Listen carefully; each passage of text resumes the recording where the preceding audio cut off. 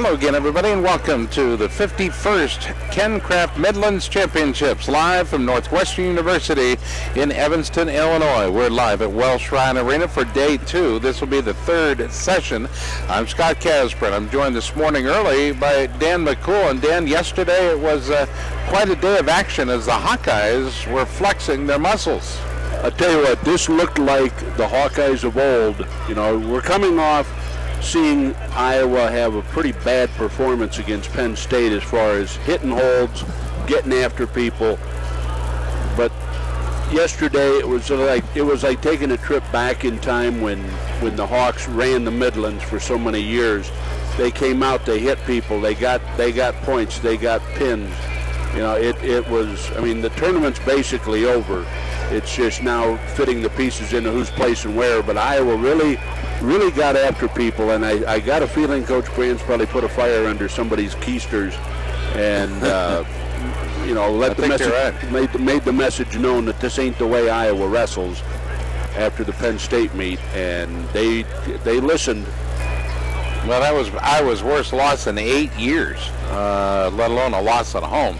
It was an incredible loss for Iowa, but nonetheless, they are looking to regain not only composure, but a bit of a sense of power as they head toward the Big Ten championships. And going to be a different Big Ten this year as well, with Maryland and Rutgers propping up. Last year, a couple years ago, actually, it was the arrival of Nebraska. So the conference keeps getting harder. The more players, the more difficult the brackets become. And that's why Iowa got back into this tournament this year, because obviously you're going to see some people in early March in Madison that you may not have had to worry about seeing the last couple of years. Now you want to get some footage on Maryland guys, and you know, it's a good trip. I'm good, Dave. How are you? Dr. Dave Kirby just stopping by, of course, now one of the masters of Fila. We like that. All right, this program today, we're going to be dedicating it, as we did yesterday, to the memory of Besik Kudukhov, two-time Olympic medalist, a four-time world champion, only 27 and a half years, and we lost him day before yesterday in a deadly car crash in Europe. You might remember him at 55 and 60 kilos, and freestyle. That guy could just flat-out wrestle.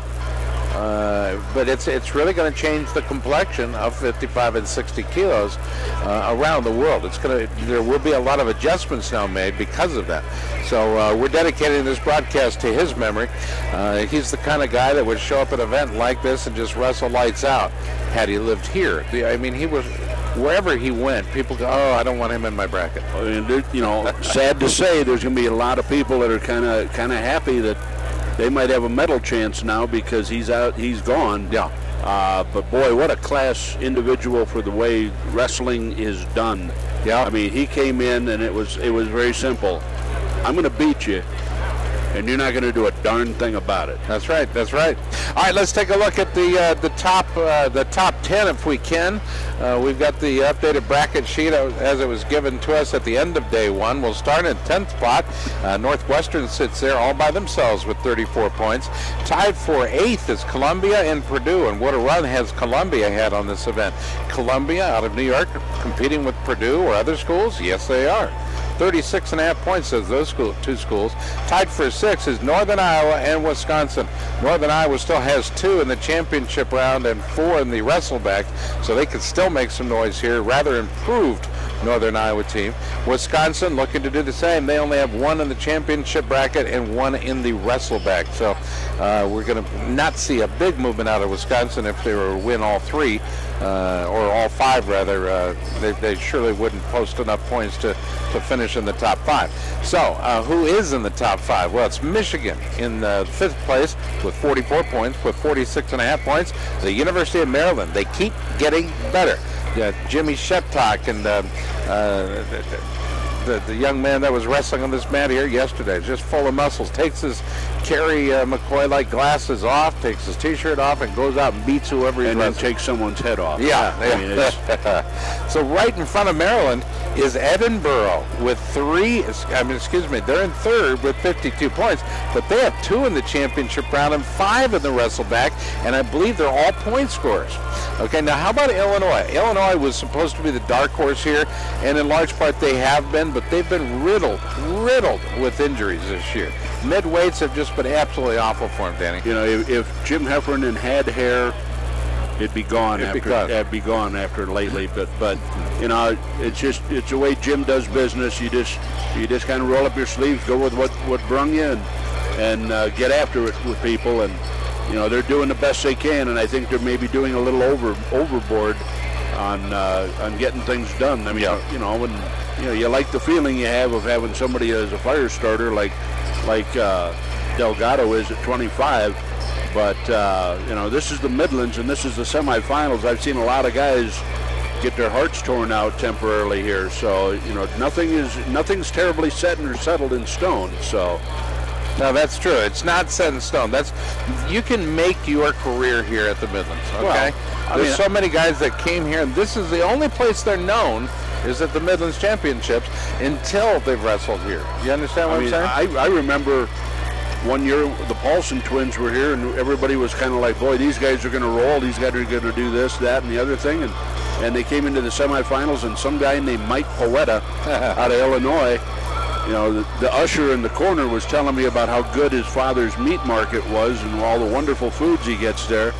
And I was like, God, you know, Poeta is really giving Paulson some business here, and he ended up nipping him in the semis, and you know, and it's just that kind of thing. I mean, John Fisher I saw John Fisher when they had an experimental like 10-point tech fall, nailed Barry Davis here, and I mean, you know, the whole place, you know, you pull an upset here, the whole place just kind of is your own property for a while. Well, that's my point. Yeah, anything can happen at the Midlands. Yesterday we saw a young man that's the heavyweight for Grandview University and an NAIA school. Two-time national champion. And this happens to be Tolly Thompson's nephew, right? Cousin. And he comes in here, and who's he wrestling yesterday at one of the last matches of the day? The true freshman heavyweight from Michigan. Yep. Where else are you going to see Grandview and Michigan tied up? You know, it's just, you know, the semifinals usually are some great matchups. And I don't think we got cheated today at all because, you know, you look at this and eventually, you know, if everything goes right, you know, there could be... you know, you're going to have Delgado may have to face two Hawkeyes today because he's going to wrestle Gilman in the semifinals. Yeah. And Gilman poured in. Well, Dave Kirby bringing us some swag. We got some gifts. I don't think they can beat us. Beat the Streets Wrestling Program, Chicago, Illinois. Thank you, Dr. Dave Kirby. That's very nice, isn't it? Well, that looks nice. We will be noticed. Yeah, these are the what are they called? The Day Glow Yellow. Yeah, that's pretty.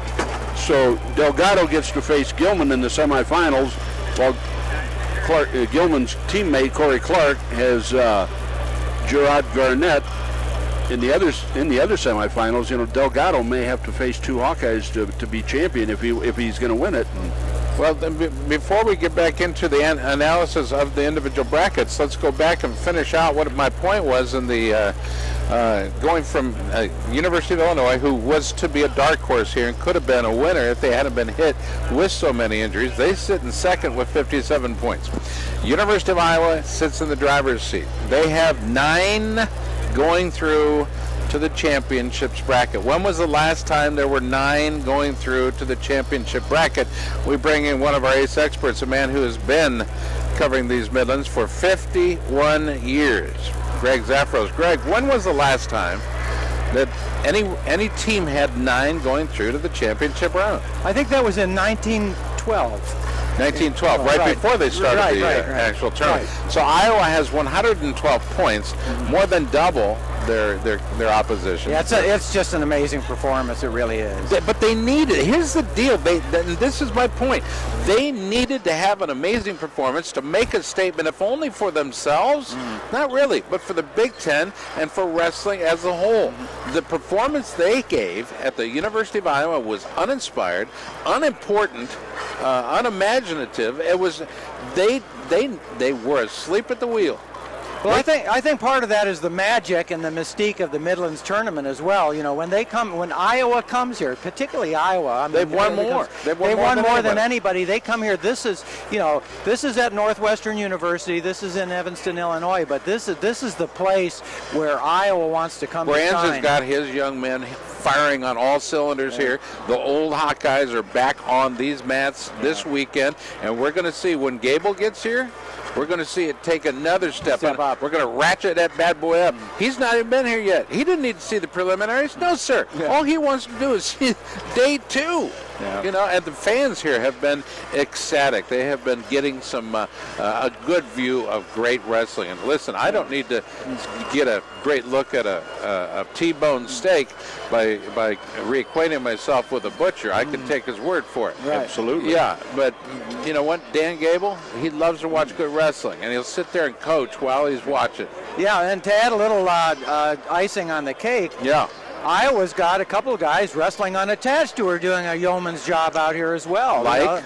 Who are they? They have Grother. Or is he the one of the unattached? They have like Brody Grothus. Brody Grothus. They have, I believe, 2 wrestlers that are wrestling unattached. Who is wrestling at 25? Who's wrestling at 33? Oh. You see, they're wrestling. And we don't even know. We don't know who they are. I mean, we don't know who the point scorers are. Right. Yeah, I mean, if our listeners don't know that, one of the different things about this tournament is that teams can come in and designate 10 point scorers. They could all be in the same weight class. That's right. Or they could spread out. So we don't know that.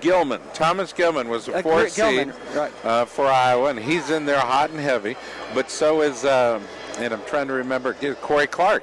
Corey Clark is sitting right next door to him. He's the 3rd seed. In the 3rd seed. Right. And yeah, at some point, these two guys could see each other. But the carpets get deep here, fellas, all right? Carpets get deep because at some point, somebody's got to face down Jesse Delgado, the number 1 seed from Illinois. Mm-hmm. And nobody's wrestling a better season right now than Jesse Delgado is. Remember the performance he had in New York City at the Grapple at the Garden. I'm sorry. Right, at the All-Star meet last year when he lost to Nico Megaloudis, I think that was his wake-up call, and he's been almost unstoppable since then. Totally dominated. You know, people always say, well, Corey Clark beat Delgado at the UNI Open, you know, but folks, that's last year. That's right. Yeah. You know, you don't beat a guy because you beat him last year. You beat him because you had those 7 minutes to shine.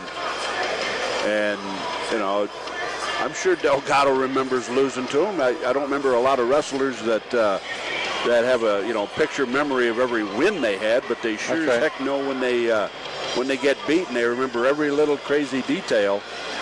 They tied their shoe wrong. They did this. They did that. They woke up on the wrong side of the bed. They could just kind of tell you why it was going to be a bad day, and they went and crashed and burned. And the bottom line is you got 7 minutes to perform, and if you don't, you get what you get. All right, at 25, bottom half of it, Gerard Garnett from the Bison Wrestling Club also wrestling very, very well. So Clark and Garnett are going to face each other. Delgado and Gilman are going to face each other. And oh my goodness, if there's not fireworks on 4 mats in front of us today, I don't know when you're going to see those fireworks. Now you have to remember that Gerard Garnett is a former Midlands champion. Yeah. Okay, so no slouch is he. That was Brendan Sorensen that I was thinking of as the unattached Iowa wrestler. Four-time state champion last year from Denver Tripola. Yeah, and he's making himself through the consolation brackets right now, and I have to check on his status, but he wrestled really well yesterday. It just didn't keep it up in the championship round. I believe there was one other Iowa wrestler out there too, but when Steve Foster gets here, he'll remember it because he keys in on them. But I mean, look at 133. I mean, you talk about fireworks. Shope and Joe Colon are going to get it on in the semis, and Colon.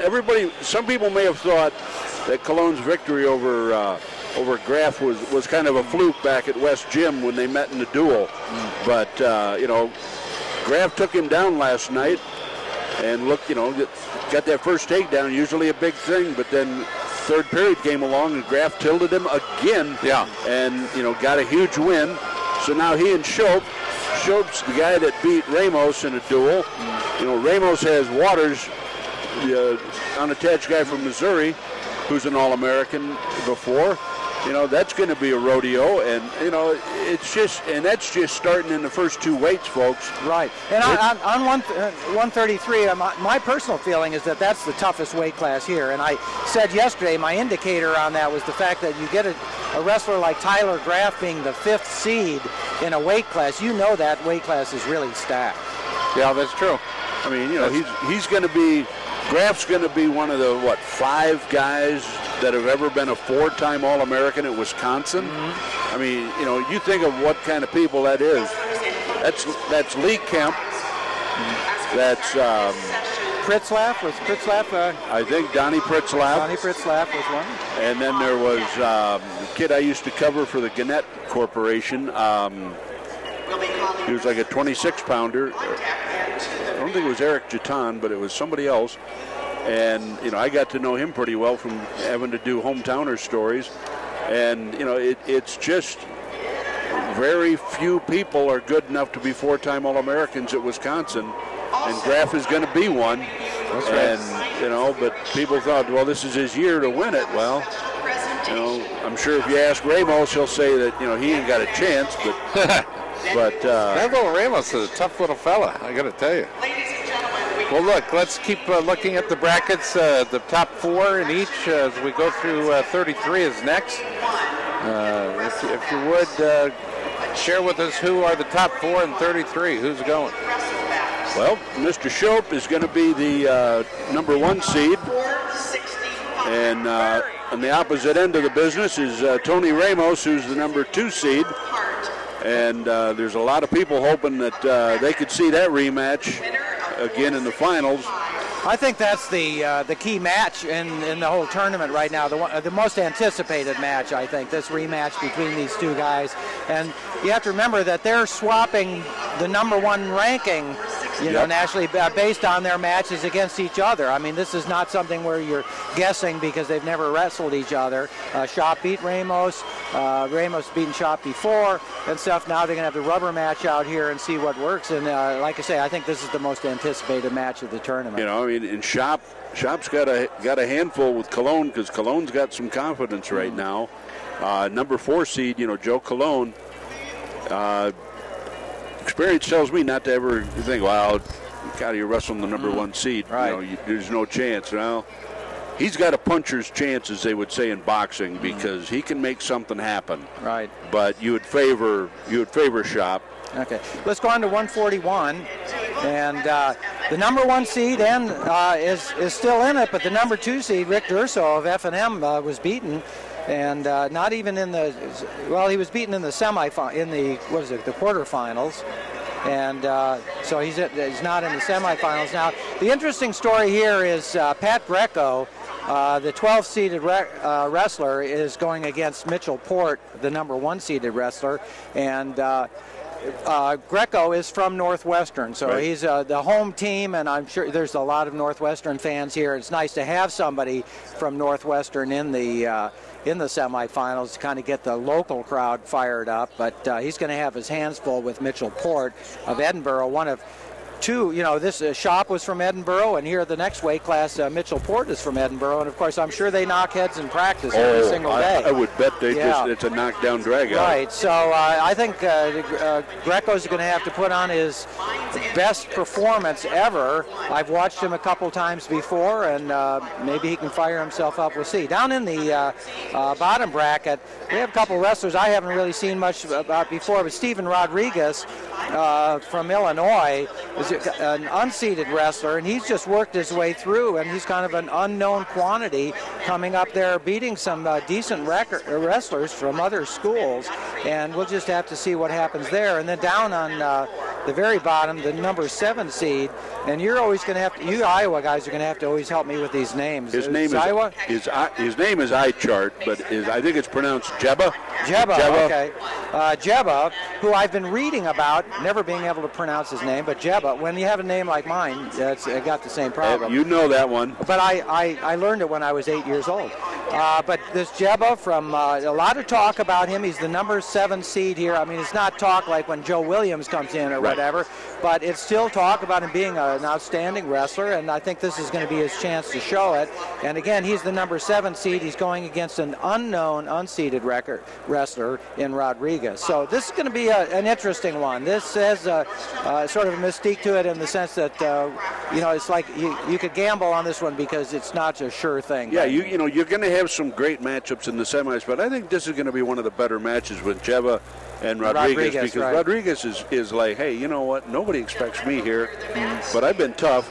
And Jeva just, kind of really ripped the number 2 seed apart last night. So that's going to be a fun little scrap to watch. Yeah. Okay, moving on to 149. Again, I just want to remind you, you're listening to Takedown. This is Greg Zafros, along with Scott Casber, and we've got Dan McCool, and we're going to be joined in just a few minutes by Tom Erickson, and we're glad that you're listening. So at 149 pounds, I get to talk about the number 1 seed because he's a fellow Greek, Jason Tsertsis, the younger brother of Alex Tsertsis, and Tsertsis is wrestling for Northwestern, so you have another person in here, but Tsertsis is the number 2 ranked wrestler in the U.S. right now behind Chris Dardanes of Minnesota, who is also Greek, and so I've made that point that this is, I think, the first time in the history of collegiate wrestling that we've had 2 Greek Americans be number 1 and number 2 at a weight class. There you go.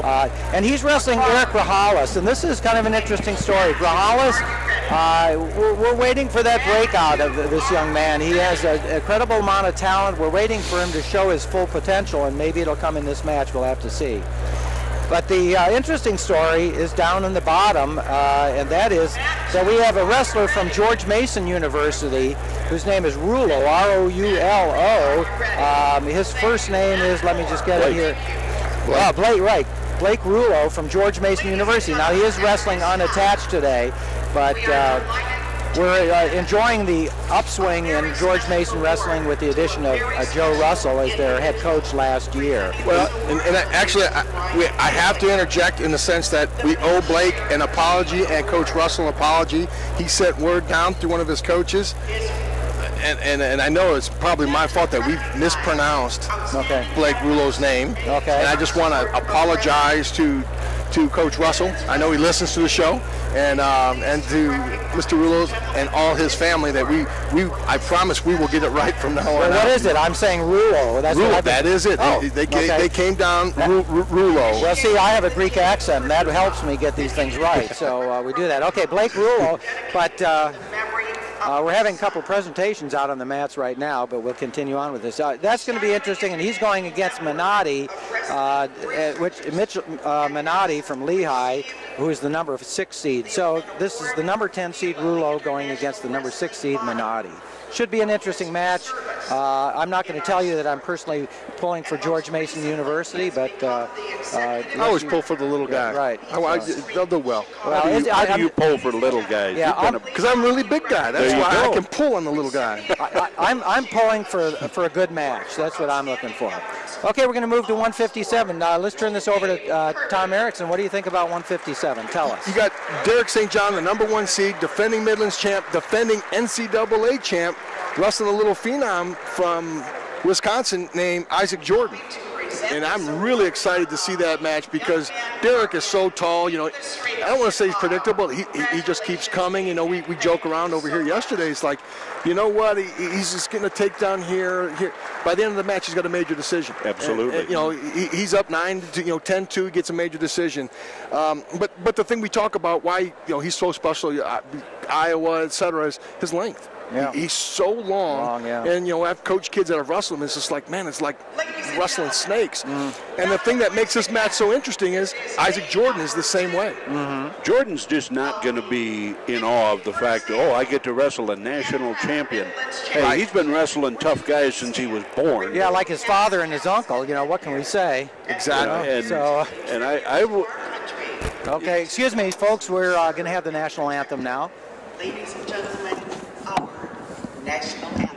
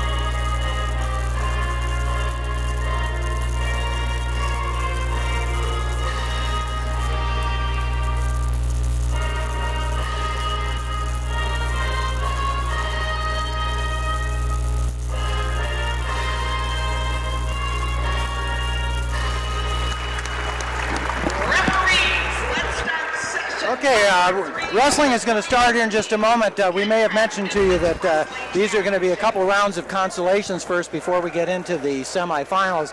I'm going to let you two fellas continue on with the rundown of the wrestlers here, but before you start in on that again, we're at the 157-pound weight class. I want to remind people that you can get a copy of the brackets on the website, on my website, and that is, get a pencil and paper if you didn't get it yesterday. It's simply at gregzafros.com /brackets.pdf. So that's Greg Zafros, G-R-E-G, Z as in zebra, A-F as in Frank, R-O-S, just like it sounds, .com /brackets, plural there, brackets.pdf.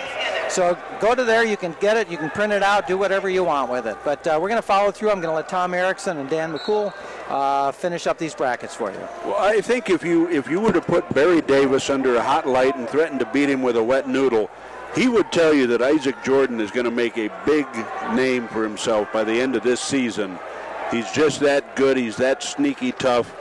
He's a Jordan, you know. Yeah, that's why I said, you said sneaky. He ain't sneaking through. He's a Jordan. Sneaky to him is winning. I'm with you. I agree. Yeah. You know, I like him. I like that matchup. You watch him walk off the mat. I watched him here in the Midlands. He's taking care of business. He's taking care of business like a 4-seed should take care of business in this point. You know, we've seen guys, you know, Mario Gonzalez, and you name a few other guys that have kind of, you know, surged us. We just talked about Jason, just, you know, 2-1, 2-0 and stuff like that. But it'll be fun to see that match. You know, obviously, I like Derek St. John in this match, but I'm watching to see what Jordan's got to have for him.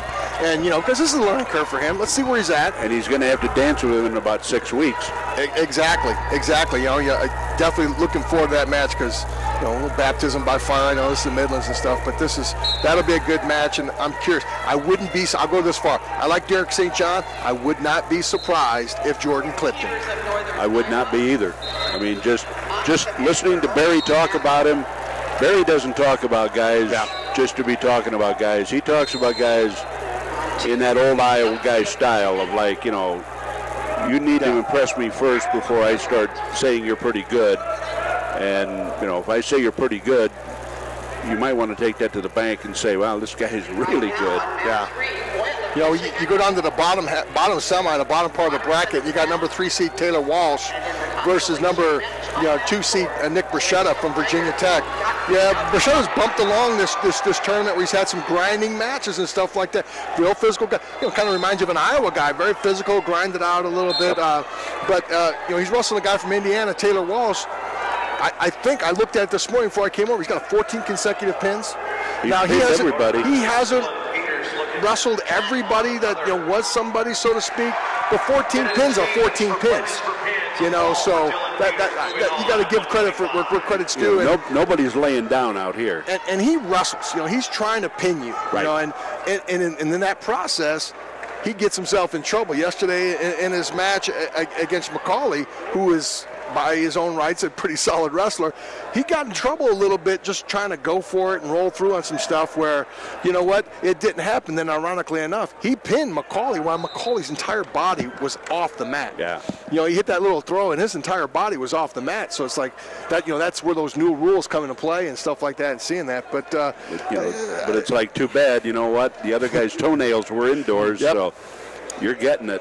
Okay, before you go on, this is Greg Zafros back again. Before you go on to 165, let me mention also that not only can you get the brackets, but you can be in touch with us by sending an email to my personal email, not at midnight at night or whatever, but that email, just like the website was, is greg@gregzafros.com. And we had a number of nice comments and requests yesterday. If you want us to key in on some mats, Orlando, if you're still there, we're going to watch for the Roadburg guys. And that, so let us know. Again, that's greg@gregzafros.com. You didn't just say Wartburg to an Augsburg. Oh, excuse me, Augsburg. Oh, boy. No, actually, we're going to key in on the Wartburg guys so that to see if they get beat by the guys from Augsburg. Okay. You're going to start a fist fight here pretty soon because there's well, Tom Erickson was holding up a sign that said Wartburg. So if you've got a gripe, You can take on Tom. I'm sorry about that, That was my Orlando. fault. I will take that one. We move on to 65, and we're missing Steve. You know, I know. Because this is his guy. This is his guy. You know, we talked about Taylor Walsh from Indiana, a guy that goes out there looking to pin guys. Well, at 165, number 1 seeded Steve Monk is the exact same guy, but only a little bit bigger. He's going out there to wrestle and pin you, and that's the way he wrestles. You know, and you got to love that. Just seeing that. Well, he probably had to wonder what the heck was going on, winning a 1-0 match. I mean, you know, holy guns, that's unusual, but probably drove him nuts. Oh. Well, it reminds me of the old style wrestling. Since I'm old, you know, something I had where the emphasis was pins. You know, everything now is tilts and getting tech falls and major decisions and that. But here's a guy who goes out right from the whistle, the starting whistle, with the full intention of pinning his opponent. Yep. And you don't see much of that anymore. Then in the bottom side of that bracket, he's going to come against Cooper Moore from Northern Iowa. You know, and I've talked to now, you know, Tully Thompson and the Schwab brothers about their program. What a great job they're doing over there at Northern Iowa. And they downplay. It's like, oh man, Tom, we brought about 50 guys. And I'm like, well, every time we've turned around and up here at the broadcast booth, we're seeing a Panther singlet out there. I'm looking over there right now. Yeah. I see somebody on number 2 in the consoles in a Panther singlet. And they just got done having their 25-pounder pin a guy again. So they are doing a good guy. They are doing a good job, and you know, and Cooper Moore is doing a great job for these guys. Well, two things I think that really have come out of the UNI Panthers now with the Schwab brothers at the thing. You're going to learn how to just be flat out tough when Doug teaches you. Yeah. And nobody that I know of can do a better mental surgery on you than Mark. Mark Schwab is amazing in how he can get into a young guy's head and get the guy to really get and go. And you know, it's amazing what has transpired in a short time. Right. I agree. You know, bottom half of that bracket is somehow you're going to have Taylor Massa, who's wrestling unattached from Michigan. That's one of those young phenoms that last year as a freshman, they wrestled him. Right. You know, I know a lot of people question why are we wrestling this guy and stuff like that. They thought he was ready, and which is okay. And, you know, we've talked on the show, I can't remember the school we talk about. They wrestle him, redshirt him, and then they wrestle him. We were talking about Kevin Dresser over at Virginia Tech, who tends to wrestle as freshmen. That's what he does. He gives them the hard knocks of wrestling as a freshman against outstanding quality, and then he gives them the sophomore year off to kind of heal up a little bit, and you could say, and then rise to the next level. And it seems to be working for him. We'll have to wait and see what happens in the long run. Well, Tom, I've got a question. You've been in this, helping decide, are we going to put this guy in a red shirt, or are we going to put him in a singlet? Is it just me, or is it with the advent of so many big tournaments by the time a kid comes out of high school, are more kids ready to go freshman year in college, to go through a year, better suited than they were 5 years ago? I'll tell you, let me interject something before Tom answers that. My father started wrestling as a freshman in college, okay? I started wrestling as a freshman in high school, and my son started wrestling in 3rd grade. So if you stop and think of that perspective, we have guys coming into high school, some of them who could be, are wrestling better and knowing more technique and having more background in the sport of wrestling than I had when I started college. Well, I shouldn't use myself as an example because I was lousy, but compared to a lot of people going into college and that at this time. So go ahead, Tom. No, you're right. And yes, it's not as surprising to see some of these freshmen come out and do really well and make a big splash, but the decision ultimately, as a former coach, you got to throw it in a blender and mix it around a little bit. Parents, kids, does he have the mental toughness? Being coaching at a Big Ten school, and you've covered the Big Ten, it's a grind. Oh yeah. And kids could have the talent, and you talk about. A match over there with Dustin McCauley. That's a kid with all kinds of talent in the world, but it's a grind. This is a serious grind in the Big Ten, and so you have to make sure you're going to have full parent support. You're going to make sure the kid is, in most cases, they're going to be ready to wrestle physically, but mentally ready to wrestle. And then the third really component is probably the bigger one. Do we need him? Do we have to have him? Right. Do we? I don't want to say save face, but do we need this guy in the lineup? Is he going to make our lineup better? Because I'll sacrifice a dual meet here or there against somebody, to win a national title or to place in the end. I want to win later. I don't want to win a dual meet now against somebody that it's a throwaway, because to be quite candid with you, you're hired and fired and retained by what you do at the end of the season in a Big Ten tournament, in the national tournament. Right. You know, and then obviously what you do in the classroom and the kids itself. But kids are coming out so much more prepared now, and they come out of little pockets in the country. Iowa's got their little pockets of kids that are really prepared to do it. Ohio, Paris Graham, those guys that do a great job. Obviously, the Jordans come through there. You go out on the East Coast to Virginia and the Jersey area. Those kids are coming out more prepared, and I think what invariably happens is they come out more prepared, but yet people put higher expectations on them, and it's a double-edged sword. You expect it, but then again, when they don't come out, they really get a bad rap. And I'll go to Rutgers situation, Scotty Winston. Yep. Scotty Winston came out the hottest guy. Now they got Mason over there now. So, coach will get a bad rap when the kid wasn't as mentally prepared, physically, all the tools. But now there aren't that many Kyle Dakes running around that can step right in and win you a national title at 18 years old. Yeah. But it just seems like there's more kids that have that opportunity to get you a medal early on. Yes, you have the Ironman, you have the Flow Nationals, you have the Virginia Beach Nationals, you have the Nationals. So these kids are tuned in to that national tournament style wrestling earlier. And then they go to Fargo. Yes. And get a kind of like a master's degree per se. Right. To give you an example, real quick, I know. You got to look at some people that did it way before their time. And we can go backwards. Dake, you mentioned Dake. I'll give Cale his 4 titles. He redshirted. I'll give you one. Pat Smith, the first 4-timer, as a true freshman, started out. And he would have probably wrestled 4 straight, be it not for the probation that Oklahoma State was on and the different things where he had a red shirt to burn and going through that. But, he was the first one, to go through all that stuff. But, yeah, these kids, it's pretty impressive to see how prepared these guys are, and like Greg was saying, wow, I didn't win, but geez, look at these guys. Yeah. I mean, holy cow. Let me interject for just a moment here. I want to let Fabiola know that we are going to key in on that match with Adam Kropp of Princeton against Ryan Fillingame, and that's about 5:31, and about 5:30 is going on there right now, so that match should be coming up in a minute. And if it is, I think we're going to give a little bit of play-by-play on that one, and then we'll get back to the other weight classes when that one is over. So, Fabiola, just wait. You asked for it, and to the extent we can do it, you're going to get it from Takedown.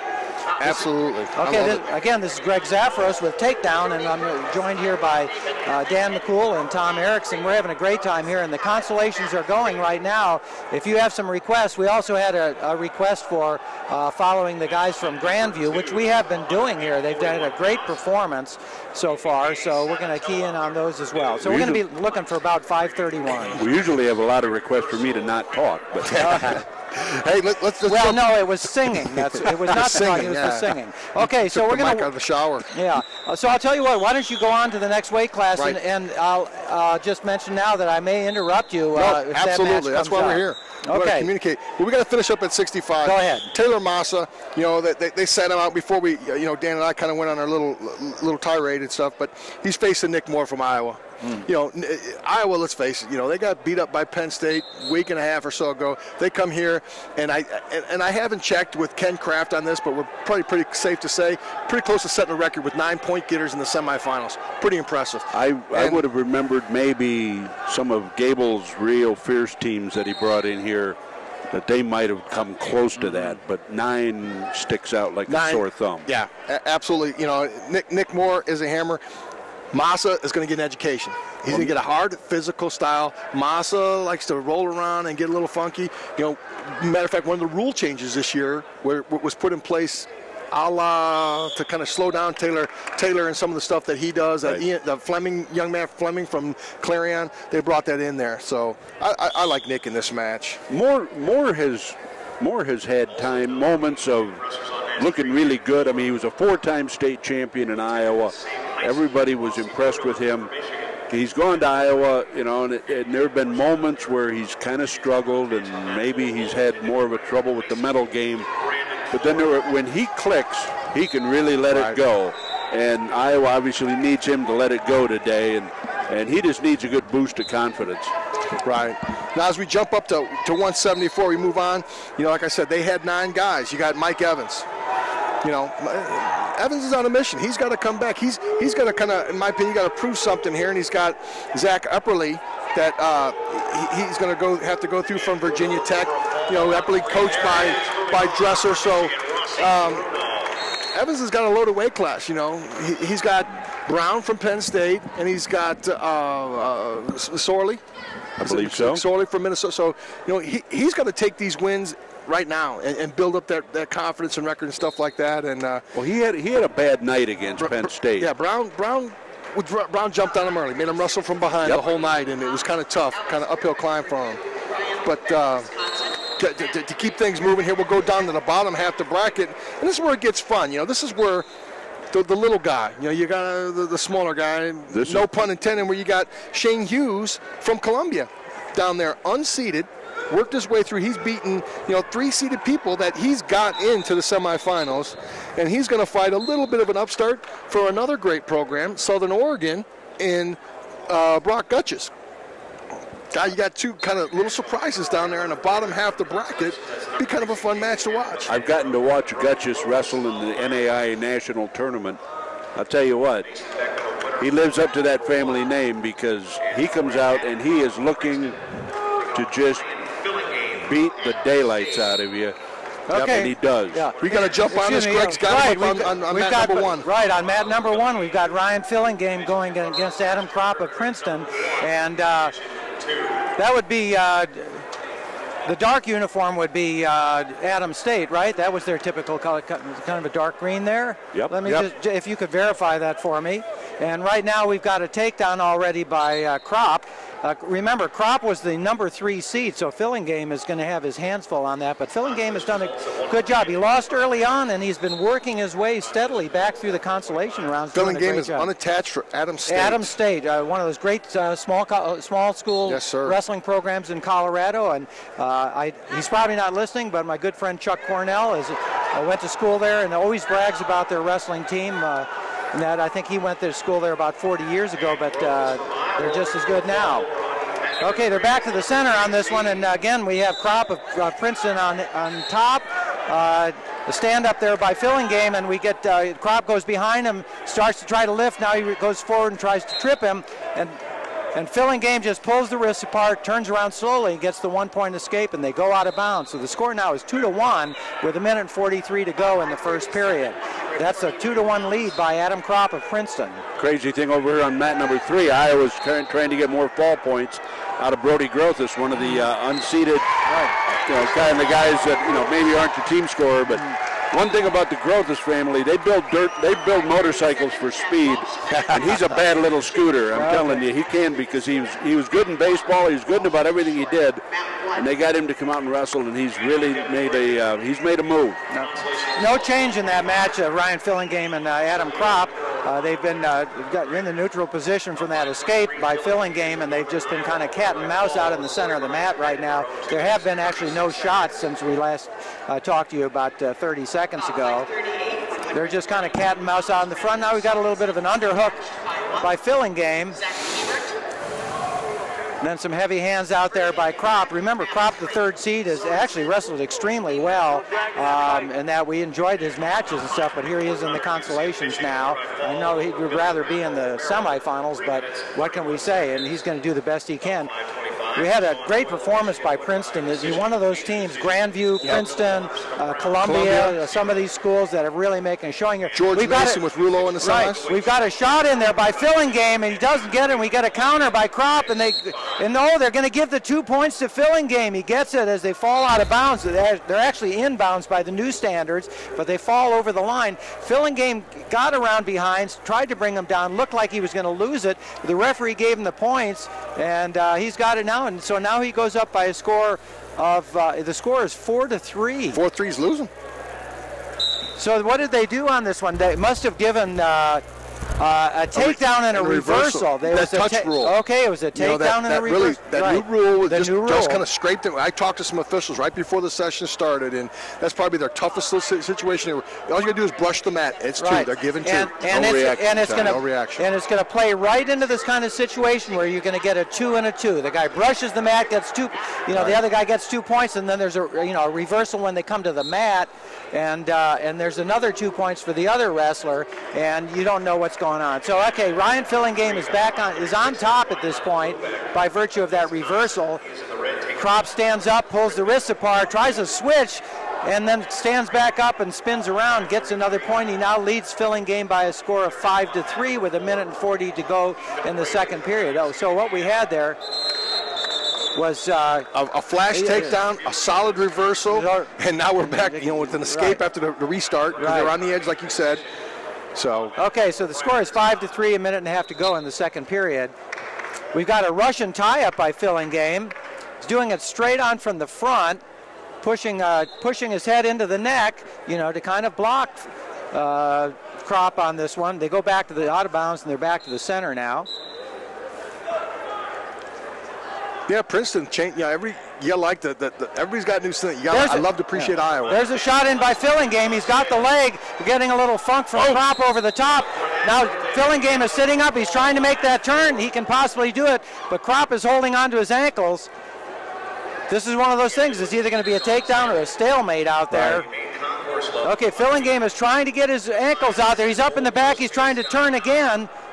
Krop doing a good job of holding the wrist. I think Fillingame's going to get it. If he can get his knee out of there, he's actually starting to throw a half in. Through. Yeah, he's doing that with California roll through the bottom. Okay, this is close to a takedown. This should be very close to a takedown. Okay, this should be one right now. The referee, is he giving it? No, he's got to hook the ankle. A little turk through the ankle right there. I think he's got to do something to get behind there because of Krop holding near side cradle. Got a little bow and arrow cradle. I think that looks like control to me, but I got it. Yep. That's a near side. That's control. That's control right there. It's not been given yet. It's not been given yet. Okay, now Krop is completely out of bounds, and we try a roll through by Fillingame to put him to his back, and he gets the pin. Wow. Fillingame comes through, gets the 2 points, throws the cradle on, rolls Krop over, and pins him. Kind of a mini cement mixer whip over. Okay, Fabiola. Was it Fabiola who asked for that one? I think it was. I think you should be hopping up and down, dropping your cans of spaghetti there on that one. A great job by the Adams State wrestler. You know what? I truly believe if referee gives him the 2, Krop bails out and restarts because they're on the edge. Yep. But because he didn't give the 2, he kept fighting. And he gave him an opportunity to lock that cradle up and roll him through. So we won't call it a bad call. The questionable call. The way he held it, yes. And that allowed Fillingame to continue wrestling outside of the circle, basically, with just a toe in, and just reach in and grab that cradle, a really stretched out cradle, and he did a roll. He did an alligator roll and just completely rolled him over, put him right on his back. What a great match. And Fabiola, I just want to thank you for keying us in on that match. One of the best matches we've seen so far. Great finish. Okay, you're listening to Takedown. This is Greg Zaffros. I'm going to turn things back over to my good friends Tom Erickson and Dan McCool to continue on with their brackets. That was awesome. Tom, in a situation like that, do you tell the kid, look, just bail out, No, that's right. That's why I said no. He hasn't given the points. Now, as a coach, I'm thinking he probably should. I'm sitting here as a broadcaster. I think he should have. But I'm not going to tell my kid to give up 2 points. You know what? If he's not going to give him the points, I want my kid to fight it. He's in a great situation. He actually was completely out of bounds, and the referee's not giving 2 points. Yes, fight that.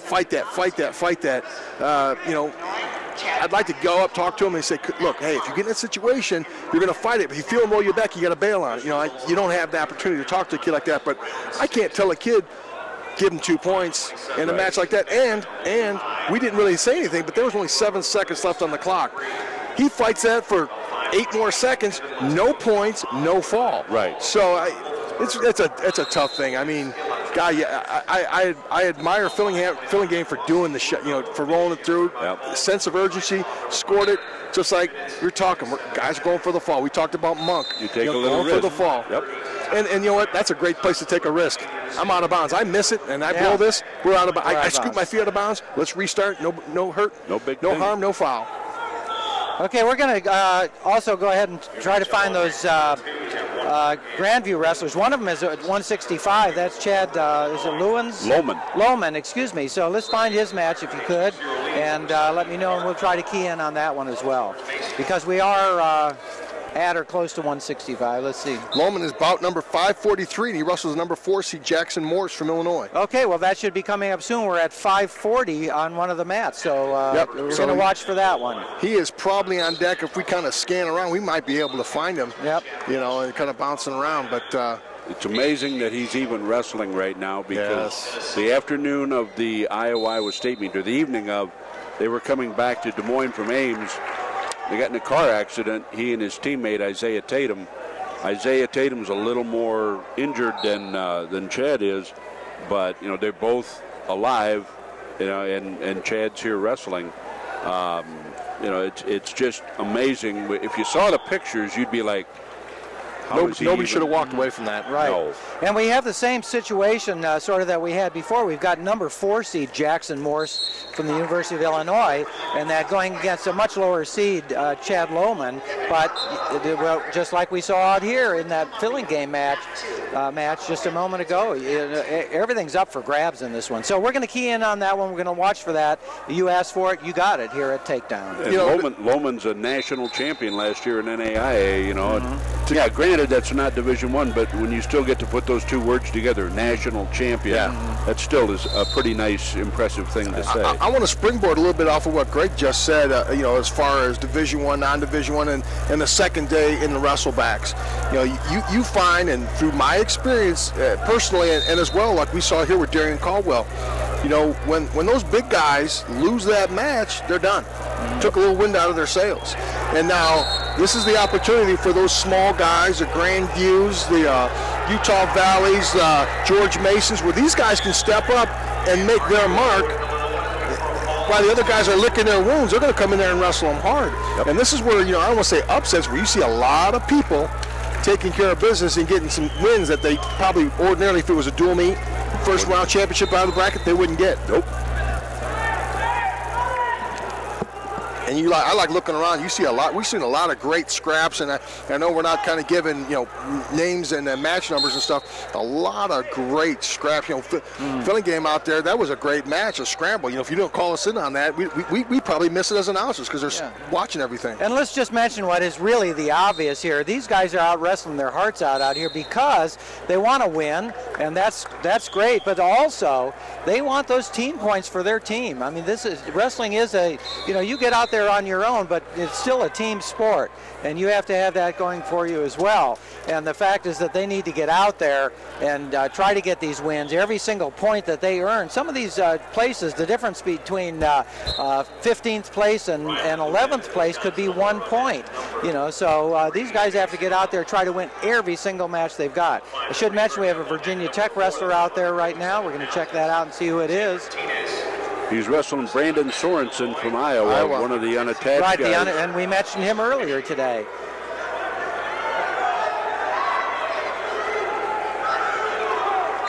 Sorensen in on an early ankle pick, throw by. Right, that's Zach Nybert for Virginia Tech, and he was the number 4 seed. So we've got the number 4 seed going against one of the outstanding unattached wrestlers for Iowa, and already it's showing in the fact that Sorensen has that takedown. Sorensen's had some great matches. Yeah, he has. And he has the fanciest uniform in the whole tournament.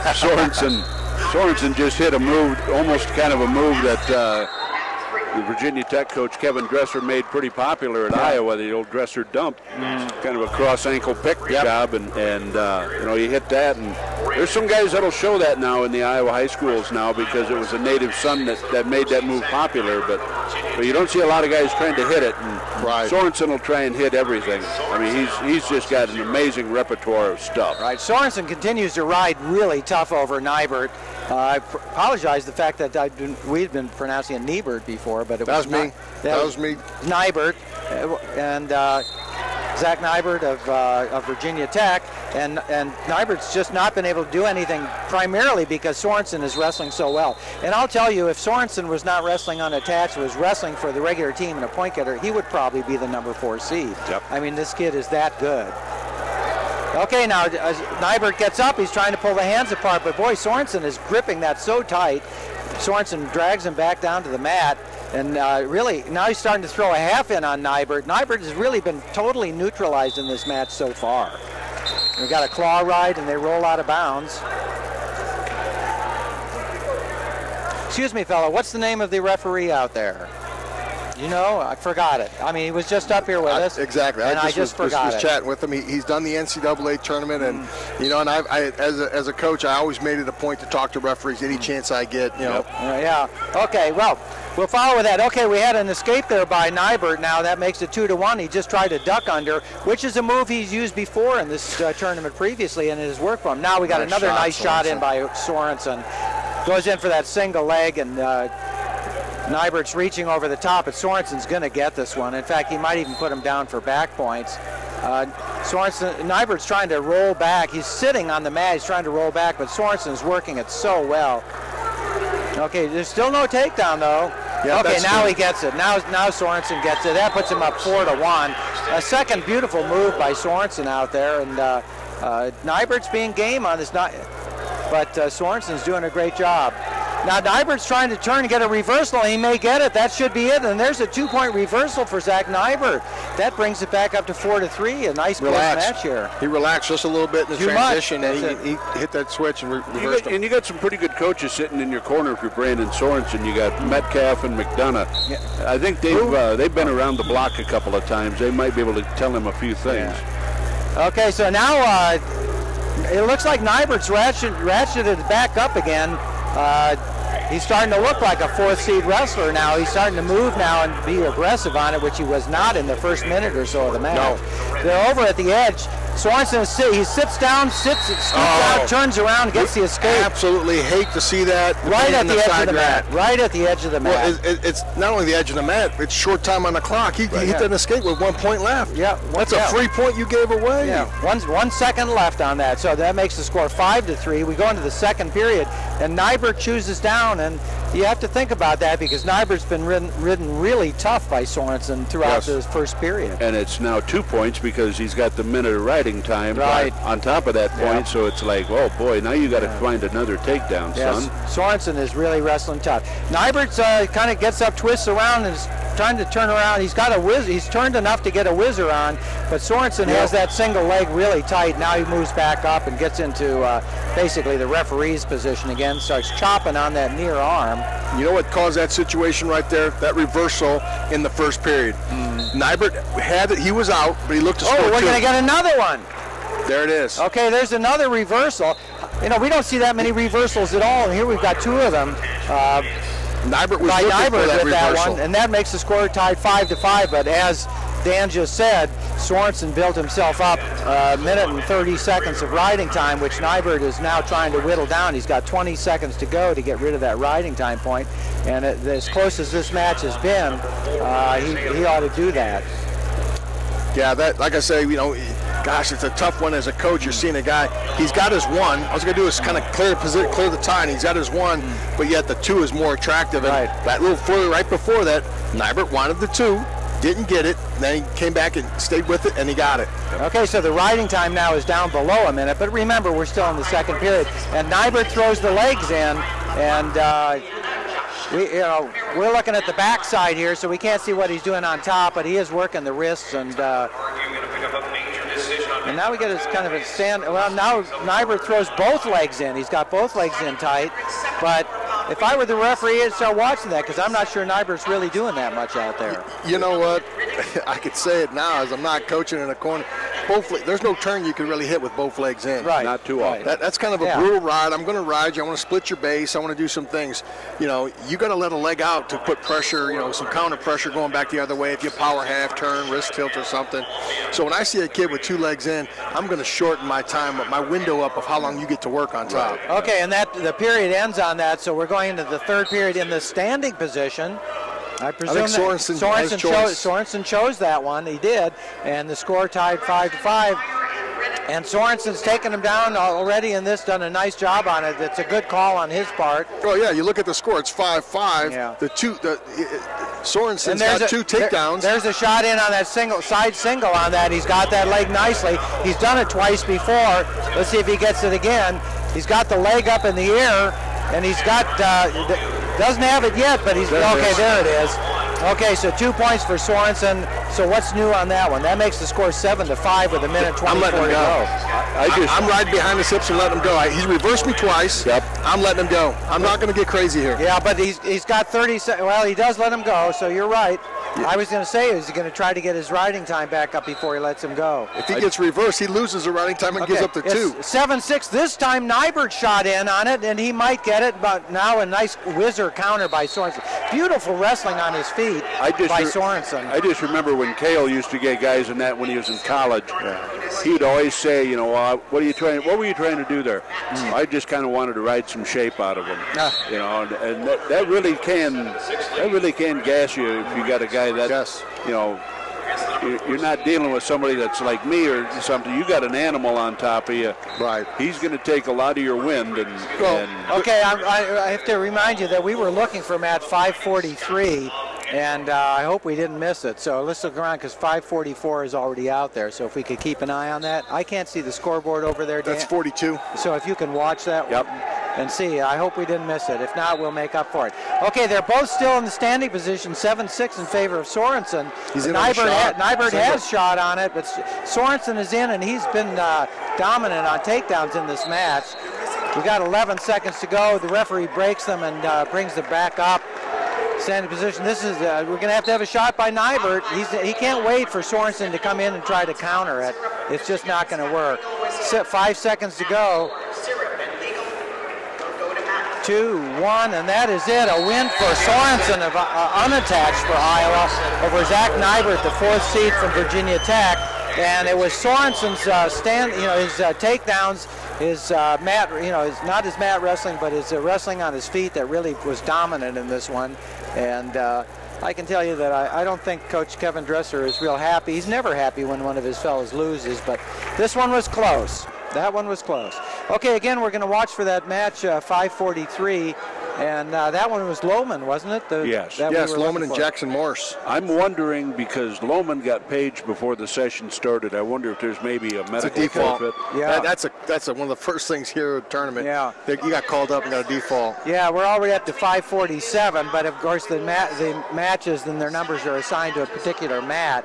But we will check on that. If we see an Iowa wrestler, if we see somebody go by that we can flag down, we'll see if we can find out what's going on. But we will continue to watch for that match. You know, we're always talking about Columbia, Princeton, and stuff like that. We got 2 guys from Columbia, mat number 1. Right, side by side. And mat number 2. You know, about 5:42 is a, oh my gosh, Andrew Morris versus Chad Ryan from Columbia. And Ryan is winning.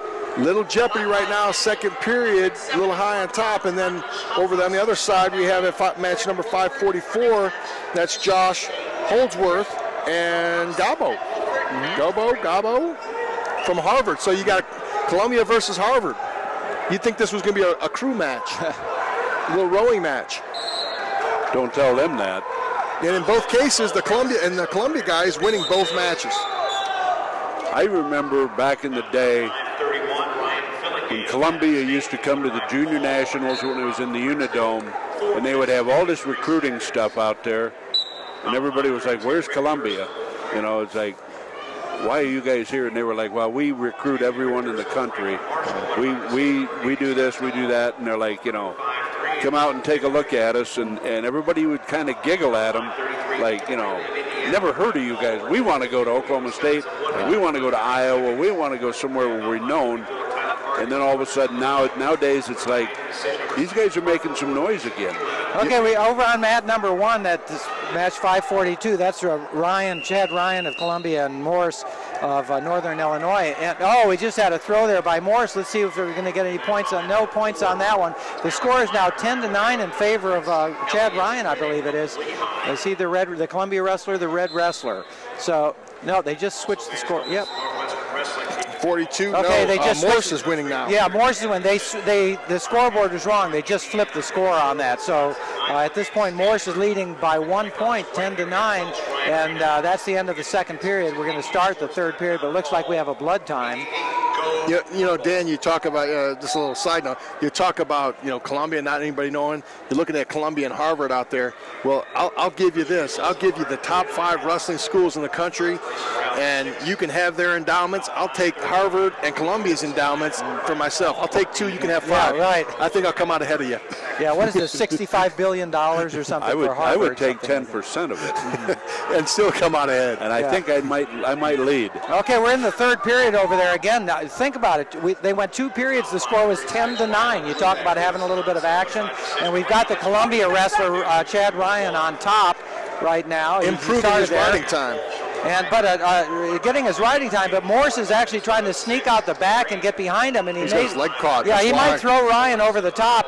Is he going to get him? Oh, he gets near fall. Ryan gets the near fall on this. He just takes in. There's the pin for Chad Ryan of Columbia. Wow. That was a move by Morse to try to get around behind him, and Chad Ryan of Columbia caught him, rolled him onto his back, and pinned him. So a win for Columbia. Not only that, but an extra team point with the pin. Extra 2 team points. 2 team points, excuse me. So what a great job. So we've got the win there, and let's check over on the other mat, number 2, and see how the Columbia wrestler is doing over there. That is I can't see, is that a 7 or 2? I think it's 2-1. 2-1. And it's just kind of it's more of a defensive struggle right now. They just stalemated. That's Holdsworth from Columbia and the Harvard guy. Yeah. Yes. It looks like we've got Riddick. Is that Riddick out there? There it is. Yes, Sideshow Bob. Yeah. Okay, we're going to watch that one a little bit, too. We're going to have to split our eyes on that one a little bit. Riddick of Lehigh is a very exciting wrestler. That's bout number 547, if you're following that. Let's see. What weight class is that? 174. 174. I'm on the wrong page. That's what it is. He's got the Meyer kid from Iowa. Yeah, Alex had a great match right before that. He ended up winning that match 1-0 over McDonald. Ricky McDonald from Brown, a 1-0 match. So he is that the one we got the escape late in the match, right near the end? I think it was. He jumped out on him? I think it was.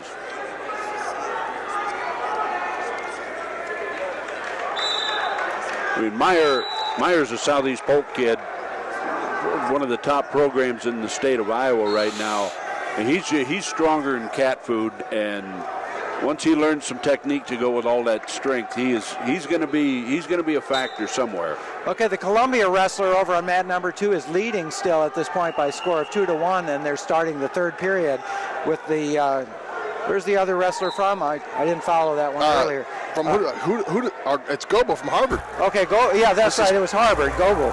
And Goebel gets the escape on it. That ties it up 2-2 now. So, but the thing is, on their feet. Goebel's got the riding time. He's got a minute. Only 15 seconds, but he's got a minute. Yeah, he's got 15 seconds. 15 seconds advance, before he breaks that minute part. Right. My fault. So, okay, and they go out of bounds. They're wrestling on the edge. The referee breaks them, brings them on back. So a takedown's going to do it here. Let's see what happens, and they've got a minute and 35 to go.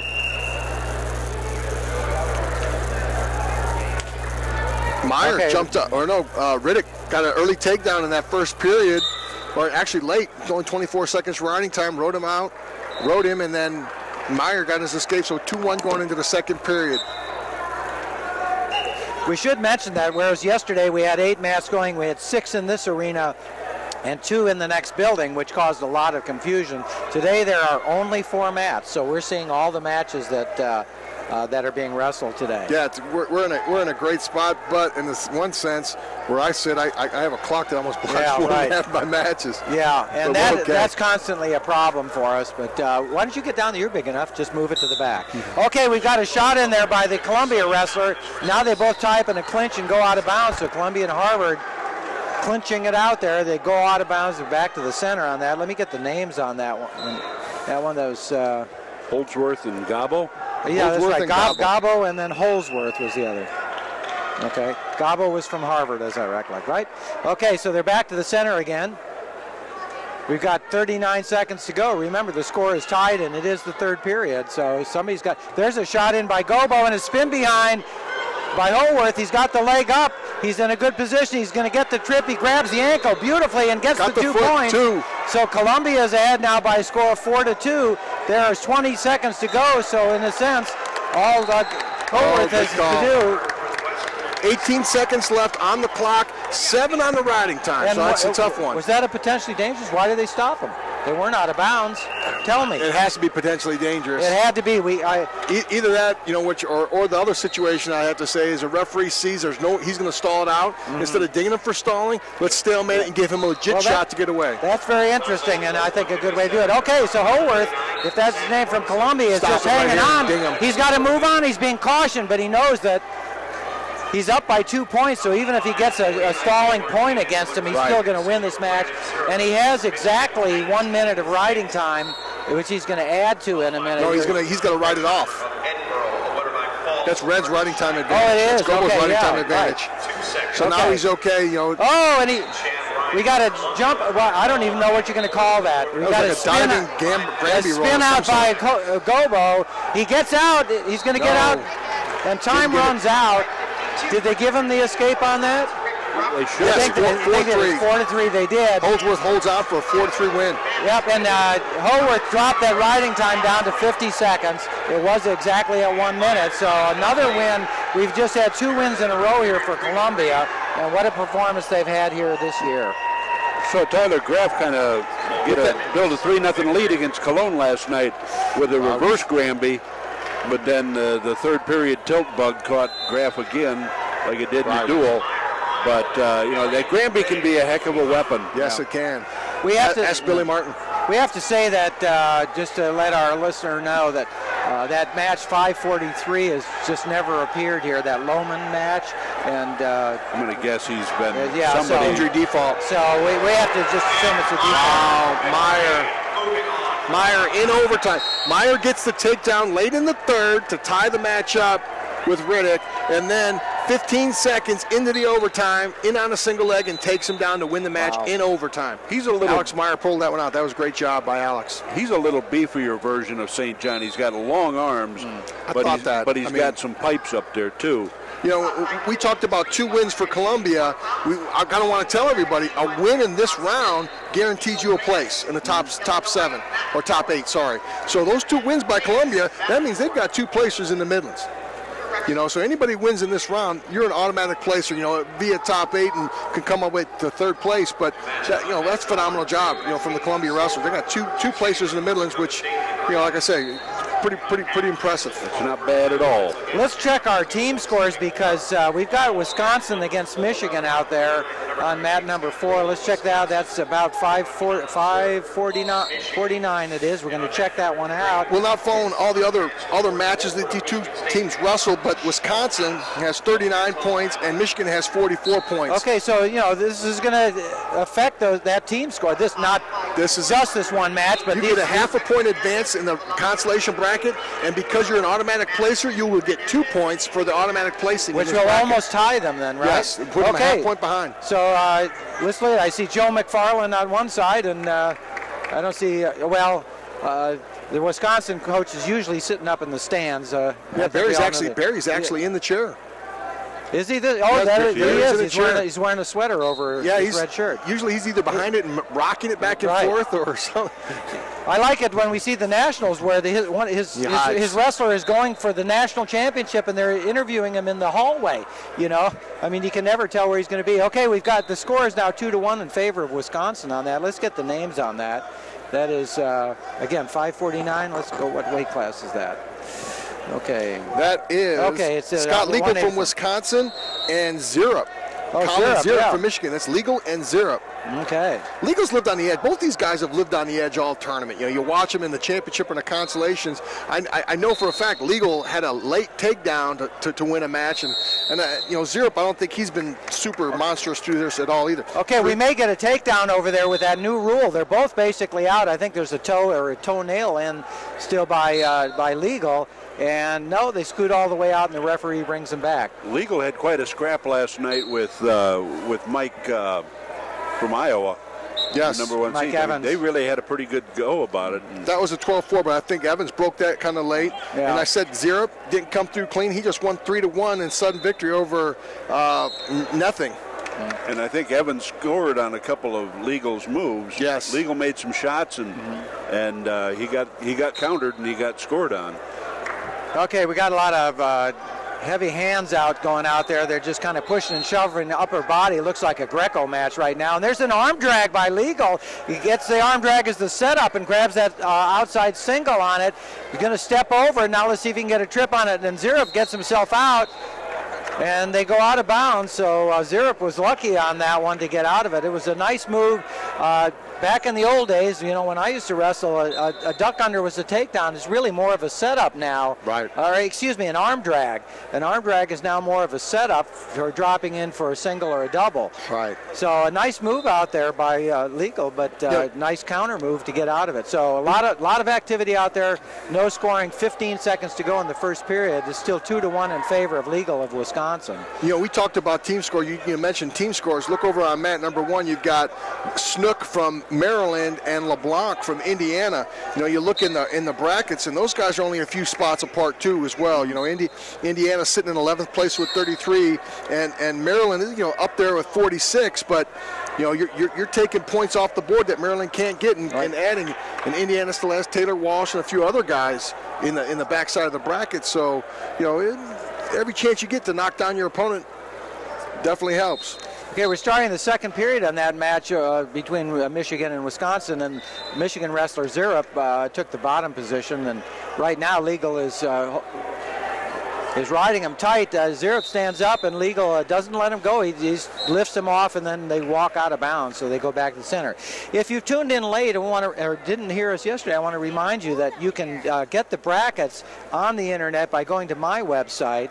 That's gregzafros.com. If you don't do that, go directly to the brackets. That's gregzafros.com/brackets.pdf, and you can get the brackets, print them out, look at them, do whatever you want with them.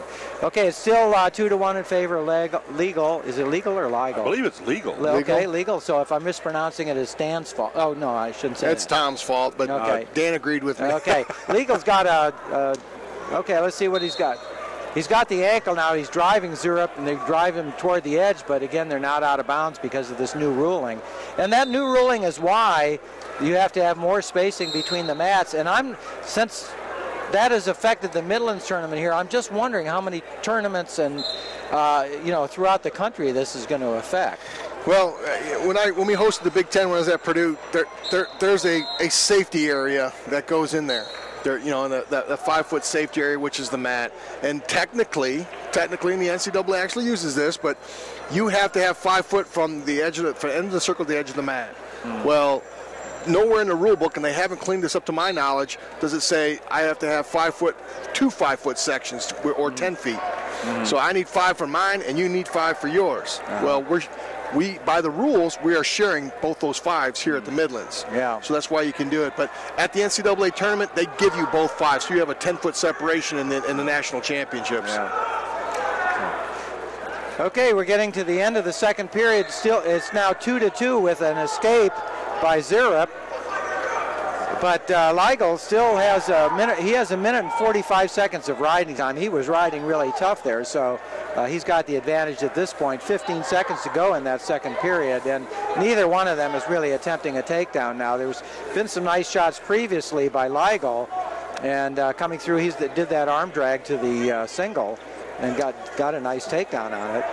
I mentioned Snook from Maryland was wrestling Ryan LeBlanc from Indiana. Right. LeBlanc ended that match with a major decision, so he got the guaranteed place points, the advancement points, plus a bonus point for the major decision. So that was a 3.5-point match for Indiana right there, moving up in the team score.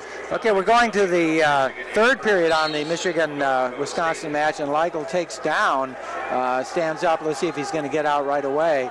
He's got that 1 point for riding time so far, which he's probably pretty much got wrapped up, and so if he gets the escape, he'll actually have a 2-point lead.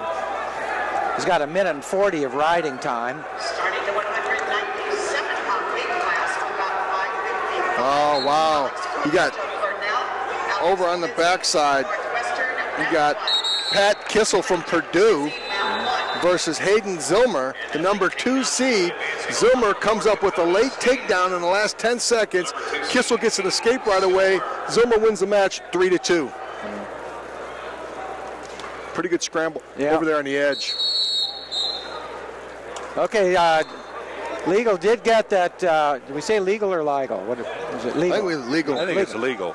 The guy from Wisconsin just got an escape. He got out. He's leading by 3-2. Plus, he has that minute and 36 of riding time with a minute and 20 to go. So let's see what happens. Zerub's got his work cut out for him. This is not the last time these guys will meet each other. We all know that. 2 Big Ten schools there.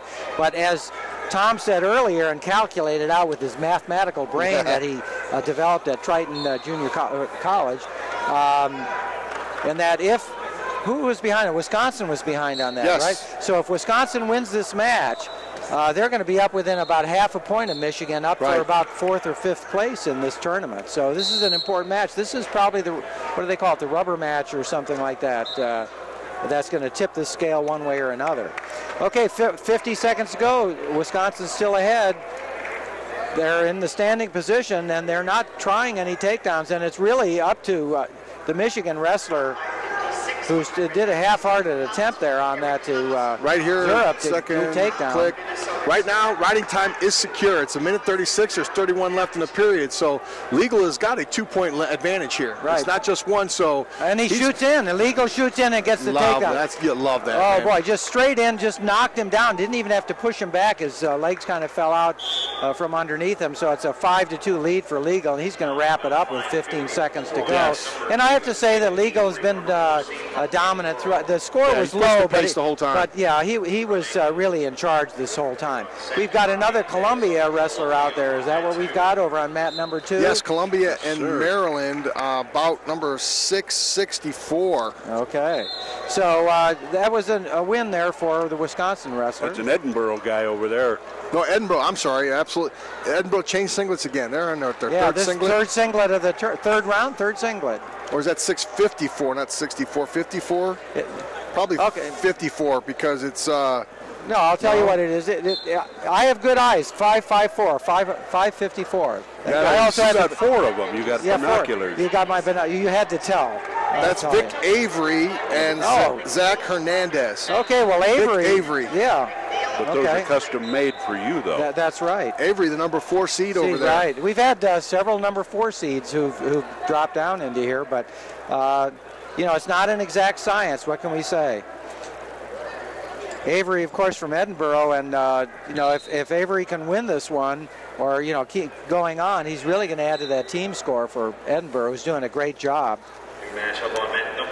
In this tournament, Edinburgh is in second place. Third place. Starting around there in third place at 52 points. Oh, that's right. Illinois moved in up second on them. with 57. And these guys are probably starting to separate. Between the top.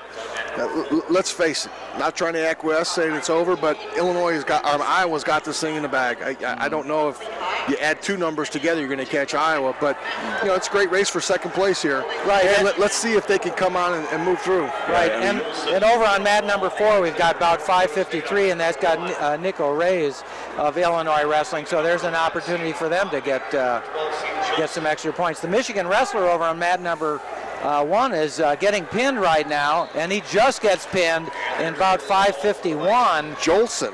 Okay, so that's Kurt Jolson from North Dakota State. So I just is that Jolson? Yeah, yes, that's Jolson. And that's the match we lost. That was about 501 that we lost yesterday with Dominic Abinader. Yes, right. From Michigan. That's the lost match for us last night. I just saw Roger Kish smile. Really?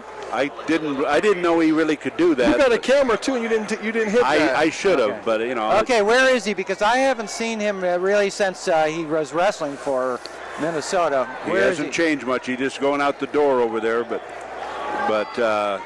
okay. When they slapped the mat, he just kind of broke into a grin, and I was like, man, I didn't know Roger Kish could smile. Okay. That's like trying to see Kevin Dresser smile. I've never seen it, but I saw a little twitch one time. I know how to make Kevin Dresser smile. You just bring him some Pasquale's pizza from his hometown of Humboldt. Okay. He's a happy boy then. Okay. Okay, we're back here. Let's see how Columbia is doing. That's a 2-0 lead. Let's see which one is the red wrestler over there. I'll use Avery. That's Avery from Edinburgh. Vic Avery. Okay. Number 1 is Alex Polisi, number 5 seed of Northwestern. Okay, Avery is on top. We're at 27 seconds to go in the first period.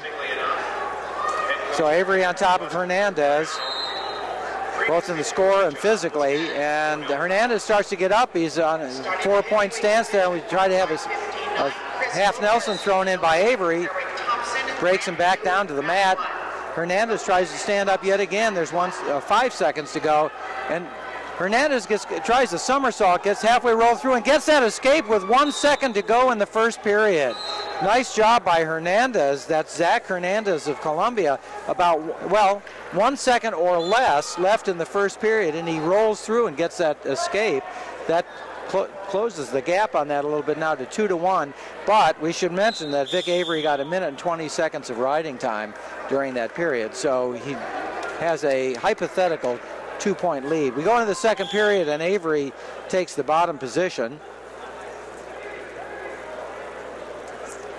Is that Reyes over there on mat number 4? Reyes was on. Nico Reyes against Mueller.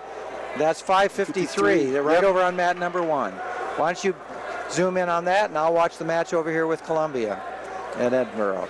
Okay, as we mentioned, Avery is down. He gets up, he spins around, and he gets the 1-point escape as they go out of bounds. Nice job by Vic Avery, the number 4 seed. He gets up. It was really moving around, a lot of movement across the mat. He gets and spins and turns when he's outside of the mat, still gets the takedown, still gets the escape point. Nice job. They go back to the center, standing position, 1 minute and 30 to go in the second period. A 3-0 lead for Vic Avery of Edinburgh. Nico Reyes is getting ridden by Keegan Mueller. He's a post grad that's out here wrestling the Midlands. He's one of the few guys that stayed in here and wrestled. Lost up in the championship bracket, and he's wrestling out in the backside. You like to see that. You like to see a kid go ahead and try to. If you're going to come, wrestle all the matches you can. Wrestle. Wrestle. Okay, Bruce wants us to key in on that match 5:58. That's Penny of Virginia Tech. Scott Penny. Yeah, against was it Bolick? Let's check that one out. 5:58. Could you verify that? And yes, that's Bruce, one of our biggest fans. We want to let you know that we're going to key in on that. Try to bring you some play-by-play on it. Is Bruce a Lehigh fan? So okay, still 3. It was a 3-1 in favor of Vic Avery of Edinburgh over Hernandez, and they have some kind of a timeout. I don't know if it's a blood timeout or what, but they haven't changed the clock to injury timeout. So I don't know what's going on right here. Avery had a lot more riding time than that, right? So that means he had 1 minute and 20. He had 1 minute and 20 riding time when we looked at it before. Keegan Mueller turning Reyes. He's going to be up 5-0 here, late in the second with 2 minutes riding time. Yeah, I think we have a contact lens problem with Vic Avery. He did pick up something off the mat, and the injury clock is not running, so it has to be a technical issue, like a contact. Okay, they go back to the center, starting in again in the second period. There's 45 seconds to go. Remember, Vic Avery of Edinburgh has a 3-1 lead over Zach Hernandez of Columbia. How are we doing on mat number 1? Let's see. Oh, still 5-0. Yeah. Keegan Mueller, post grad. He's putting it to Nico pretty well right here. Third period, building riding time. Got 2 minutes of riding time now, and a 5-0 lead. So you got to like him closing this match out, but still got time left on the clock. Hernandez of Columbia is throwing in a Russian now and then trying a back heel trip on it. He didn't quite get it, but he's starting to take a little bit more offense than he had earlier in the match. Referee breaks it again. Let's see what this is. Oh, it looks like it's a headgear problem this time. Maybe that's what it was before as well. So they have another break. The referee snaps it back up, brings them back to the center. We've got 7 seconds to go in the second period. The riding time is at exactly 1 minute in favor of Vic Avery of Edinburgh, and that ends the second period. Well, they just made the announcement that Chad Lohman just won by medical forfeit. Okay. Forfeit default. So that answers our question. Right. And you guys were very perceptive to predict that. Well, especially since you saw him earlier. I just did what Tom taught me to do. You eavesdropped, right. Okay, let's see what we've got here. We're starting the third period in that match between Hernandez and Vic Avery, and Hernandez was down. He gets the escape on it now makes it 3-2, and the riding time is up to 1:07, I believe it is. Going to make sure on that. Yes, 1:07. So a takedown by, at this point, a takedown by Hernandez would actually tie the score. But if he gets the takedown and rides for 7 seconds, he can win the match. Sammy Brooks right here in mat number 3 just closed out. And I know Sammy Brooks is one of the point getters down at his natural certified weight at 184. He's got to be good about that. Just pick up the win and we'll place in the top 8 of the Midlands. We had a shot in by Hernandez of Columbia, shot to not a sweep single, just looked like a double leg at first, but switched off to one leg, and unfortunately he just pushed Vic Avery right off the mat, and they went out of bounds. Now Avery's bleeding. Yeah. I'll tell you what. This is the 4th time that match has been stopped. Hey Dan, he tries to do that in Carver Hawkeye, that many blood timeouts. You think some things aren't going to be said or thrown at him? There'll be some booing done by that. Okay, we have the Virginia Tech match that Bruce was asking for. 5:58. Chris Penny out there, and I'm going to finish up with that match over on the far side with Columbia. If you guys can watch on this one. Absolutely. Interesting scrap going on number 1. Northwestern guy beating the Cornell College kid. Cornell College is where Northwestern coach Drew Periano used to coach before he got the Northwestern job. Oh. And I'm sure he's probably thinking, boy, that's the old school, but I'm still not going to give him any quarter. Yeah. Wow, Penny and Bullitt's getting acquainted. They're banging hard. Yep. In the maroon and burnt orange. Penny's had some big matches over his career. You hear his name pop up, being in the mix in some tournaments and things like that. But at the NCAA tournament, you just haven't really closed it out for him. Yeah, but you have to remember, Chris Penny's been wrestling 197, and he's now back down at his natural weight of 184. No, this is 97.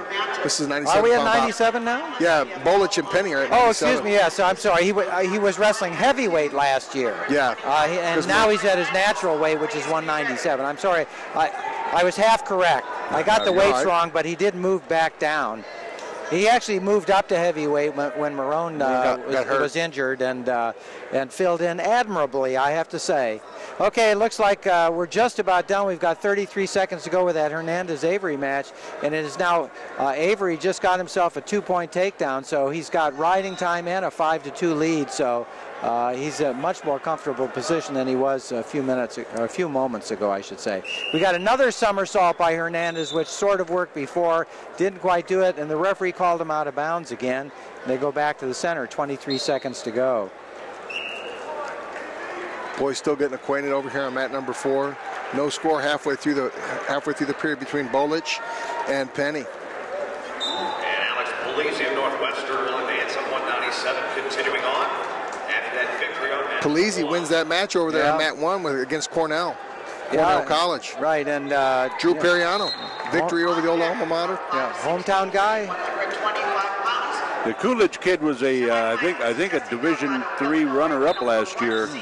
And he's in the capable hands of Mike DeRoe right now, and Matt Fields came here to coach him, but it's okay. The action is picking up over on mat number 4 with Chris Penny and Bolich, and they were over at the edge and they were pushing and shoving at each other. Not a real shot, but there's at least a level changes by Chris Penny. He's sort of, they're both going at it, and they were trying to get some underhooks. Now they're going there. Look at the pushing on the head. Shot. There's a notch. Okay. A good try and a spin around behind by the Lehigh wrestler, but as he goes to push at Chris Penny to push him down, they go out of bounds back to the center. So we're getting a lot of kinetic movement out here. Are you impressed with that term? Yeah, I like it. I mean, I'd rather see that than trying to, the push and shove and belly bump each other. Yep. Penny in on a nice shot. Nice shot. 14 seconds left. Can he close it out? Can he get his ankles out there? He's spinning around. Okay, he's still got his ankles. Be careful here. Oh, and he gets taken down. Oh, Penny in on a great shot. Bolich grabs the ankle to try to stalemate the position. Right. Penny tries to spin out of it.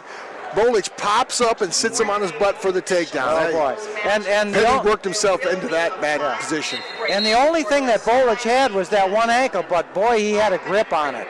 And that's what didn't allow Penny to really kind of spin around the way that he wanted to. Great move by Bolich to counter it. A wonderful shot in by Chris Penny to bring him down. He was 95% of the way there, but as we know in wrestling, most of the time you got to get it 100%. The thing about that, you know what I'd call that, you know, if I had to critique it, that was a sniper shot by Penny. Yeah. Short time, I'm going to take that one little perfect shot, breathe, take the shot, score it if I can. Yep. You know, and in a lot of cases, those little sniper shots, you don't get them.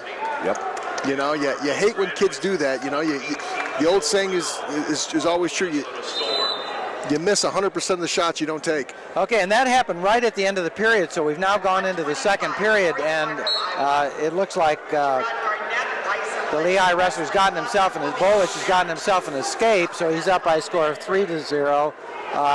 Unless they start, let's see, what do we got? There's no riding time. So, yeah, I don't understand how you can get an escape with no riding time. Right, so there's something going on there. 2 seconds, 3 seconds maybe, but... Yeah, but not 0. Well, they've taken reaction time out, so I guess... That's true. Okay, so they were in the standing position, a 3-0 lead for Bolich over Chris Penny of Virginia Tech. Well, the Mitchell gang has hit me on Facebook to keep track on some of the Grandview guys, and Eric Thompson, their heavyweight, 2-time national champion, is out on mat 1 right now. Late in the first period, it's scoreless. We want to remind you, you're listening to Takedown. This is Greg Zaffros along with Scott Casber, got Dan McCool and Tom Erickson, and we're having a good time, and we hope you are listening to us as well. Okay, they're still struggling in the standing position over there between Chris Penny and Bolich. A little bit of an attempt at an arm drag, and there's a shot in on the single leg by Chris Penny. Can he stay in bounds and get it? He's got to pull him back in. He's got his toes in. He's got his knees in now, and if he pulls Bolich in, he can get the 2 points. He just has to swing around to the side a little bit. He may be able to get this. Yeah, he's got more room out. More room out there than he thinks. Unfortunately, 4 seconds to go. He's got to pull him in. Does he have time? Dive at him. Dive at him. Get it. Oh, and he doesn't. Did get there. He doesn't get it. Ran out of time. He would have had that one with another 5 seconds. Urgency. Got to show a sense of urgency. All right. He pulled him in. He pulled him in enough where he could just dive back down on him and grab around him, and the referee would have given the points, but ran out of time. So we're going into the third period with a 3-0 lead for Bolich of Lehigh. Did I say Lehigh? Lehigh. I used to live on Lee Highway in Arlington, Virginia. Okay, Lehigh. Oh, and we've got a Granby roll by Penny, and he's going to get out. There's the 1 point down. So let's see how we're doing on the lead. Oh, good. The riding time says 9 minutes and 53 seconds. That's pretty good. Let me double check that one with my good eyesight. Eric Thompson, I don't want to say jumps out, but literally jumps out off the bottom for a 1-0 lead in the second period. So he's wrestling Chris Lopez from University of Illinois. This is the second time. Remember, we had that 0 before. This is the second time the riding time's been wrong on that match there with Chris Penny. Now he's ridden for 9 minutes and 53 seconds. That's right. That's impressive. That's good. That is very amazing. good. That's very good. That is among the most amazing That's things almost I've as seen. impressive as getting your escape in 0 seconds. So, okay, we're going to get back to that match. They're in the standing position, and it's really going to be up to Chris Penny to see if he wants to win this. Although we just got a stalling call against Bolich, but we got to get more than that. We have no idea what the riding time is going to be at this point. I got to assume we had none for Bolich coming out. Okay, we've got a shot in by Chris Penny. We've got some funk wrestling. Penny sits out. He's got to turn. Now he's got to do it this time. He rolls down. He may get it. He's got to throw that crossface in tight. He's got to throw that crossface in tight. If he can prove he can hold him on his back, he's got give him the points. He's got to break the hands to get it definitely, but there's 30 seconds still go. He's got time, and this might be something where Bolich comes out in front. We'll have to see. Bolich has the one leg he's grabbed it with both hands. He's just hanging on. I think they may just end up blowing that one up. Yeah, they are. I think it's going to happen right now. No, the referee's not going to call it. Yeah, he knows this match. He knows this match depends upon it. There's 10 seconds to go, and Chris Penny Now they call the stalemate, 7 seconds to go. He held that too long, I think. He did. I think he held that too long. Yeah. You could see he's not. He knows Bolic is not going to give it up, and Penny can't improve it. So let's get him back to their feet. Okay, there's the second call. There's 1 point for Chris Penny, but it's not going to be enough. And that's the end of the match. A win for Bolic of Lehigh over Chris Penny of Virginia Tech. And a pretty decent match, but we had a lot of things happen there with the problems with the riding time clock, and then with the wrestling. The fact that Chris Penny could have had that takedown had he had another 5 seconds in that second period. Yeah. He was in really close. So an interesting match. It kept us on our toes. The takedown Bolic did get was because of Chris Penny kind of spinning around the wrong way. Yep. He earned it, no doubt, but Penny definitely got the assist in that one. Yeah, so I'm sure that Chris Penny wants to meet him again. Eric Thompson from Grandview is up 3-1 now on mat number 1 late in the second period. Eric's on top. Well, I like that. Throw a cradle, try to get a little standing cradle, a little creative for a heavyweight, but you got to appreciate the effort. But, you know, as a coach, I'm like, let's be a little smarter. We got about 15 seconds left. Let's not give away free points.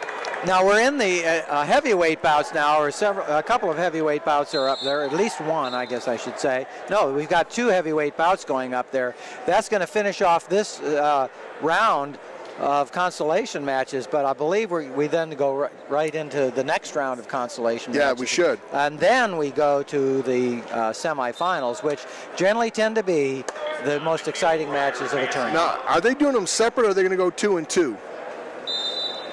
That's a good question. Well, yeah. Because in the past, because one of the things that in the past, you want to get the semifinals out of here so they go back and rest, etc. So you can wrestle in two semis and 2 console quarters. I believe that's what they've done in the past. You're saying as opposed to 4 guys. A whole round instead of 2 whole rounds of consoles. They're going to wrestle 1 whole round of consoles, then a 2 and 2. Then they come back and will wrestle the 7th place matches. Right.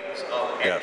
7th and 8th are wrestled now in this session, and then 1st, 2nd, 3rd, 4th, 5th, and 6th are wrestled in the finals. Right. Okay, we've got looks like an injury to the. Is that the Grandview heavyweight? Yes, that's Thompson. Is it? He got in that scramble when he hit that cradle and something flopped down on his back. Is that Grandview though, or yes, that's Eric Thompson. Yeah, boy. I didn't see whose hand got raised. They were deep in the 3rd period, but you know, I don't know. We'll kind of wait for it. We'll let Dan's eagle ears kind of pick up, see if we can't hear who won that match. Okay, and I can see some lightweights warming up now, getting ready to go out on the mat. I don't know if they're gonna wait until all these heavyweight bouts are done or not. Let's just wait and see, because we do have mat number 1 open at this point in time. If they wanted to start right away, they could. It looks like they might be holding off. Again, you're listening to Takedown. Scott Casper, yours truly, Greg Zaffros, Tom Erickson, and Dan McCool. And we're at the 51st annual Ken Kraft Midlands tournament at Welsh Ryan Arena on the campus of Northwestern University.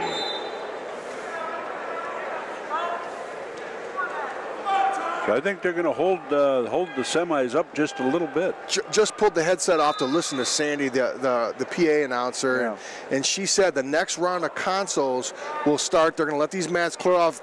The next round of consoles are going to start, and they're going to wrestle on match 3 and 4, which kind of makes me infer, and I've got to be careful, that 1 and 2 are the semis because of the nice cushy seats for the fans. So. Yeah, and we know it's going to be 1 and 2 because that's on the far side of the gym and harder for us to see. That it always works out that way. Okay. So Murphy's Law. Right. It'll be about time for me to go shoot some video and of the semis, and that seat isn't so cushy up there, but my seat has got a fair amount of padding, so it's a trade-off. Okay, we're finishing off a couple of these all heavyweight bouts. There maybe our heavyweight expert here, who we didn't see, and it's a guy you and I have talked about several times. Is Connor Medberry. Yeah. Yep. Right. So I don't know if Dwyer from Steve Dwyer from it's BB trained. I don't know if he's a post grad or whatever. He's just an added to the tournament. If they wrestled that match or not, I didn't see it. But the match we do. We look at over there, Utah Valley, Adam Fagers wrestling over there against Cabal from Northern Iowa.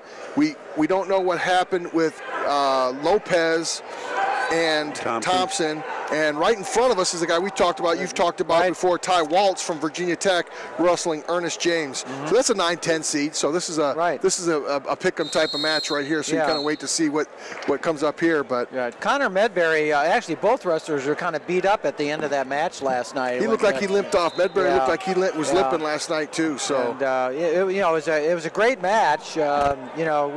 We've been talking about Connor Mayberry, but he did come up just a teeny bit short, and but we don't have any favorites here. We're totally unbiased. Well, I can't say that anymore. We just got Steve Foster with us, so Steve's got favorites. We know Steve's got favorites. Right. But I just don't. I keep it in the closet. It's all secret, kind of like who the point winners are. It's all locked up. But I do live 50 miles from Ames, but we'll just leave it at that. Okay. So. We've got some close matches going on right now. This match here. Oh, we got it. Big cradle. There's a pin. Whoa.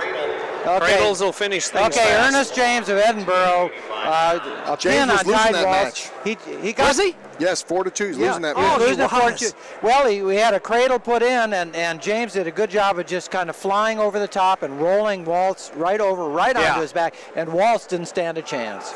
Well, Tom Erickson brought up James yesterday. How good, you pointed out he's good heavyweight. Yeah, that was a beautiful He's been right there for the last couple years. I know we wrestled my heavyweight wrestling several years ago, but he's been right there. He's one of those guys. All right, let's come through, and the irony of it was, it's like me at Purdue. You're at Purdue. You got a big man somewhere around the corner. There's a guy by the name of Bruce Baumgartner. Yeah, I've heard of him. He's the athletic director over there. So how do you pronounce that last name? Bruce. The last name. Is it something like Baumgartner? If you guys ever, you know what I'd like to do, Tom? I'd like to introduce you to him sometime. I don't know if you two have ever met. I'd love to meet that guy. Up close, right? You guys know each other, so you probably.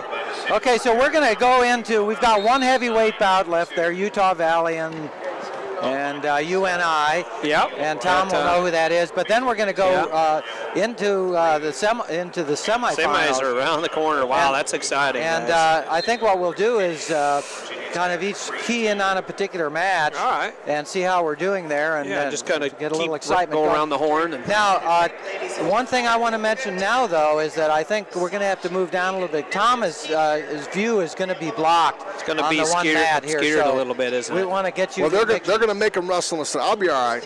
You okay down there, Tom? I'll stand up. I'll do something. I will. You can pass me. You can be my candy passer. You got one down there, other than root beer? Okay. No root beer? No root beer today. No, I don't do beer in the morning, even if it's root beer. Okay. I got to have root in my beer. Thanks, buddy. Well, you know Thanks, what? Big guy. I might go grab myself a little caffeinated drink. Can I grab you guys anything? And, hold on. You keep going. I'll give you my order. Okay, as we mentioned that we're waiting for the semifinals will not start until this last heavyweight bout is over with, and it's got 1 minute to go in the third period with a 3-2 score. So we're going to focus in on that. They're on the far side. It's not that far, it's just across the basketball court if you want to get a description of it. And the wrestlers are starting to get out there. Just to let you know, in the first round, they're going to go. It's going to be Jesse Delgado, the defending national champ from the University of Illinois. He's gone against Thomas Gilman, the number 4 seed from Iowa. In the other bracket, we got Corey Clark. What can we say? Another Iowa wrestler out there, the number 3 seed, Corey Clark. And he's going against Gerard Garnett, who's wrestling this time for the Bison Wrestling Club. We all know the former Virginia Tech wrestler who was the Midlands winner last year. So we've got a really good crew there. Now, the interesting thing is what happens if Gilman and Clark both win, then you've got 2 Iowa wrestlers going into the championship round. I'm sure that the coach's staff of Iowa would like to see that. He loves to throw them. Again, we still have 20 seconds to go in that match, so we'll do that. Also, to just jump ahead a little bit, 133, we're going to have A.J. Shop, the number 1 seed, going against Cologne. Okay, Cologne is from northern Iowa. He's the number 4 seed. Down at the bottom, we got Alan Waters wrestling unattached for with the University of Missouri, and he's the number 6 seed, and he's going against Tony Ramos, the number 2 seed, also from Iowa. So Iowa's got 3 3 of the first 4 wrestlers out there to go on the mat. Not be a fan, I said on the radio, but. Or excuse me, 3 out of the 8 wrestlers to go out for these first 2 rounds, or first 2 weights of the semifinals. So we're still getting ready. That match, that heavyweight match, is over. We're going to have 2 consolation matches. In the close-in match, unfortunately, we're going to just disregard them at this point in time and go on to the semifinals. When the semifinals are finished, they should take about an hour and a half to do. It's similar to a dual meet. Then there's going to be another round of consolations, and we'll see whether we're going to be able to stay on the air to do that, or whether we have to sign off, take our break, and come back for the finals tonight. I do warn young guys like you, though. It's always okay, just a minute while I check our emails. Again, if you want to be in touch, you can email me at greg@gregzafros.com. And I told you how to spell that too many times, so if you don't remember what it is, just stick your head out the window and shout. Okay, the wrestlers are getting onto the mat. I see Gerard Garnett. He's walking around there with some earphones on. Very low-keyed, and he's really a truly outstanding wrestler. And his match that he won the Midlands with was a nail-biter. He won it in with one fraction of a second left in the mat, and was that in overtime? That's how fast. That just shows how fast he can score. Yeah, too. And so that's credit to him. And you know, an interesting thing about this, I'm glad to see him here because I still think that his potential is ahead of him. I don't know if he's going to start doing anything with freestyle or whatever in that, but Olympic aspirations. Yeah, I mean, he was an outstanding wrestler in college, but I still consider him a work in progress. I mean, I think he kind of came out of nowhere. I have, of course, living close to Virginia Tech and that being sort of the home team for us, I watched him wrestle there, but he was basically unknown to a lot of people. Came out of Delaware, I believe. Okay. And that a sort of a low-profile state. Geographically not real large. Right, and that. So doesn't cover a lot of ground. Yeah. We got Tony Ramos strutting back and forth over on the one mat, and over on the other mat, we've got Gerard Garnett. And the other 2 wrestlers, I don't see them right now. So we're waiting on the Iowa wrestlers. They're probably getting kind of slapped and that to wake them up by their coaches. Yeah, I saw him down here in this corner, Greg Zafros, down here in the corner. So they just said, there's Steve Foster, trip him. Yep. As I went by. So, but no, they're all good kids. Yeah. Gilman and Clark, they could be in a. Yeah. So we're waiting still, and. And once they get started, they'll roll. Again, one of the things that they have done in the past, we'll just have to check and see again, they will wait for both matches to finish before they go on to the next weight class. And sometimes that works really well. It's nice to have the 2 weights going, the 2 similar weights. Sometimes when you get into, I remember one year we had an overtime match that lasted about 20 minutes. Yeah, the Boston Marathon match we called it. It was down here. I can't remember who it was, but it might have been Jeremiah Jarvis. Something like that. You remember that character? Yeah, I thought it was Jeremiah Johnson. Yeah. Jeremiah Johnson or Jeremiah Jarvis. That was the movie, right? Yeah. You took a nap during the second period on that one. Yeah. It just went on forever. Well, okay.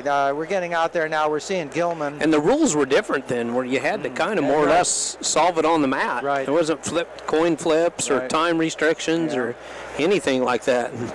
So it was one of the second longest matches I've ever seen. The longest one I've ever seen, I think, was Scott Casper this year in Stillwater, Oklahoma. Andrew Howe against Kyle Dake. That thing, boy, Scott and I went out to eat and went to the mall and come back. And they're still wrestling. They were still, they were still collar tying. Amazing effort. It's amazing. Yeah, I can't imagine the amount of oxygen they used up that day, but everybody else was breathing heavy. We have Let's go back to Greg Zafros. Okay, we have 3 of the 4 wrestlers. Now we've got 4 out of 4 out there, so we're going to be started in just a moment. Again, over on the near mat, which makes no difference to you, I'm sure, we've got Tony Ramos and let's see, excuse me, we got Gerard Garnett is going to be on the far side against Corey Clark, and then we've got Jesse Delgado going against Gilman on the near side to us. These 2 Iowa Hawkeyes are trying to figure out who's going to be the varsity guy for the team. So Okay. That's what's happening. Yeah, Jesse Delgado and Gilman will be close to us. I have not seen Gilman wrestle before, so you guys are way ahead of me on that. Gilman is good. Yeah, Garnett on the far side going against Corey Clark. Gilman's good. He is good. He can win a lot of matches, and they're trying to figure out. Rumor has that once Ramos graduates, that Corey Clark cuts more weights than Gilman, so there's a good chance he might be Iowa's 33-pounder. You're saying Gilman goes to 33? Gilman stays at 25. Clark goes to 33. So, and but, you know, Corey Clark, we got to watch him, Scott and I, many times, because he went to your son's alma mater in high school, Southeast Polk Rams. Yeah, that's true. He's a Ross Carson at Oklahoma went to Ankeny. Yeah. By the way, we want to congratulate Ross Greg Larson. Zappros for 51 years of. He's been with this tournament as long as Ken Kraft has. Yeah, that's true. Amazing. And has wrestled the very first match. Yeah. Well, thank you very much. I appreciate it. Congratulations to you, my friend. Wrestled for the Wisconsin Badgers. Yeah, the highlight of my career was all downhill after the first and last match, wasn't it? All happened at the same time. The first and last good match I ever wrestled. You know? Well, you know. The first and last best match I ever wrestled. Okay, we're getting the announcement now by Sandy Stevens, our perennial announcer here, a lovely lady. We all love her. And, she's speak for yourself? No, she's a sweetheart. I think she's a great girl. Yeah, been out to eat with her a couple times. Yeah. So she likes chopped salads, by the way. Right. She's making the announcement now, but let's put it this way. Gerard Garnett still has his headphones on, listening to music. Oh, you know, does he know he's supposed to take those off when he wrestles, right? I don't know. He can't use those as headgear because of the wiring. I was going to say, maybe they're the new headgear. Okay, the wrestlers are... Okay, let's get the announcement by Sandy Stevens. Midlands National Championships. Yeah. All right, so the afternoon session, if you're going to divide it up, if you will, is now underway, and then it'll go to about 4:30, 5 o'clock. And then we'll shut everything down. Tear it down. Move everything down. Okay. Set it up, and off we go. Greg, what do you see? Okay, Steve Foster is going to watch match number 1, where he's got Jesse Delgado going against Gilman. Yes. And then I'm going to watch match number 2. Of course, we'll switch back and forth a little bit, where we've got Gerard Garnett, and a nice shot in already by Corey Clark on Garnett. And boy, he took it to him. He's got that leg lifted up. He's got the single leg. He needs to do the trip. He's getting himself set up, pulling himself in close to get that trip, and now he backs Garnett down, but Garnett's reaching over the top. Now Clark is able to spin behind, but he's still got that up, and there's the trip. Let's see if he's going to get the 2 points. That's a rematch from the same match. The same match from last year. And they were up in the corner. Right. That's how dramatic that last match was. Right. I remember where it's at. Okay, and we got to shift around. Garnett is swinging around behind there. Oh, my, that's going to be a Donnybrook. Corey Clark still has his ankle, but Garnett may come out on top on this one. Let's see. And Garnett knows this situation. Now Corey Clark is doing a nice job of bringing his arm around. Oh, it's already a good match. Let's put the nice move by Corey Clark to get his arm around, and now that puts him back in the better position. Nice hips there by Garnett. Yeah, he threw that half whizzer in there, kind of, that slipped out, but he saved himself, and we may get a stalemate here, and that's what Garnett's looking for. Now Garnett's scooting his hips out. Clark got the 2. There it is. We're still Corey scoreless. Clark gets the 2. And we're still scoreless down here between Delgado and Gilman. So 2 Iowa Hawkeyes on there at the same time. Against a Virginia Tech graduate, 1 year out, was senior just last year. And then Delgado is a Fighting Illini of Illinois out of Champaign-Urbana, Illinois. Okay, and Garnett gets the escape on that. There were about 5 advantage changes in that first takedown. We had no idea who was ultimately going to get it. Corey Clark got it. Delgado got out after not Delgado, but Gerard Garnett got out after 14 seconds. And didn't Garnett win that last one at the closing seconds last year, I believe? I remember. So he's dangerous. He finishes strong. He does. He's not only a great wrestler all the way through, but his finishes are amazing. Yeah, we got a front headlock by Corey Clark. I have to say, I'm really impressed with the way Clark is wrestling these first couple of minutes. Yeah. What can I say? There's no question that he needs to be not only one of the top seeds here, but in the top 10 in the national rankings. I think he's 4th or 5th right now. I went back and looked at his record. He was like undefeated, but had not really wrestled anybody of stature. Right. But right now, that makes no difference because he is doing a job on Gerard Garnett. And against Megalunas, Penn State Iowa duel, they had Gilman out there. and Gilman lost by 2 points to NCAA finalist Megalunas in the duel. So these two in the practice room, they say they're a point apart any given day. Yeah. So. Okay, Corey Clark is in position to get another takedown. Garnett is off the mat, but Clark has his one leg really up tight. He's got to pull him back in. Now he tries a back heel trip. He still has his toe in bounds, and the referee calls them out. And just hand fighting here. No points scored, by the way, between Gilman and last year's defending national champion Jesse Delgado of Illinois. So they're 0-0, and we're just getting done with the first period, so we're going to get a choice. And I think Iowa, Gilman gets a choice. He takes down. He was going to defer, and then he shows down. So. Okay, and Gerard Garnett takes the down position over on mat number 2. No score here. What's that? Just 2-1 over there, right? 2-1 over there, yeah. Got 0-0. Both of them starting the second period about the exact same time. Yeah, they both ended at exactly the same time. It's not even just the start. They both ended at exactly the same time. They're within about 2 seconds of each other. A nice arm lever by Corey Clark. He's doing everything right out there right now. He's got that forearm. He's dragging it back. Now he's putting a far side whizzer in on Garnett. And Garnett is used to getting out of that, and he gets the arm free, and now he's on top. He's spinning around. He gets a two. Is he going to get a reversal? He's at least going to. He almost got a reversal into a half Nelson. He's got the one. They gave him the one. And Clark got out of it, so all Garnett got out of it. Instead of 4 points, he only got 1. That ties it up. See, I think that call's a little quick. It was because quick. they got to create separation, and they never created separation. You know, because you always got to give the guy the opportunity for the 2. And now we got a reversal by Clark. He goes that's up a straight up takedown. They gave Garnett the point as escape and then a takedown. That's why I don't like that call, because there was never separation. Should be at least some type of a gap between them, you know? And that would have been nothing. That would have been nothing. It would have still been 2-1. And in this case, he gained a point advantage in that scramble because they gave Garnett the 1 point, and then he got the 2. Nothing going on with the Delgado match. I shouldn't say nothing. They're going back and forth. Just no points scored. There's a lot of action. Just riding, and they're running back and forth across the mat. They go on out and come back down, and Jesse Delgado has the top position. Gilman's almost been out 3 times, but Jesse Delgado has good hips. He really knows how to cover his opponent, and every time Gilman gets up to his feet, he's able to pick him up, throw him back down to the mat. Nice inside stand up there by Gilman, but he's been here before, and Delgado does a really good job of dropping down on that leg or far ankle, and kind of shoelace to shoelace. Delgado's going to have to come out the back door here. Gilman looks like he'd like to get a reversal, but stalemate. They got a fresh restart. Greg Zafros or Tom? Delgado didn't mind being there. Right. Because there was no change going to happen. He's just burning clock now, right time. Okay, exactly. Corey Clark is riding Gerard Garnett. He's got himself 1 minute and 32 seconds of riding time now. Garnett stands up. Clark lifts him up, throws him back down to the mat. Got a return on Delgado. Oh, kicks him loose. Okay, Okay, we got it. Are we going to get a step over? Oh, man, a lot of action on this match with Garnett and Clark. They were rolling back and forth, almost a reversal for picked up where they left off last year. I know.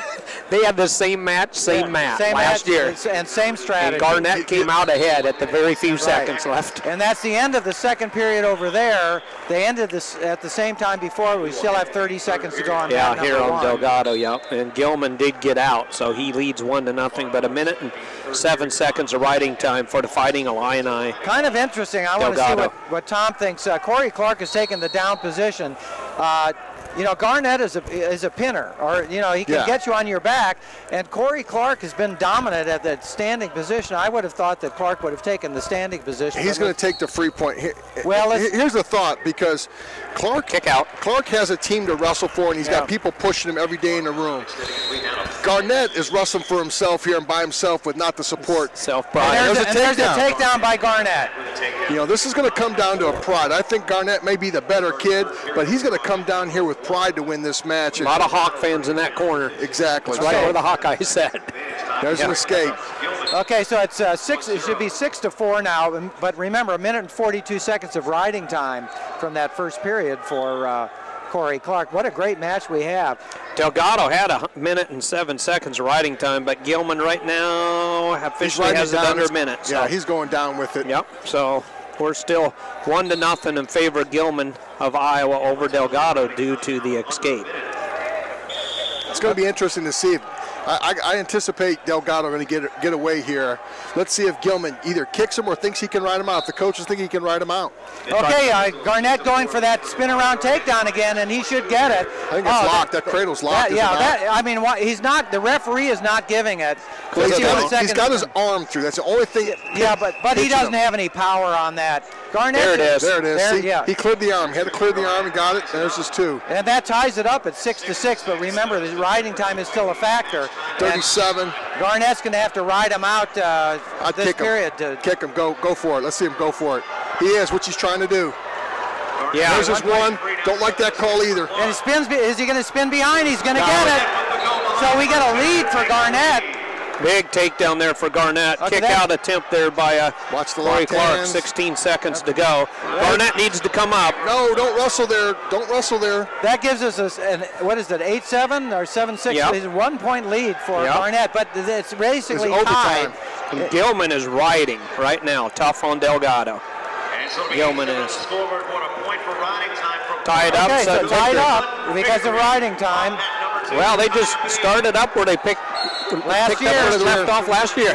One of the best matches. I think it was 10-9 or 11-10 or something. One of the best matches last year, and obviously going to be one of the best matches this year. Same mat, too. That's what's cute about it. Here they go. Same mat. Got 1 minute sudden death there. Let's see what happens. And I have to say that as much credit as I gave Corey Clark on his feet in the beginning, Gerard Garnett has made the comeback in the last 2 takedowns and is coming on strong. Yes, he has. Which is characteristic of Gerard Garnett. Right. Right now we got He's going to go the same thing. See if he can spin behind. Got that angle. He's got this. No. Hold off. The referee called the takedown and called it off. I actually like that wave off. That was a good job. I think amazing. it was correct. Garnett should have covered. He had him. He's great at stuff in the head. Delgado's getting out, guys. 25 seconds to go. There goes Garnett. He's got it. 2. There's a win for Gerard Garnett in overtime. We're down to the last. They lost Iowa there, but might be on the last 20 seconds with Gilman over Delgado and a fall. There's near fall. That's near fall. Don't care what. Yep, he's holding near fall. Doesn't matter if Delgado gets out. He got 2 near fall on that roll through. That was a good call. He stopped him just long enough, didn't he? Yeah, Delgado tried to do that little roll through. He rolled through on that, and Gilman held him up there. I don't care how you go to your back, but if you're on your back, you should give up a count. Wow. Okay, the same outcome on that other match, Garnett winning over Corey Clark in one of the best matches of this tournament, if not the best match. It was a good one. Here you go. National champions defeated by Gilman. Gilman beats last year's NCAA champion. So the Corey Clark-Delgado match didn't happen for varsity, but they've had a hard time separating themselves, by the way, this year. Man, they both shared varsity spots. I think Clark might have the advantage, but your other kid, Gilman, gets in. Oh, Gilman's a stud. Okay, in practice, they're 1-point matches, and they said it depends on what day of the week it is. Okay, let's get back to the action because they are not delaying for both matches to be over with. Right. So we've already started in again. We've got Tony Ramos over on the far side. We're going against Alan Waters, really of wrestling unattached of the University of Missouri. Over on the near side, we've got A.J. Shop against Cologne. And remember, Cologne is from northern Iowa. So a couple of Iowa wrestlers out there. It's going to be fun. I'm kind of looking forward to see this match progress over there with Ramos and Waters because Waters is pretty tough on top. Oh, Waters is a stud. He's up a weight class this year, but semifinalist. He gets tough. He gets pretty tough ride on top. NCAA semifinalist. He's been ranked #1 off and on through his career at 125 through his career. So he's no walk in the park. Ramos going to have to bring it. Waters is very solid, and we have A.J. Shop and Joe Cologne on the other one. Edinburgh, Northern Iowa Panther. Remember that Shop is the #1 seed out there, and Cologne is the #4 seed. He's dangerous. Cologne had that phenomenal match with Graff yesterday. He's down 3-0. Late in the third, gets the escapes, takedowns, etc., and wins that thing 6-3. Puts him on his back. And He's I was tough. wrong. You guys called me on it. I was wrong. I'm like, I'm not going to ride him here because you're not going to turn somebody that quality. Sure enough, he turned him twice. Yeah, he did. Cologne's tough. I've watched him twice. Scott and I recalled his match at the Veterans Auditorium in Des Moines when he won his JUCO championship for Iowa Central for Coach Luke Moffitt out of Fort Dodge, Iowa. I remember when Joe Colon won that JUCO national championship. Okay, so we're not bringing you much play-by-play now because not much is happening there. All zeros up there, 0-0 on both mats. Is it just me, or does Ramos look like he's giving Waters a little bit more respect than he's giving anybody else? Usually he attacks. I think that's it, Usually he reattacks. There you go. go. As I talk about it, here he is, a nice single leg. He's on the attack. Got to finish it, 37 seconds. Right. Waters will be a good opponent for Ramos. There it is. Oh, nice takedown by Ramos. Big takedown. Nice. I guess I had to prod him. I talk about him a little bit, and he looks to score. They're wired to you somehow. Right. Somehow, when you say it's going to happen, here it comes, or vice versa. You know what I mean? So. Okay, nothing happening on mat number 1. No score in that. We've got A.J. Schopp out there against Cologne, and they're both down on one knee, just pushing at each other and grabbing at hands. So I haven't really seen a shot yet by either, or a decent shot by either wrestler yet. Yeah, just kind of tripod stance and to get a collar tie every once in a while by both, but nobody really committing to a shot. So. Yeah, and I don't think you can warn both wrestlers simultaneously anymore. Is that correct? So you have to warn one or the other. Yeah, I would like that better. But I'll tell you, if I were a referee out there, I would warn them both. Yeah. Nice outside shot here, single leg by Cologne. and he's got the ankle tied up by Schopp, so he's in a very good position. Yeah. Not just the leg, he's got that ankle really tied up. He's got it hooked tight. You're right. Yeah. And that's really good. So if he can, now we've got the whizzer in by Schopp. If he can just get that arm limped a little bit, he may be able to get that. There. Went up the body lock. A body lock, and he's got it again. And if he can do a throw on that, he's going to get it. They're really at the edge. He likes the power moves. Are they going to go out of bounds? They're going to go out of bounds. Cologne wanted to turn it into a power struggle. Yeah, how often have we seen that body lock with guys down on their knees? 33-pounders. You obviously have to break that as soon as you know what held him up. I think what holds him up right there, he's fighting to stay on the mat. If he just tries to horse that over, he's going to do it because he's got room. There, he's so scared he's not going to be in bounds. He doesn't give that he doesn't horse that the way he should have. Yeah, Tony Ramos just racking up riding time over there, not doing too much at the moment. Of course, when we say that, something will happen, but it hasn't yet. First period just got done down here for Schopp and Cologne. Cologne defers. He looks up to Schwab. Mark Schwab, I think. Both Schwab brothers are out there, Mark and Doug. So got to watch them both wrestle back in the day. Mark came out of, both of them out of Osage, Iowa. The Osage Green Demons. Something I think is, I apologize the way I say this, something I think is cute is you got Terry Brands, I can't tell because he's not close enough if it's Tom or Terry, but I assume it's Terry, and sitting next to Ben Burhow. Yeah. You got the heavyweight coach, and Terry Brands, obviously a lighter weight coach, sitting in the corner of Tony Ramos. So for a 33-pound match. Yeah, kind of unique. That is unusual. Usually the bigger coaches go with the larger guys and vice versa. Schopp. Okay, Schopp is on the top, but we're going to get a possible escape there by Cologne. Cologne trying to get. Are they going to go out? No, they roll out of bounds, but Cologne was pretty close on that. So let's go back there. We've got 1 minute and 27 seconds to go, and still no score in that one. Over on the other side, we just, again, the same thing. A lot of riding time. We've just gotten over 2 minutes of riding time for Tony Ramos. So Waters just can't figure out how to get up and out of there. So got a fresh restart down there, and Cologne will start again, obviously, because they went out of bounds. 1 minute 27 seconds between Schopp and Cologne in the second period. Down there, a match 5:67. Edinburgh against UNI. Okay, so we're stopping that one a second time. So this start over here on mat number 1 with Cologne and Schopp. No cautions yet on anything. Actually, I think that one was stopped by the mat judge coming on over. He's talking to somebody about something. Yeah. I think he wants to put a second or two back on the clock. And Cologne, the fake whistle, the other whistle on the other side, maybe. Cologne keeps track of stuff because he actually pointed it out. He was actually pointing at the scoreboard and pointing something out. So he probably wanted that second or two back on a bad start. Okay, they started again, and like we said, A.J. Schopp on top. In the second period, he's gotten himself 40 seconds of riding time so far. Joe Cologne, one of the many good junior college champions to come out of the JUCO ranks, like Mr. Erickson down here, the far end. There's some great wrestling at the JUCOs. Okay, we just got the first point of that match over there. We've got the escape. Third period over on mat 2 with Ramos and Waters, and Ramos chose neutral in the third. Yeah, you almost thought he'd want to go down, but Waters tough on top, obviously. Yeah, that's why I said in that match I was curious to see if he was going to ride him like I thought he was going to be able to. Tony didn't even give him the chance. No, he wants to, so he doesn't get turned, and he's gotten the only takedown in the match, and he's really working the head of Waters. Yeah. Boy, are they moving around there. Ramos is busy. As fast as they're moving on that mat with Tony Ramos, the other one's just the other one is just slopping along there. We've got an escape by Cologne. He's up 1-0. Yeah, 1-0, but still 50 seconds worth of riding time for Shop. Right. We're still in the second period. Just as I said about in the first period, I thought that Waters was kind of Ramos a little more respectful of Waters. Now I think that respect is gone. He's got that 2-0 lead and riding time. A big throw there by Cologne. And he's going to get 2 points.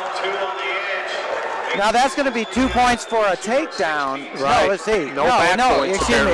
Yeah. No back points in that. They're in the second period.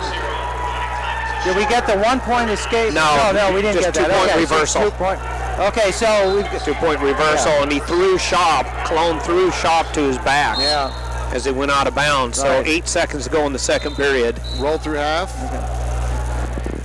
Yeah, trying to right there for Shop, but this would be huge, guys. So 1 period to go, and Shop's got his work cut out for him. Okay. Over on the Joe other Cologne mat, is very difficult to score on.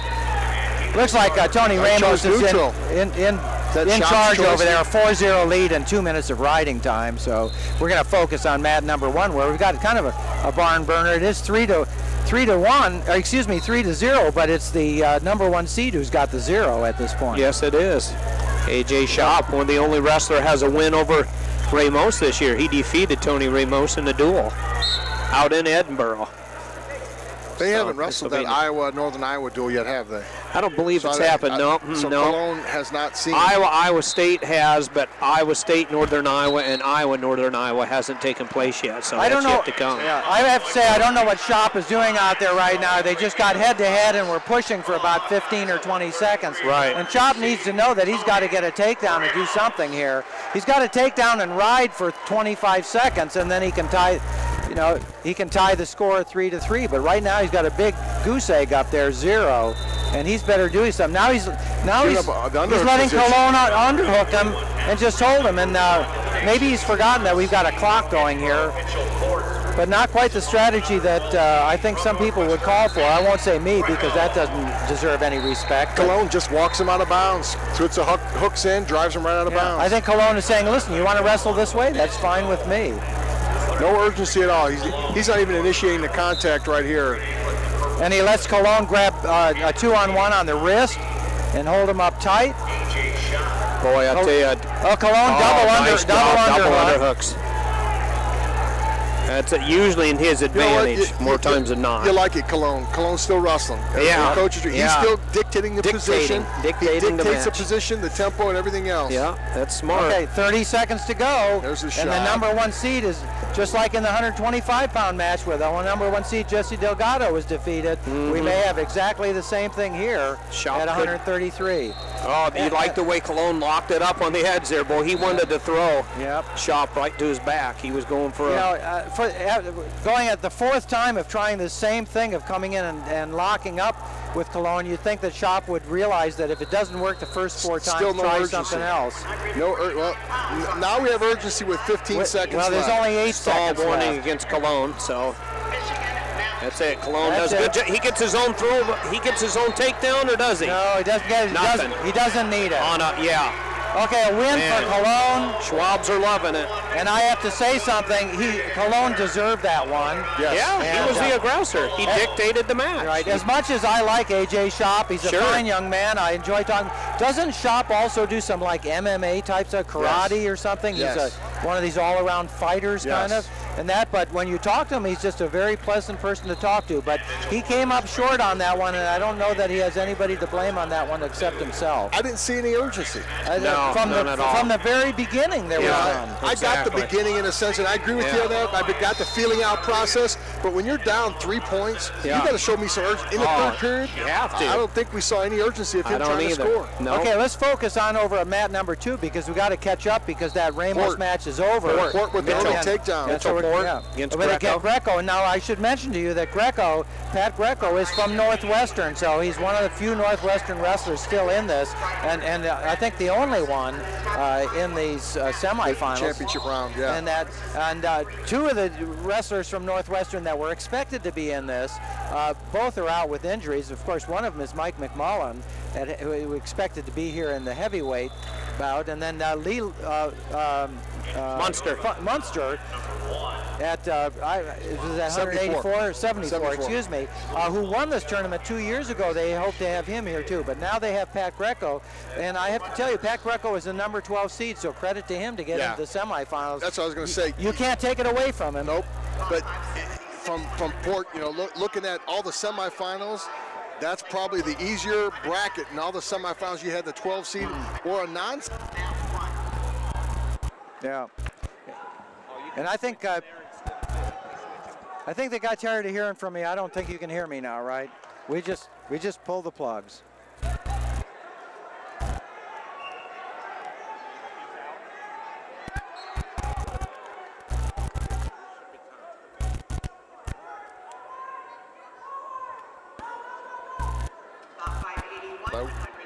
Yeah, he has either the 12 seed or the 5 seed, so Port's still riding tough. We got 23 seconds left in the first period on mat number 2, and Mitchell Port.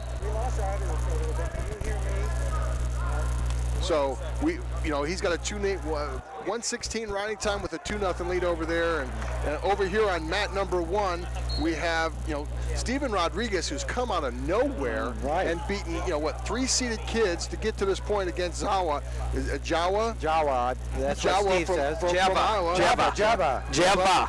Jabba from Iowa. Okay. And they're still in the filling out process, but man, you got to admire Illinois. You talk about Illinois missing some guys, are hurt and dinged up. Here you got a guy who's not even seated here in the semis trying to work his way in. Yeah, what a great job. Java's tough. Java did a good job beating Durso in his last match, and boy, I tell you, he had put Durso onto his back. Alpha Durso's move, so that's when we knew Java was going to do something special here. We want to apologize for the short audio outage that we had, but we got back and hooked up again as quickly technical as we difficulty. could. Right, and that's all par for the course. So we are back here again, and we're in the 141-pound weight class, and it's going to be a good one. The sentimental match going on here is Mitchell Port, the number 1 seed going against the number 12 seed, Pat Greco of the home team, Northwestern University. So we have a lot of Northwestern fans up there. I know I grew up in this area, and I see a lot of my friends who I am assuming are Northwestern fans up there, and they'll be rooting for Pat Greco. Port jumps out of second period. He was down. He's out in 15 seconds. Right. 3-0. Pardon me. 3-0. Edinburgh's Mitchell Port leads Greco and Jeva. And Rodriguez down here, and we're scoreless between Rodriguez and Jeva. Right, we finished that first period going into the second, and Jeva takes the down position. Let's see if he can get himself up right away. Stands up. Rodriguez grabs that ankle, turns in. It looks like Jeva is out front now. He's not out yet, but he's well on his way. He's got to those hands locked off. Peel those hands, and he's out. He's just about got it. He's got the one hand out. He's got to slide back a little bit. Or he could cross-face him, maybe. I don't like that call right there. It's another one of those. Yeah, that's another one. No contact. Yeah, exactly. So, if Rodriguez spins back behind, which it's 2, or, anybody gets 2 here, but it just, I don't. It makes the reversal almost too optional. Now I give the call. They're on their feet. It's a neutral position. Now I'd like to give that call. Yeah. But when they're both on their knees like that battling, I don't necessarily like that call. Yeah, that's excellent food for thought. Okay, we've got both wrestlers up now, a 1-0 lead for Jeva. Jeva leads 1-0 over Rodriguez, who came in here unseeded, by the way. Yeah, Jeva's the 7th seed. So nice shot. Okay, well that's about the first takedown shot that we had. Remember, the first period ended 0-0 with basically no activity. So we had a little bit of a high crotch type, inside crotch type to move out there by Jeva. Excuse me, Rodriguez. By Rodriguez. I got that one wrong. Look over on mat number 2. And Port in Port there was off putting of a shot, pressure. maybe. Well, Port Greco was putting the pressure on him, and Greco was backing up, and as Port was putting pressure on him, Greco just did a level change and took a little shot, and now he's paying for it. Yeah, he's got pretty He's getting stretched out pretty hard right so here. Flat. Broke his grip. But they're going to go out of bounds. Yeah, he's going to bail out. Ooh, saved by the edge of the mat there, so.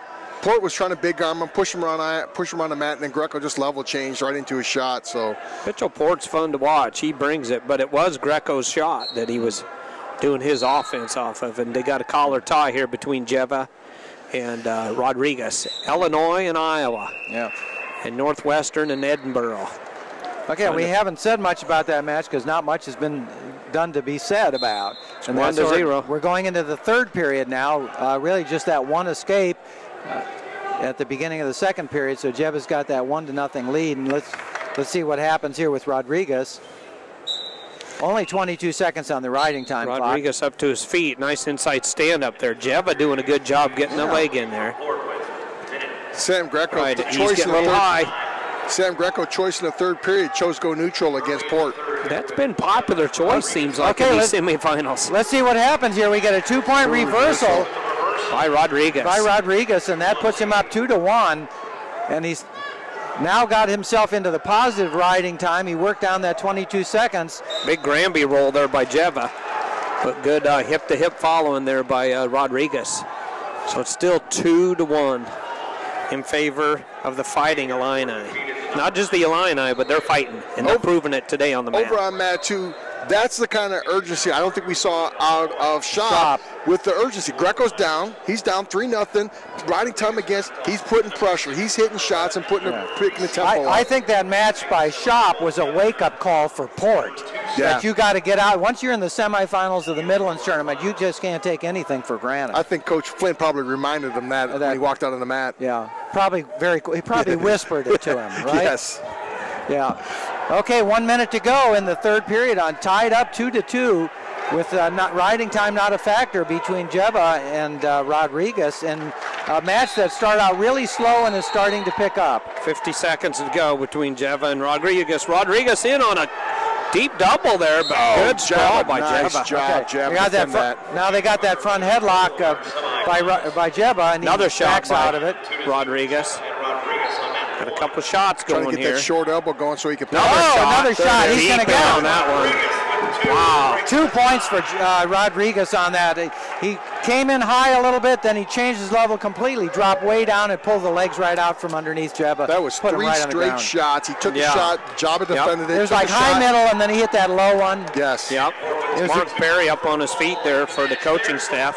10 seconds to go, and Jeva's out or not? There's your one. 7 seconds to go. Riding time not a factor. 5 seconds to There's go. Beckon on the single. 4 seconds to go. 4-3 in favor of Rodriguez. Remember, Rodriguez is unseeded. Jeva's the number 7 seed. Mitchell Port was victorious down on the other mat. Okay, and it's over. A win. Rodriguez Port in the final. For Stephen Rodriguez of the University of Illinois. And I can tell you that Jim Heffernan, who rarely cracks a smile as well, is probably grinning from ear to ear on that one. Little side note about Rodriguez. Rodriguez defeated the number 6 seed, the number 11 seed, the number 3 seed, and the number 7 seed to get into the finals to wrestle the number 1 seed tonight. The number 1 seed. So he's earned it. He's got it coming. It's going to be fun. We're going to bring it to you here on Takedown Wrestling. Okay, we're going to move on to the 149-pound weight class, because as we said, there's no breaks between these. Not even waiting for the other match to finish. And we just had a takedown over there on the far side. Okay, we've got Jason Surtzis, who's 5 seconds into his match. What did you just say, Greg? What did you just say? You mean like I was starting to say? Jason or Alex? No, you're fine. I'm sorry, a little sarcasm. Surtzis hasn't wrestled this aggressive all tournament. Gets into the semifinals and blows through, and he scored a takedown in the first 15 seconds of the match. I think it was less than that. He's been very conservative. And if you listened to us yesterday, you heard us talk about how lethargic Jason Surtzis, the number 1 seed, has been in all of his matches there. So maybe he was just saving up for this one, but he's a ball of fire out there. But as we know, Grajales is extremely dangerous. Right. Yeah, he can. He can put you on your back fast for Michigan. Right. And over Wolverine. over on the mat, we got Rulo basically of George Mason University, and he's going against Menotti, and Menotti's from Lehigh, and nothing going on there, but let's see what happens. We'll go back to that match with Tsurtsis. And this is an interesting one. You've got a young freshman wrestler, has moved himself up from not nowhere. He was the top high school wrestler in the country last year. Who's that? Tsurtsis. Number one wrestler in the country, high school wrestler in the country. Comes to Northwestern. Out of Indiana. That was 2 years ago. 2 years ago, excuse me. Yeah. And now he's out there he's already moved himself up to the number 2 ranked wrestler nationally. You want to follow up, not to interject, to follow up what Northwestern's done. They've come over to Indiana and got the number 1 recruit in the country, Jason Tsurtsis. They came back in again last year and got one of the top picks, Mitch Sliga, and they came in once again to the state of Indiana this year and got one of the top kids, Stefan Misic from Hanover. So they've come in the state of Indiana 3 years in a row and taken the number 1 kid out of the state. We got to start charging them more at the toll booths. Yeah, but one of the things you have to remember is that Indiana is about 8 miles away. So down by Gary. Yeah, it's almost a suburb. But I know what you're saying, It's almost a suburb of Chicago. When they start bringing wrestlers up from Evansville, then, to me, as a college coach, I secure my state first. Right. It's like you want to take care of your house, and I'll go watch Steve's, and I'll watch Scott's for him later, but I'm taking care of Tom Erickson's house first. Right. First you got in-state tuition, which is good, too. So, okay, we go out there, and Alex Tsurtsis is maintaining that 2-0 lead over Grijalles.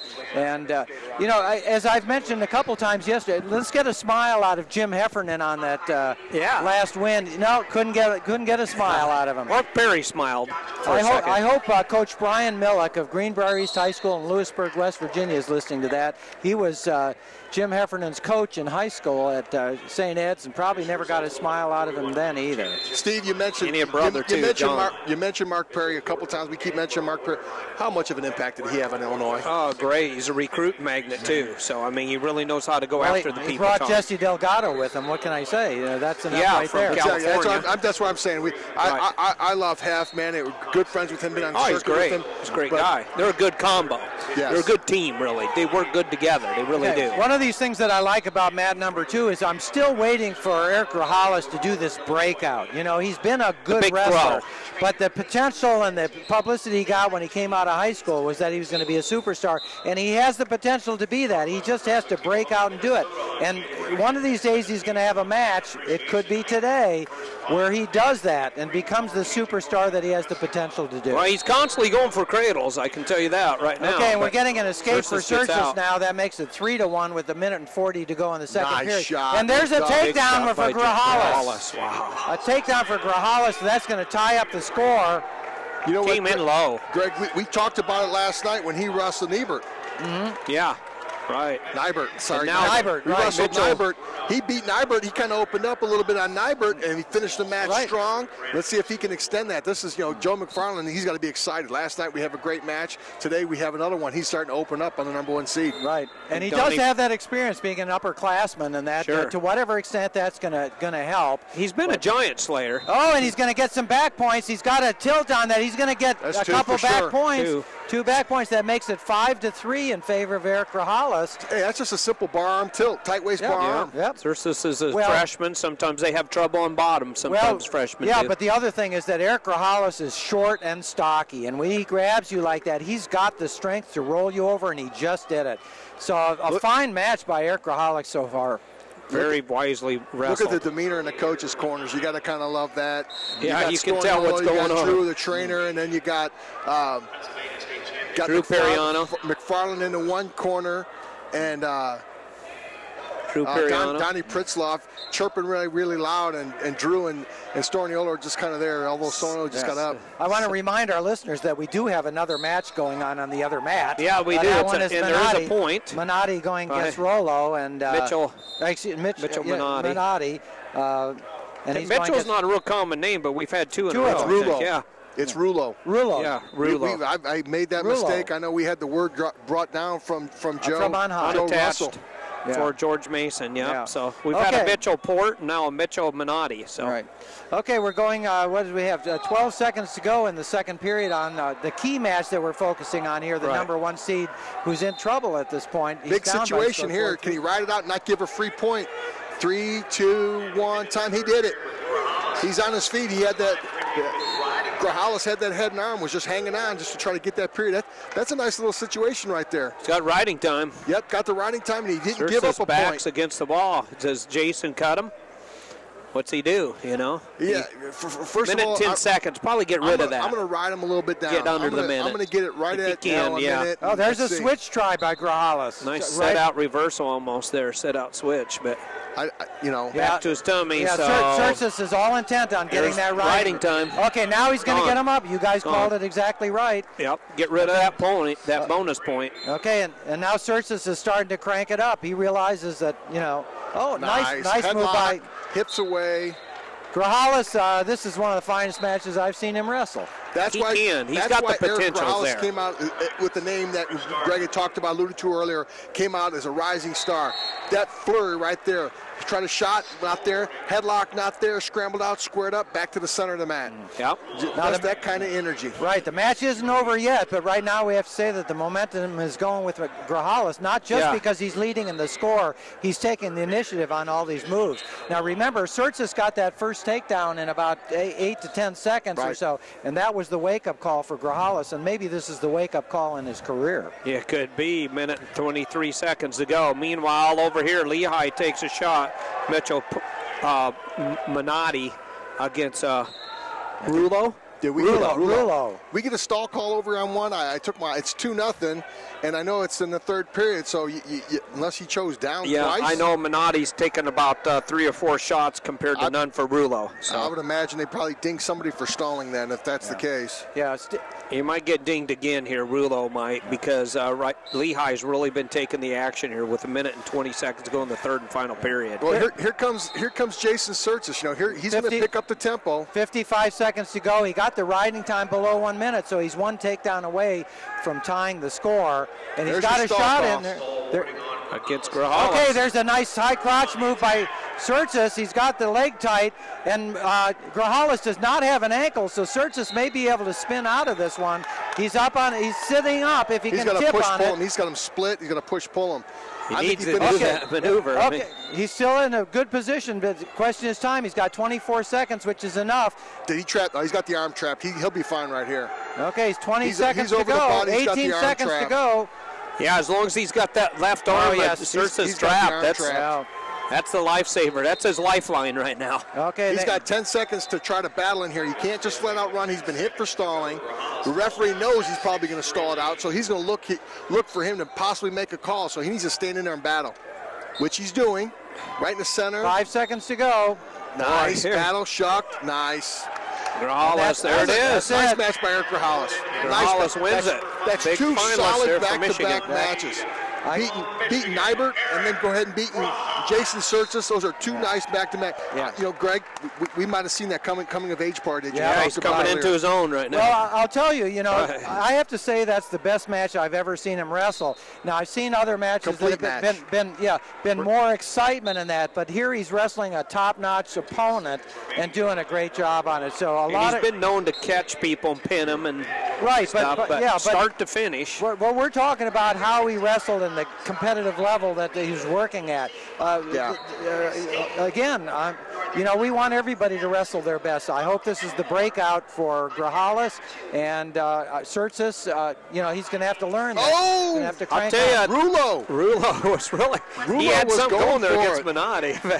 Minotti kept it rolling. It's a good thing he's kind of turned into a gator roll. Minotti closed that out. I don't know where he got the other point. He closes out with a 2-0 decision. So we got Eric Grajales versus Mitchell Minotti in the finals tonight at 149. That was a good match. Yeah, that'll be fun. Well, I'll tell you, they always say that the semifinals are the most exciting matches. Many times. Absolutely. Here's a match we talked about in our preview. I wanted to see Derek St. John versus Isaac Jordan. Right. Yeah. These are 2 guys with relatively similar body styles.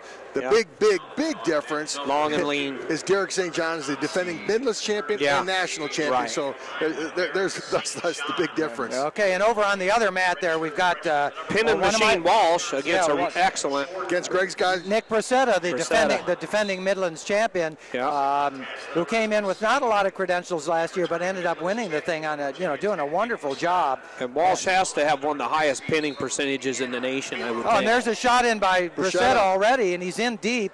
But Walsh is tall and long, and he's got those arms wrapped around Bracetta, who is shorter and stockier. But Bracetta gets the 2 points and goes up.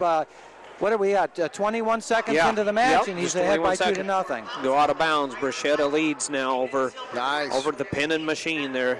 Walsh of Indiana. So. Okay, they go back to the center. Okay, again, 2-0 on that one with Bracetta getting that. Let's go over on the other side. No score yet with St. John and Isaac Jordan. And would we have to presume that they haven't wrestled each other before? Or have they wrestled in a tournament? Jordan's too young. And I mean, that's what I'm saying. There's, but this is the first time I've been able to key in on Isaac Jordan. I know my good friend Brian Millick was hoping that Bo Jordan would be here as well, but he was pulled at the last moment. That would have been kind of interesting. Yeah, Jordan, like I say, Jordan reminds me of a freshman Derek St. John.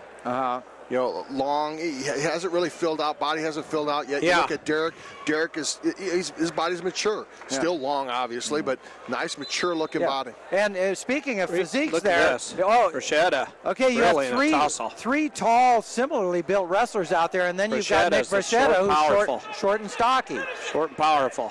Okay, he's in on another shot. Bracetta is. Walsh got the escape on that in the first period, but Bracetta's in again. But again, there's the cradle. Walsh is he's dangerous. Walsh is so long. He's dangerous. He might get that other side locked. He's dangerous. And he's the nation's #1 pinner right now. Okay, and he's just got a cradle on. He's got Bracetta on his back. He's going to pin him. He's dangerous. He'll get that. He knows how to finish there. He's got a minute and 15 to go. He's got the. Bracetta's got the arm out, but Walsh can adjust this. He does a phenomenal job at adjusting this on the fly. The Strangler told me, he said, we got the best. And there it is. Walsh pins him. A pin for Walsh, and you guys predicted it. That's 50, I believe. Nick Simmons. 15 in a row that Taylor Walsh has pinned. Yeah, really? And Nick Simmons told me, he said, we got the Strangler. He said, we got the best pinner in the nation here, buddy. Okay, let's listen to Walsh's previous matches. A fall in 341, a fall in 153, a fall in 321, and now a fall in the semifinals against an excellent wrestler. Nick Bracetta. The defending Midlands champion. That was the knock you heard some people talk about Taylor Walsh. Who's he wrestled? Anybody. Goldman wrestles his crappy schedule, etc. Nope, he wrestled. That was a quality win right there. Well, that was a quality win. He used his length against a shorter wrestler, just wrapped his long arms around in that, and just went flying over the top. He did a beautiful job.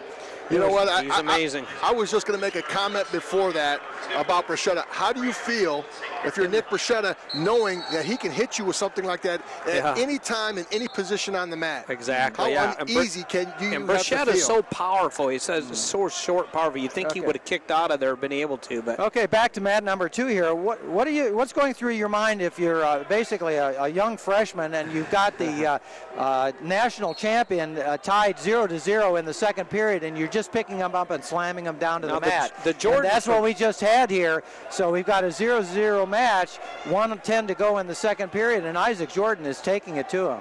And he actually is related to all the other Jordans, is that right? Do you know, Tom? Jim's his father. Jim Jordan, Wow. Senator Jim Jordan's his father. Yeah, so that's what I was going to ask the glasses. If you look in that front row. Jim's got to be down there then. I remember watching him wrestle and win national titles.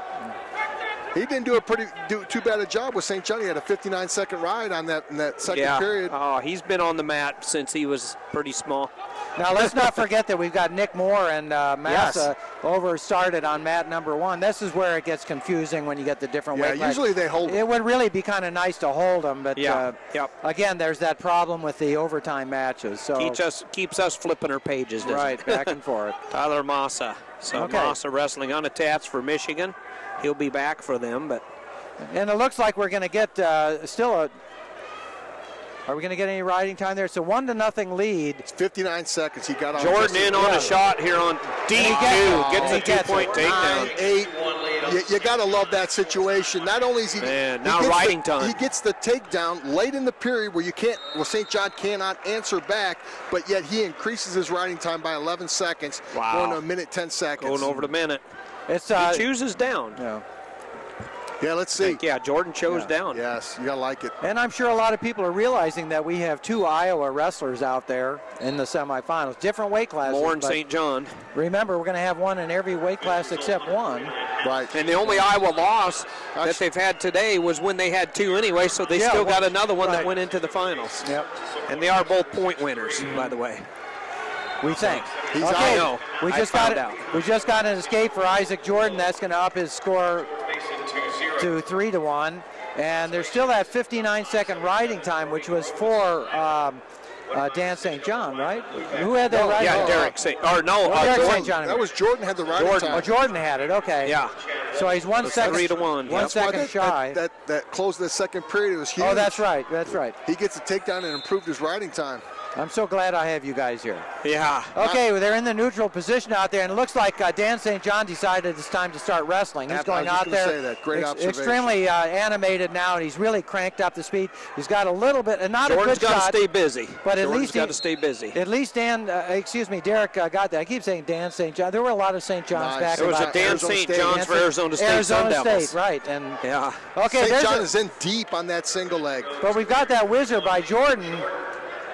Well, usually that works on most people, but see, Jordan can match him in height. Oh, and there it is. A takedown for St. John. 2 points. Tied up. Riding times means nothing, so St. John's got to make a choice here. Coaches make a choice. We ride him out, we beat him in overtime, or do we try to turn him? And St. John isn't a guy that's going to turn somebody, but then again, I both just said down. I just saw him point to the mat. Well, you don't want to restart right here, and that's a stalemate. He's riding parallel. I'd stalemate that. Let's go, fellas, back to the center. Yeah, Jordan getting up to his base. He needs to get a new start. Yeah, he does. He's kicking out, trying to kick out here. They go out of bounds and a fresh start. So that's what Jordan needed. And Massa just took down Moore. So there's 12 seconds left on that match. Tyler Massa leads after 2-0 with the takedown over Nick Moore of Iowa Hawkeyes. So the last Michigan representative was Grijalles, and he had a big win over Sursus. So jumped a little bit. I'll give it to him though. Yeah. Okay. And we got that. Nope. He's gonna ride that out. 7 seconds. He's still got opportunity. The clock stopped. There was an issue here. 7 seconds. He can ride him out. Then we got a sudden victory. Correct. Yep. Yeah. Riding time no factor at all for this. 18 seconds for the regulation. It does factor in later on.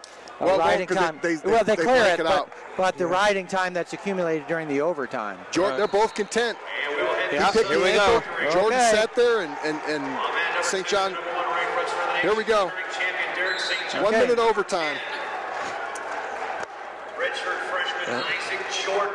Jordan and St. John.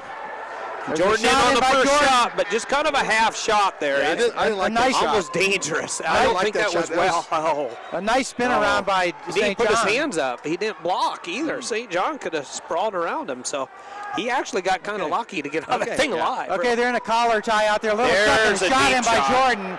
He's got a good chance to get this one. Let's see if St. John is long and lanky enough. Let him work here. Nope. Great job. 30 seconds. Now St. John in on his own. Now St. John and Jordan. No, shouldn't be. Shoelace to shoelace. High man wins right here. Let's go. Yeah, he's got to keep his head up. There it is. Jordan's got to keep his head up. There it is. And he did, and the Hawkeye won due to his planting his head. Great scramble.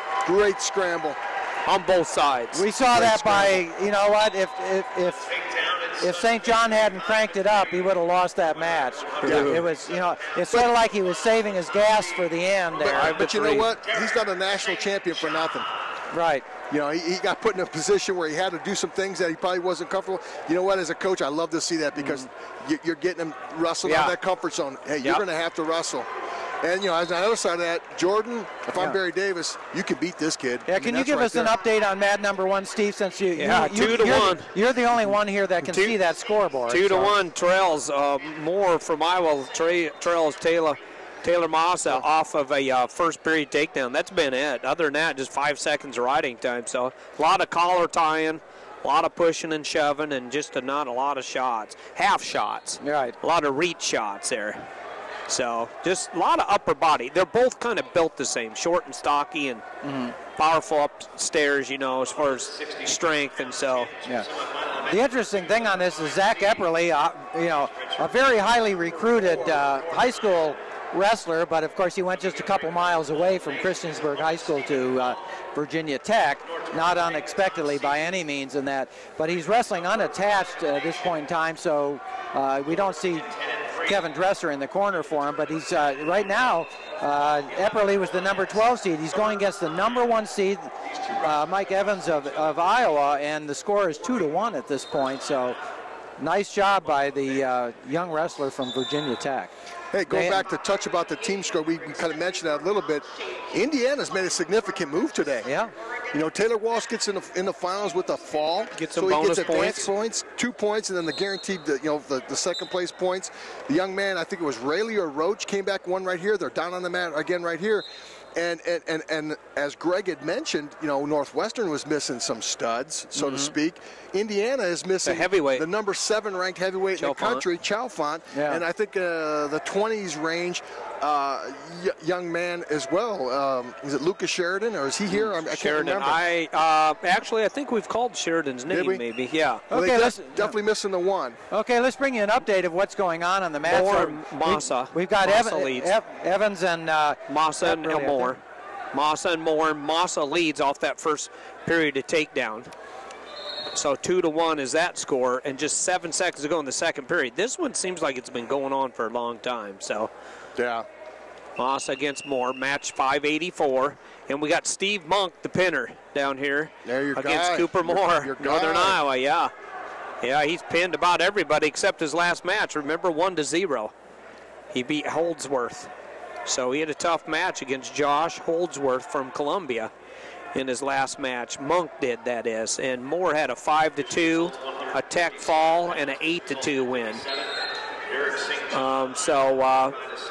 Moore right now in there on a body like he's got Monk going to his back almost. Let's see if he got 2 for it. Boy, Schwab's brothers, the coaches, Mark and Doug Schwab, and Randy Pugh is in the corner too there. Randy Pugh is for Northern Iowa. They wanted some backs, but they didn't get him. I don't think he held them long enough.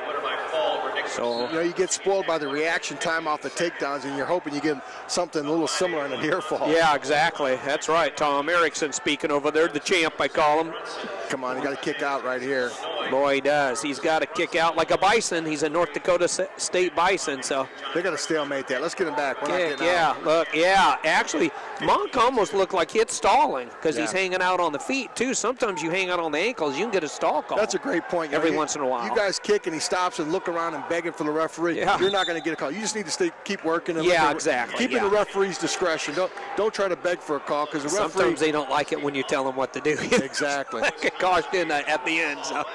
But yeah, Moore and Massa. What's going on down here? Massa's still up 3-1. So Massa chose down in that third period and got out in 4 seconds. 1 minute, 1 second or to go. 6 seconds. Yep. Match 584. Michigan unattached. Tyler Massa against Nick Moore of Iowa, the 165-pounder. Okay, we hope within 10 minutes of the ending of these semifinal matches, we hope to get you the updated brackets and also get you the team score at that point. Right. Because there's going to be a lot, just like Tom said, there's going to be a lot of changes. And we'll get that information as quickly as we can. So stay tuned right after this semifinal round for that information. And we still have a couple more rounds of consolations to go. We'll have another round of consolations and the 7th place matches. Right. And we'll probably key in on those 7th place matches because, again, they're going to be team points for the team titles. So they're important. It's a fight for second place, obviously. Right. And we may have to take a little staggered break or so, not to mean that we're going to stagger off, but take a little, meaning come one up at for a time. air a little bit. A little bit of a break. So where'd you guys go last night? If you're talking about staggering off. I know. Zaffros. He probably goes right downtown Evanston. That's where all the wild stuff happens. I saw a lot of Uzo down there. Yeah, something's up.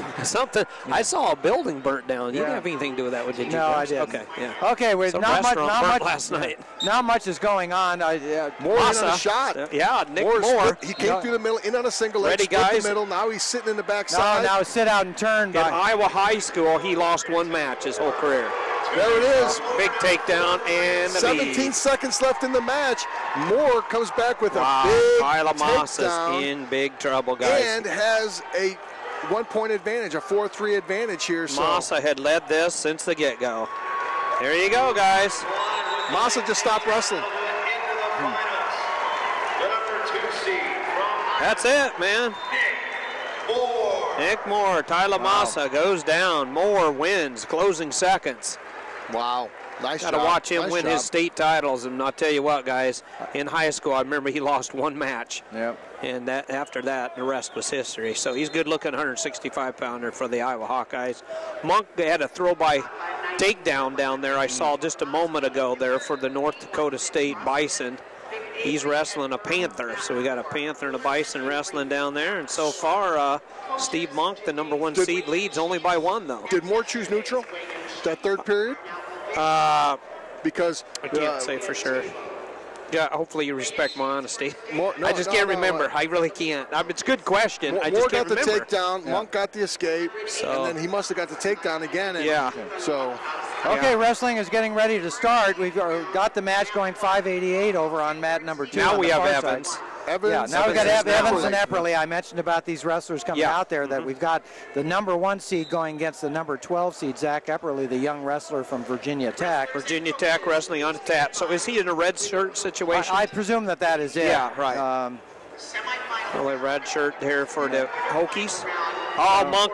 Oh, Monk's almost in trouble. Look at this. He's got a single leg. Man, I tell you what. Moore was trying to crank him over, but didn't get it, so it didn't exchange. He's still up by 1, but Monk's had some close matches. These last 2, really, for being a pinner. He'll pin people at the end of periods, too, though. He's good finishing strong. Kind of like St. John's does for Iowa. Tom's brought that out about Derek St. John. He did it again, by the way. Yes. This stereotypical, just like Tom said. You brought that up first day of the tournament. Watch him. The last minute is sometimes his best wrestling. He just takes off, so. Okay, Mike Evans. Jordan today, he did that against Jordan. Greg Zaffros, back to Greg. Yeah, Mike Evans is being aggressive against Zach Epperly. I think he knows that he's wrestling against a young wrestler, but on the other hand, there's not that much difference between the ages in these guys, and Evans has been in Epperly's shoes before. So right now they start off with a flurry. There was a duck under try by Epperly. He's a cradler. To jump in on you. Monk with the cradle, but Moore has a front headlock, and Monk is going to try to pin him here. Oh, he's with dangerous no time left on the cradle. match. He got two takedown only, so Monk wins it. He's up 7-2. I don't think Monk got the backs there at the end. No, he did get the back. It was 3-2 going into that. So he got both. He got the 2 takedown and the 2 near fall. Yep, on that near side cradle. You called it. Near side cradle. You said he pins people right at the end of the period, so there it was. Yeah, just like you called Mr. St. John's finishing strong. I've seen Monk pin this many people in the last 20 seconds.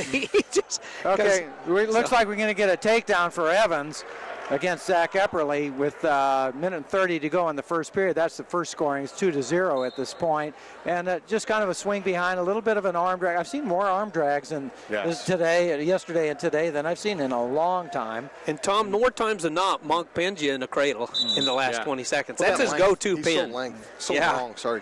Yeah, kind of like we could get him and Walsh to wrestle. That'd be fun. 2 pinners. Pinners wrestling pinners, kind of like talkers talking to talkers. Talker talking to talkers. Greg, why don't one of you guys ever loan out your razor to Evans? I know some people. Yeah, he's got that mustache. Yeah, right. He's got the mustache. I watched that on television. Couldn't believe it, really. When I was on the internet last year when I was watching that way. The 33-pounder from Missouri. He's got the old mustache. Yeah, since I'm the Northern Iowa. Since I'm the only one of the 3 of us that has a razor, because I'm the only one who needs to shave. Yeah, right. I'll take mine over there. Okay, they're back out there and they're going. And again, as I mentioned, Mike Evans is ahead on that one. We've got 1 minute to go in the first period. He got just a standard takedown, nothing really flashy. Just kind of worked himself behind Epperly and brought him down to the mat. Epperly actually looks to be the stronger wrestler out there in terms of bulk. Yes. But Evans does a nice job on him. He's been riding. He's got himself 40 seconds of riding time now, which is good. Okay, they go from the referee's position. Epperly stands up right away. Evans brings the leg up and trips him, brings him back down to the mat, and he's still collecting riding time. 10 seconds more, he's going to have his minute. And he's riding really tough on Epperly. Epperly really can't do anything at this point. And on the other match, we have Shane Hughes from Columbia. He's got the green. He's going to be the green. And then Brock Gotches is the red. And, boy, he's been picking up Hughes and throwing him around. Gotches he had a big fall in 1 minute 22 seconds. In fact, Gotches, you ready for this? We're talking about a lot of pins ready. He had a pin in 140, a fall in 238, and a fall in 122. Maybe so pins, Gotches has been pinning people. Maybe pins go with the name Gotches. I don't know. Yeah, that's right. Well, his uncle Les, I believe it's Uncle Nephew. I'm pretty sure he was pretty effective himself. He was a great wrestler himself. World champ, national champ. Good job by the referee not to stop that arm right there. That little pinch in the head, bring the arm across, lacing it through. Yeah. Mike Evans is well over 1 minute riding time now. He's throws just the leg in, the crossbody ride, figure four in the thigh of Epperly. Yeah. Throwing a boot, little doing uncomfortable ride. Bow and arrow there. And breaks him down nicely. As I mentioned, Epperly looks quite strong in that, but Evans just really working him with nice leverage on that. And that ends the first period. They're going into the second period now. The score is 2-0 by way of that takedown for Mike Evans. Give a shout out to Sarah Mitchell. Listen to us back in Iowa. I want to let you know that your Grandview Vikings, Sarah, now are in 21st place with 14 points. So she's a Viking fan and chiming in on her message board there and wanted to know how the Vikings are doing. Yeah. So. And we want to thank Curtis for letting us know that Cooper Moore and Monk are 1-1 so far this year, and this match that we just had was the third meeting between the two. Okay, sounds good. Thanks, Curtis, for letting us know. Okay, again, no change over on mat number 1, and still 2-0. Again, we have the number 1 seed going against the young, at this point, young freshman for Epperly. Unattached for Virginia Tech. Virginia Tech, right. Yeah, it's still just 2-0. 1 minute 36 seconds of riding time. I know Mr. Zaffros, you brought up Evans has had a lot of riding time. He's been on top, but Epperly, he can get this takedown and get rid of that riding time. That's going to be a feather in his cap and bring him back into this match. Right. But I haven't seen much out of him yet. It's like the switch hasn't been turned on. Yeah, the switch hasn't been turned on. They break apart now finally, and they were back to a really tight collar tie. A little shot there by Epperly. Yeah, but when you get a collar tie that tight, you can't change levels. That's just all there is to it. Right, and that's what it takes a long time for people to realize that. And so there was absolutely no chance that Epperly was going to get a level change on that in order to get the takedown. I would. A true collar tie, you keep yourself separate enough so that you can change your levels or do a shuck one way or the other or whatever. But you go forehead to forehead or side of head to side of head, which way they are in again, it is very difficult to change your level or move one way or another to make that takedown. I tell kids that there's a shuck to the side and a nice pickup by Evans, and he's got the leg lifted. He's going to do the trip on that. And no takedown yet. Now they give it. Yeah, a little bit of a delayed call. So that is going to put Mike Evans up by a score of 2-0. And I stand a little bit corrected on that. Evans pulled his head back. They were side of head to side of head, a tight head lock there. And Evans pulled his head back about 6 or 7 inches, which allowed him the space to go get that takedown. He exactly did that. So we go back, and we're getting more riding time for Mike Evans of Iowa. He's going to go up to 2 minutes pretty soon. He goes short time. He likes to throw that leg in short time to finish out his ride. Yeah, he likes those crossbody rides. Figure fours, the upper thigh. Right. And a bow and arrow, tries to twist his opponent over. Gotches is powerful, guys. I've been watching his moves. He does a lot of power moves that Brock Gotches does. He's had that young Hughes, unfortunately for him, in the air more than he's going to have frequent flyer miles here before they're done. He has just been picking him. His favorite thing is pick him up in the air and just throw him back down to the mat. So, but this time he releases Hughes. So from Columbia, Gotches now leads 2-1. Yeah, we just had an escape there by Hughes and. But Southern Oregon's where he's from. Southern Oregon's out of where? What town? Ashland, Oregon. About 14 miles north of the California border. So they've got a little bit of California in them. But it's a beautiful country out there, I'm sure. It certainly is. It's beautiful. Ashland, Oregon, one of the nicest medium-sized towns in the United States. I bet it is, and everybody at Southern Oregon would agree with you. Yep. Evans starts out the third period. Oh, nice spin around by Epperly. Oh, he's going around. He doesn't have a takedown yet, but that's the, it's like the light just went on. Boy, might be too little, too late, but he's down 5. Yeah, he's down 5-0. It's about time for him to get going. And right now he ought to. Oh, okay. Keith Poolman is the ref. Keith Poolman separates and brings him back to the middle of the mat. Nice job to stop it then, and instead of letting it drag on. So they go back to the center, and let's see if. Keith's been around. He knows how to call a match and let these guys. He's good, isn't he? He's one of the top-notch ones. Okay, Keith let's see if Epperly realizes that he can do it if he really tries. Gotches chooses neutral for third period between him and Hughes. It's 2-1. It seems Gotches has been he's been in the driver's seat. But really a takedown for Hughes would be a big difference maker for him. Okay, we just got a takedown out there for Evans. A nice job on there. You know what? He picked up the pace. I wouldn't be surprised right here. Evans kicks him loose. Let's see what he does. Yeah, let's see. I think this is a message time for Tom's going to have Evans send a message. Coach has it right. Boy, are you good. Good job, Coach. You coached him. So we got the escape for Mike Evans, and that makes the score 7-1.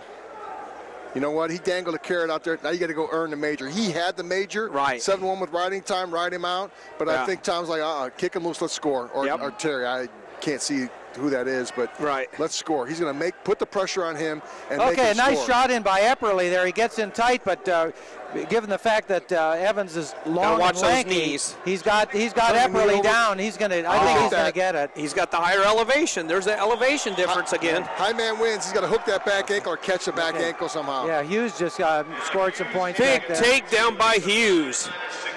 Big takedown. So we could be sudden victory, correct? With all the riding done. No, Brock. Evans, he's going to throw the leg in right now. He's going to break him down, leg ride, finish this thing out.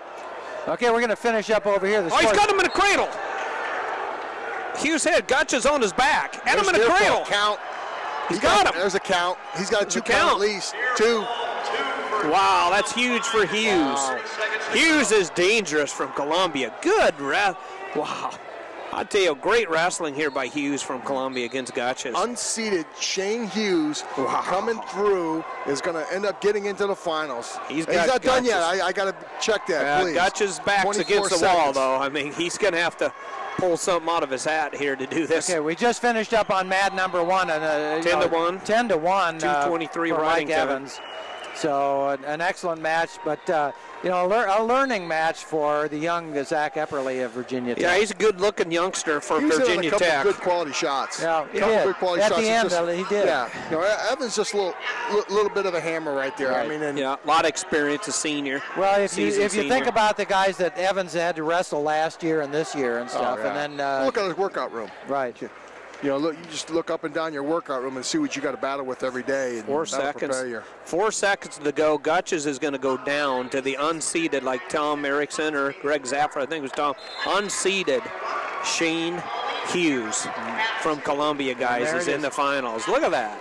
Well, gentlemen, that's why this is the greatest sport going. Yeah. You come from unseeded to get in the finals. Yeah, huge. And another credit for the Columbia program, and we have talked about them throughout this whole tournament. Got a guy in the finals. I think that they have to be. There have been several teams. Princeton, another team that's done well. But Columbia, they did well last year, but they're doing phenomenal so far this year. They got a guy in the finals. I don't know where they're man. Okay, we're going to move on up. Bernstein, Lofthouse. Yeah, Lofthouse and Bernstein. Lofthouse will be green, and Bernstein will be red. And we want to in on a shot. We want to mention, if you didn't hear before, that we got some information to correct ourselves on this. That Bernstein is from Texas, or his father wrestled in Texas, and Ofer Bernstein, wrestling out here right now, wrestles for Israel internationally, and is great. But basically, he's probably dual citizenship. And I understand that. I wrestled with the Greek national team for a little while. Did lousy as usual, but it was a lot of fun. And you're heading to Athens, correct? I am. Next week, I'm going back to Athens. Going to look up the wrestling program there. And it's a different time zone, right? Yes, it's 7 hours different. So don't call me. Don't call me. Okay, here we go. That match has started. We've got 1 minute gone. Are you? Okay, and Again, we've got Bernstein and Lofthouse. Lofthouse, the number 1 seed, Bernstein, number 5. Oh, nice Bernstein shot. drops down and grabs the ankle, and Lofthouse is trying to crank him over on the other side. Potentially dangerous. Good call by the referee. Yeah, Lofthouse was controlling a 2-on-1 and trying to plant on the mat, and Bernstein just spun out of it right into a high crotch. Yeah, so Bernstein is not going to be in awe of the number 1 seed by any means. He just showed that. Yeah. He said, hey, I've wrestled guys in Israel, so I'm ready for guys from Iowa City. Yeah. They both start with I, so last I'd heard anyway. So. Oh, yeah, here we go, guys. It's kind of an international collegiate match. Right. Okay, with the international twist to it. And I have to say that Bernstein is a pretty burly guy. He is very stocky. Look at the arms on him and that. I mean, he's some big legs too. Of course, Lofthouse does too. So I don't know if any of them's given up any bench press and power here. Yeah. Okay, no score still. A little feint by, I should say fake, not a real feint, but just kind of half shot, half shot net by Bernstein. That's about all we've got. He's kind of been taking the shots. I haven't seen Lofthouse kind of gone to his knees a couple times, but Bernstein's really been doing the shots, some are reach ones really. The kind of, we always refer to them at takedown anyway as half shots. So Scott Casper coined that one. Mm-hmm. Yeah, and sometimes you have a 5/8 shot as well, 5/8, 3/4, or that goes with Nelson, I guess. Yeah, right. But anyway, in our other match, you ready? Scoreless. Brown and Shiptalk. No score there between Shiptalk and Brown on the other match. It's still 0-0, 17 seconds to go. Shiptalk in on a shot. Yeah, the trifecta, the 3 amigos, the 3 musketeers. You say what you need, but here comes Maryland's little run. Yeah. Try to close out the round, put 3 guys in. Oh, you haven't been referring to us when you say 3 amigos? Oh, I see. Okay, now I know. Like that. It's the Maryland wrestlers. I know. It was these. No, he was saying 3 guys. The 3 wise men. Yeah. That's us. Well, that's a step up. Okay, 23 seconds to go. 2-0 score over on mat number 1, and that's Lofthouse again and Bernstein. And we've got that takedown by Lofthouse to get that 2 points. He's got 8 seconds to go, and he's going to build himself up about 42 seconds of riding time at the end of this period. So nice aggression on this thing by Bernstein to start with, but it ended up with Lofthouse getting that takedown. So we end the first period 2-0 with 45 seconds, which could end up being important for Lofthouse in this match. And I believe Shiptalk's in the red down there, right? So he's been taken down. So no, it's second period. Okay, yeah, because he had the takedown, doesn't he? He leads 2-1 now, or it was 2-0 now 3-0. Yeah, he just got his escape, so 3-0. Inside stand up there by Shiptalk. So over on mat number 1, we're starting the second period with Bernstein down, and we had a caution call there for jumping the gun on that. Nice call by the referee. It was definitely the case. And we go back again. Remember, Bernstein down and Lofthouse on top. Lofthouse breaks him down flat on the mat. He wants to keep him down. He wants to get that riding time. There you go, when he doesn't get it. With 2 seconds from it. A sit out and turn, the old-fashioned sit out and turn by Bernstein, and he stops the riding time at 58 seconds. Wow. A nice move by that. Bernstein needs a takedown. So he's got a twofer on that. Oh, he's got that. Single. He's got that. Joe Smith would be proud of that. A nice low single down on his ankle. Yep. Bernstein's lifting it up. He's got Lofthouse spread out. Let's see if he can bring it down. John Smith too. Yeah, and he brings it down, but he doesn't get it yet. He's got Lofthouse down. He's got to get behind. Shoelace to shoelace. Yeah, Lofthouse has keep that his ankle. legs freed up. You can't let Lofthouse get those legs, and he's got it. So. High man wins. Oh, he's got to keep it. Here we go. High man wins. This happened before, and Brown. Lofthouse is coming behind. He's going to get it. Lofthouse is going to get this. There it is. 2 points for Lofthouse. The move was initiated by Bernstein. A nice move. Now he's going to attack his face. He's got that leg crossed over and trapped.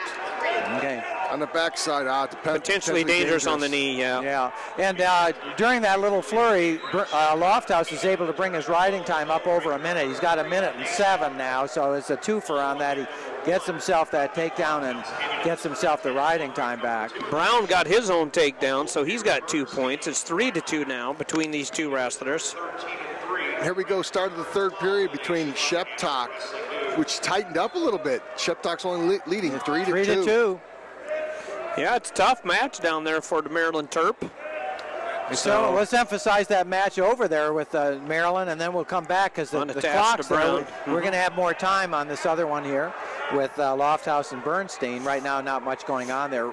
Lofthouse riding Bernstein really tight and racking up the riding time. Lofthouse got that trapped ankle, boy. Look at that. That trapped leg. You got to fold it back up. Figure four on the outside. The bent leg Turk, or well, not that, but that trap leg really is what it is. Okay, like minute 30 to go on Sheptock's match. Sheptock and Brown, and it's 3-2, so it is tight. Riding time just past 0 again, so it's not going to be a factor. I mean, it ultimately could with it. Takedown's going to win it. Wow, Takedown wins it. Thank you, Mr. Jim Hochstrasser. He used to have a T-shirt that said that. Andrew's dad said, Takedown wins it. And then in the back of the T-shirt it says Payback Incorporated. Yeah. Jim Hochstrasser. So. Okay, they're in a really tight, a collar tie now. Now they're spreading out a little bit. See if they can change their levels in that, but they're just pushing and shoving. Of course, they're big guys out there, you know. They're 184 pounds. They're going back at each other. 45 seconds to go. Man, the heckler's over there heckling. Yep. That's Polizzi's father right here. Map. Alex Polizzi from Northwestern is right here on map 3 in front of us. His dad's behind us, too, You got the heckler over on that side, and you got Polizzi's dad behind us. But between the two of us, we're stuck in the middle. Brown in on a shot with 29 seconds left, and Sheptock's got to defend it. Sheptock's got to get out of this situation. He's never trailed this match yet. Kick out. Yeah, nice job by Sheptock. Great kick out. Let's see right here. Are we going to be content to go into overtime with 14 seconds left, or are we going to wrestle it out? What can Brown do for you? Huh? Yeah, or do you take the chance of messing up and losing it in 14 seconds? I think they're going to be cautious on. In fact, they're not moving at all. That's it. Sudden victory. All right, here we go. I think it's nice that Nate Brown chose Lehigh since their school color. Their school color's brown. Right. So it's going to be easy to keep track of him. Really, he's wrestling unattached. Like I say, Sheptock has not trailed in this match, so. Yeah, he's on a shot. High crotch. Boy, he's in there deep. Brown's going to have to get his hips out. Post and go high crotch. And he did, and Brown did a nice job. Nice switch off to a double, and Sheptock wins it. And there's the heckler up on his feet. Yep. Up with his hands in the air, just like when he's in court. Good old Robin Ficker. Let's put it this way. I don't want to say what this implies, but he ran for Congress in Maryland. So he's an attorney, is he not? He is. He's very successful. Yeah. I've heard you don't want to go to court against him. Yeah. He'll shout the judge right into submission. Okay, we've got 25 seconds to go over here. What do we got over there? What do we have over there, Steve? Because you can see the score. I'll tell you what we have. Lofthouse is dominating 5-1 with minute 35 ride time. He's up. Bernstein's in trouble. Bernstein's now in more trouble. Takedown in the end. He's got a 7-1, sorry. The number 1 seat, Lofthouse. Doing a good job, so a big win almost there for Iowa. 6 seconds to go. 5, 4. One escape. Got an escape. 5. Bernstein got out? Yes. He kicked over the back and he kind of had to kick him. 7-2 over there. Well, he needs something supernatural here, so see if they practice supernatural stuff in Israel. Christian Bowley, part number 2 of the trifecta. Yeah. 3 Musketeers, Mouseketeers, whatever you want to call them. Yeah, that's right. And he's going against Burrick, who's with Iowa, but wrestling unattached. This is Burrick's first real test in a while. He's been injured or not in a lineup. I don't know. Tom's never really disclosed. Yeah, red shirt. He's not been in a lineup, but this is his first real big competition. This will be fun. I'll tell you, Christian Bowley is a real powerhouse out there. He's shorter and stocky. And look at that duck under to a single leg, and then he does a trip, gets the 2 points from the referee. Keith Pullman. And that was that Pullman's down here. Yeah, Pullman's on with that's Atwood and Gonzalez. I'll tell you what, Atwood has looked good. Atwood's in here on attack, but Gonzalez. He has Gonzalez. Great. Wow. I mean, that's those scrambles you can't describe. Holy cow. Gonzalez get back. Nice lip arm there by Atwood. He whipped him over. Look at Keith Pullman. Wow. Let's look at see what the score comes out. Yeah, 4-2.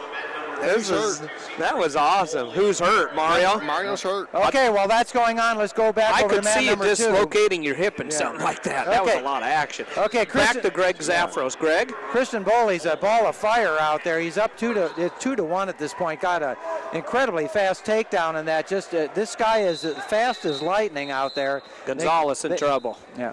They go Gonzalez, I got a feeling he ain't wrestle.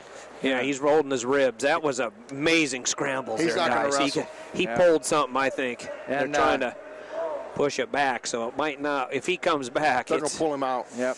I mean, I don't know. It's tough. Okay, so we're back. Okay, 2-1 over at mat number 2. We've got a minute and 30 seconds to go in the first period. And Kristen Boley's been a ball of fire out there, and he's going against Burrick of Iowa. That's Nathan Burrick. Yeah, I can hear the heckler saying roly-poly, bowly. Really, right. It's one of his favorites. Yeah, that's okay, but he's up 2-1. Yeah. Oh, man, he is, isn't he? Kristen Boley generally tends to be shorter than his opponents, shorter and stockier. A lot of power. Yeah. So he's got thighs on there like Melvin Douglas. I think Tom Erickson referred to that. Okay. Like the old traditional Melvin Douglas. Wrestled a lot of Kansas. And Burrick took a shot in there and tried to get in, but didn't even get close. He was a great one. So he had longevity. Okay. Melvin Douglas, he wrestled forever, didn't he? World champion. Yeah, he was awesome. One of the greats from Oklahoma Sooner. Okay, Greg Zafros, what do you see? Okay, back in the standing position there. There's a duck under again by Kristen Boley. Came out behind, but this is the second time he tried it, and I got to give Burrick credit for countering that one. I think he knew it was coming. That is the one of the signature moves of Kristen Boley. And there's a and Gonzalez is wrestling, by the way. Oh, boy. Yeah, I'm a little surprised. I am surprised by that. You know, I didn't even get the scoring. They must have given Atwood 2 on that little whip over. Gonzalez rolled him through and held him to his back. So it's a 2, and then Gonzalez 2 reversal, 2 near fall. And then Atwood just got to escape, right? And so now it's 4-3. But through that series of wrestling, if you ask me, I think Atwood would have been in the lead. I thought he had the upper hand there more than once, but the referee didn't see it that way. So you get what you see. Back on mat number 1, we've had a lot of activity there that Burrick got out in the first period, so it was 2-1 at the end there, and then Burrick goes down, and he got out now, so the score is actually tied 2-2. So while we thought that it was going to be a runaway in the beginning with Kristen Boley, Burrick is doing a nice job. Burrick's a stud. He's good. As we said, he cranked it up. I think he didn't realize the ball of fire he was getting into in that first match, and he has now stepped it up and give him a lot of credit for that. Burrick's tough. I'd say on paper Boley's slight favorite, but this Burrick can bring it. He's a good kid. Boley's got that look. When Boley wants to go, he can go. He can pull the trigger. It's going to happen fast. I'm trying now Gonzalez is in trouble again now for injury. So injury down. Yep, it's the same grab right there against his rib cage. He hurt his ribs. He's done. It's the same side, same everything.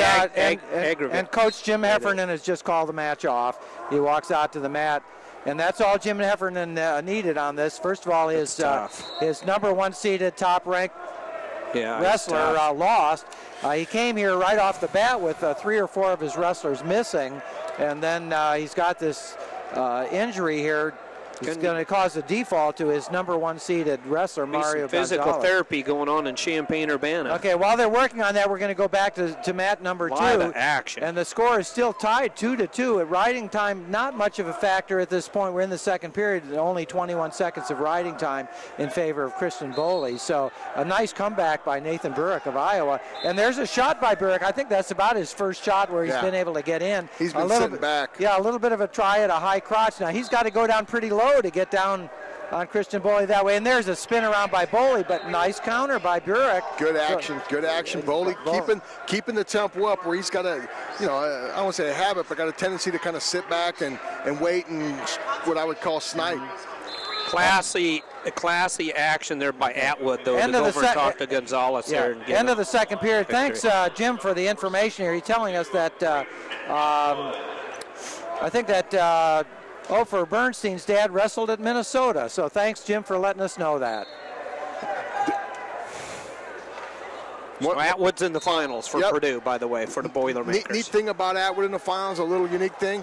Atwood has beaten both Boley and Burrick last year. Last year. Wow. Okay. Wow, that's going to be fun then. As they go out of bounds, let's go back in. And again, from Jim Hull, we got some more information that Evans was quite a thrower. He wrestled at Richland Junior College before coming to Minnesota, it says.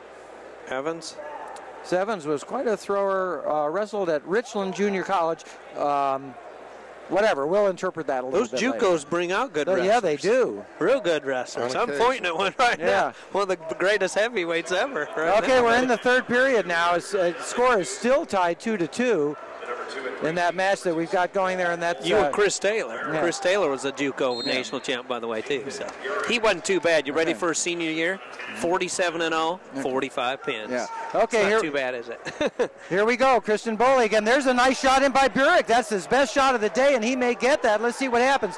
And he cranks Boley down, but Boley is so strong, he's trying to get out of it. They go to the edge. Oh, look at nice. And no takedown yet.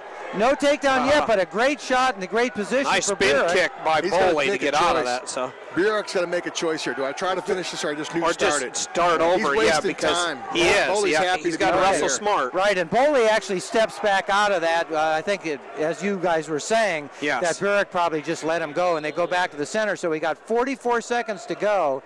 And the score now is 3-2, isn't it, in favor of Boley? Boley's up by one. He's in the red. He got the escape, so we go back. But what's really great here is that both wrestlers have cranked themselves up. Burek's doing a great job in his sort of comeback. Nice shuck by. Oh, Boley almost could have got a grab. Almost had a back heel trip on that thing as he was throwing Boley. You got to like around. it. Boley's not shutting down and running from this thing. Burek's going at it. Burke's going at it. The Hawk fans are clapping in the corner. There's a Burke wrestling unattached for Iowa. So now Burke sits back a little bit. Let's play a little defense. But okay, great 7 action. seconds to go. 7 seconds to go. Back to the center. He circles. That's smart of him to circle. Bring it back in, and okay, that's it. That is it. A win for Christian Boley of the University of Maryland over Nathan Burke in a really exciting match that in the beginning I did not expect to turn out that way. A great performance by both wrestlers, and they were actually trying both the same thing. They were the lifts, the throws, the step behinds, and all that. It was a great match. Some great action. Here we go. The last part of the little trifecta there for Maryland. You got Spencer Myers, veteran, been around, versus Adam Kuhn. So Kuhn, the big pinner from the Michigan. Well, not only the big pinner, but the young freshman going out there. He was one of the top-ranked wrestlers. Let's look over on Matt too. You got Telford and JT Felix. Look for Felix to hit a little ankle pick or something early in this match. Well, Felix did a great job of beating Medbury before and stuff, so he's getting himself into this thing. I don't think he's going to be afraid of anybody. I certainly don't think I don't think he's going to be afraid of Telford at all. Yeah, Boise State Bronco. I think he may be their only entry, actually, in this tournament. I haven't seen any other Broncos here. He's the only guy. I haven't seen anybody else here from Boise State. So, probably just trying, since he's top-notch, they want to get him into the Midlands and see how he measures up against some of these big guys. And he's made it to the semifinals, and he's got one on his hands right now. You got Spencer Meyer and Kuhn from Michigan. And let's just fill you in on that. Myers, again, as we said, part of that trifecta, the last of the trifecta. The first two, Christian Boley and Jimmy Sheptock won, and let's see if they can get the third win out of that. For Coons, the young freshman from the University of Michigan, quite a recruiting pickup for Joe McFarland and his crew out there. And you can tell that this Coon is, the way he's wrestling now, he's going to be a superstar. You know, it's just, he's not afraid, doesn't realize he's a freshman, he's just wrestling. Well, he's in the semifinals. He's wrestled toe-to-toe with everybody he's met so far. And let's put it this way, he doesn't look like he's a bit afraid of Myers either. So. And he beat Eric Thompson, real tough Eric Thompson, 11-5. Yep. So Myers going to have his hands full, I say. And although he's the number 2 seed, on paper he's supposed to be slightly favored here. But well, Kuhn's got a good body frame too. He's nice and tall, right?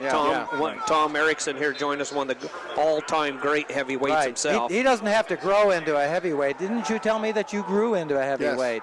Yes. And you're a hulking mess right now. What can I say? I actually learned how to wrestle first. But yeah, right. Yeah. And that's really odd for a. But that's good actually, really, because then when you got in scramble situations, but wasn't a lot of scrambling with Tom Erickson, by the way. He just picked people up, threw them down, and stuck them. So. Yeah. Man, look at Kuhn, just dominating position, backing Myers down, dominating position, hooks, passing them. But no score with 1 minute to go in the first period, so it's an excellent on both. match. You like that? A nice mid-level shot by Kuhn. Not risky, but yet being offensive. Come back, try to dig an underhook. Where's Myers? Standing right on the edge. Yeah. So push him out. Exactly. One more time, he's getting a call. He does that again, there's a warning coming his way. Against Myers doesn't get going. if I'm coaching him up, that's why I'm kind of chirping the official. And Myers takes a step back right at the whistle on that. It's going to be a problem for him if he doesn't step it up. And Coons is there. It is. Tom Erickson called it. Good job, champ. Got a nice hook in. Now he's going to go to work with the hook and throw bys, knee picks, and stuff like that. He's been the busier of the two. No absolutely. I mean, Felix has taken 2 shots on Telford, by the way, down here. He's gone in twice on him. But going in against Telford is tough. Sometimes you pay for it. Boom, there it is. Okay. Underhook looking for that throw by knee pick. Yeah, and I'll tell you,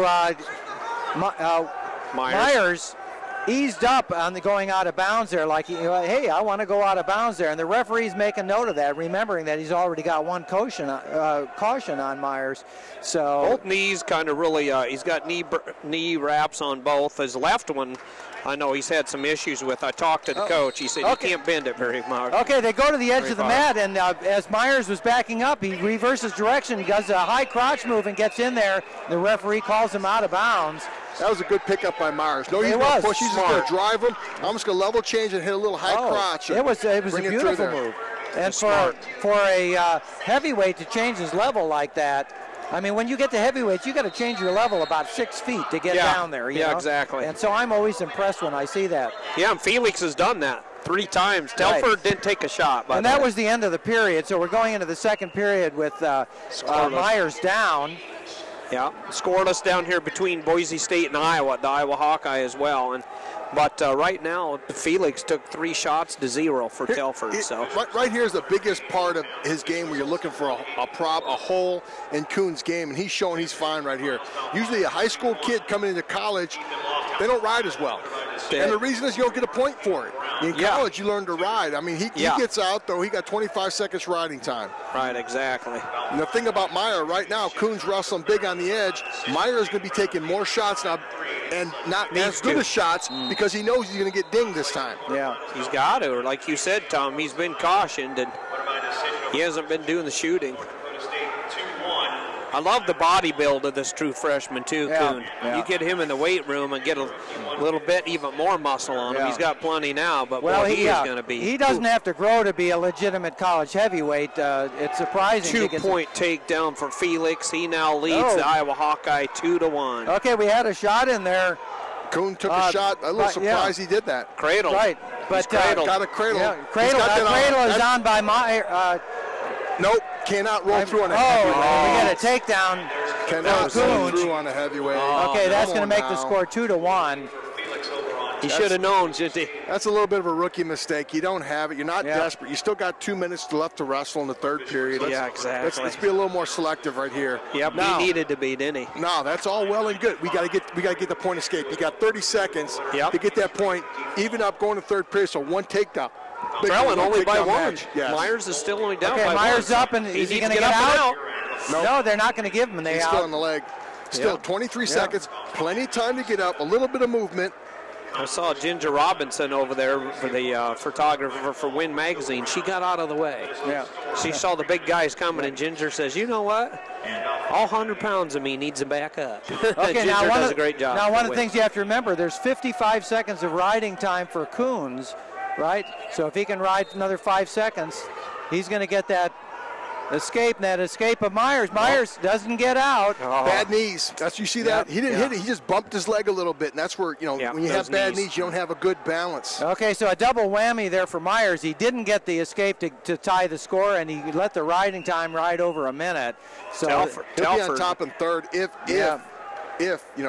Telford, by the way, got out. I take that back. Tied it. Myers is going to have choice in the third. Mm-hmm. Yeah, but he's down now. What's he going to choose in the third? What would you choose? He's down. I still take the point. I'm egotistical. What point are you talking about? I'm taking my escape point, and I'm going to take it down to get it. He's down. He hasn't been able to get out of there. He's gotten 1. Yeah, but he got that early. He got that in the first period, but that was it's still a free point. I'm going to get an escape. Well, we'll see what happens here. Okay, we're going to bet on this one. I'm going to bet a nickel. You guys are going to bet $50. Actually, it's Kuhn's choice, and Kuhn's choosing down. Kuhn chooses down. Okay, so Myers doesn't get his chance to take that down position. So Telford and Felix, by the way, 2-2, 23 seconds going to second period. Felix in on another shot. So. Okay, so we've got that escape by Coons. He goes up 3-1 now. Telford is one of those others who came out of high school big enough to be a legitimate college wrestler. Him and McMullen. He was twice as big as McMullen was, even though McMullen beat him in high school. They both were the number 1 and 2 recruits in the nation coming out of high school. Okay, so nothing going on with Coons and Myers right now, and it's up to Myers to decide to win it. And there's a little level on change. A shot, but I don't think he can push off with those knees. Okay. No.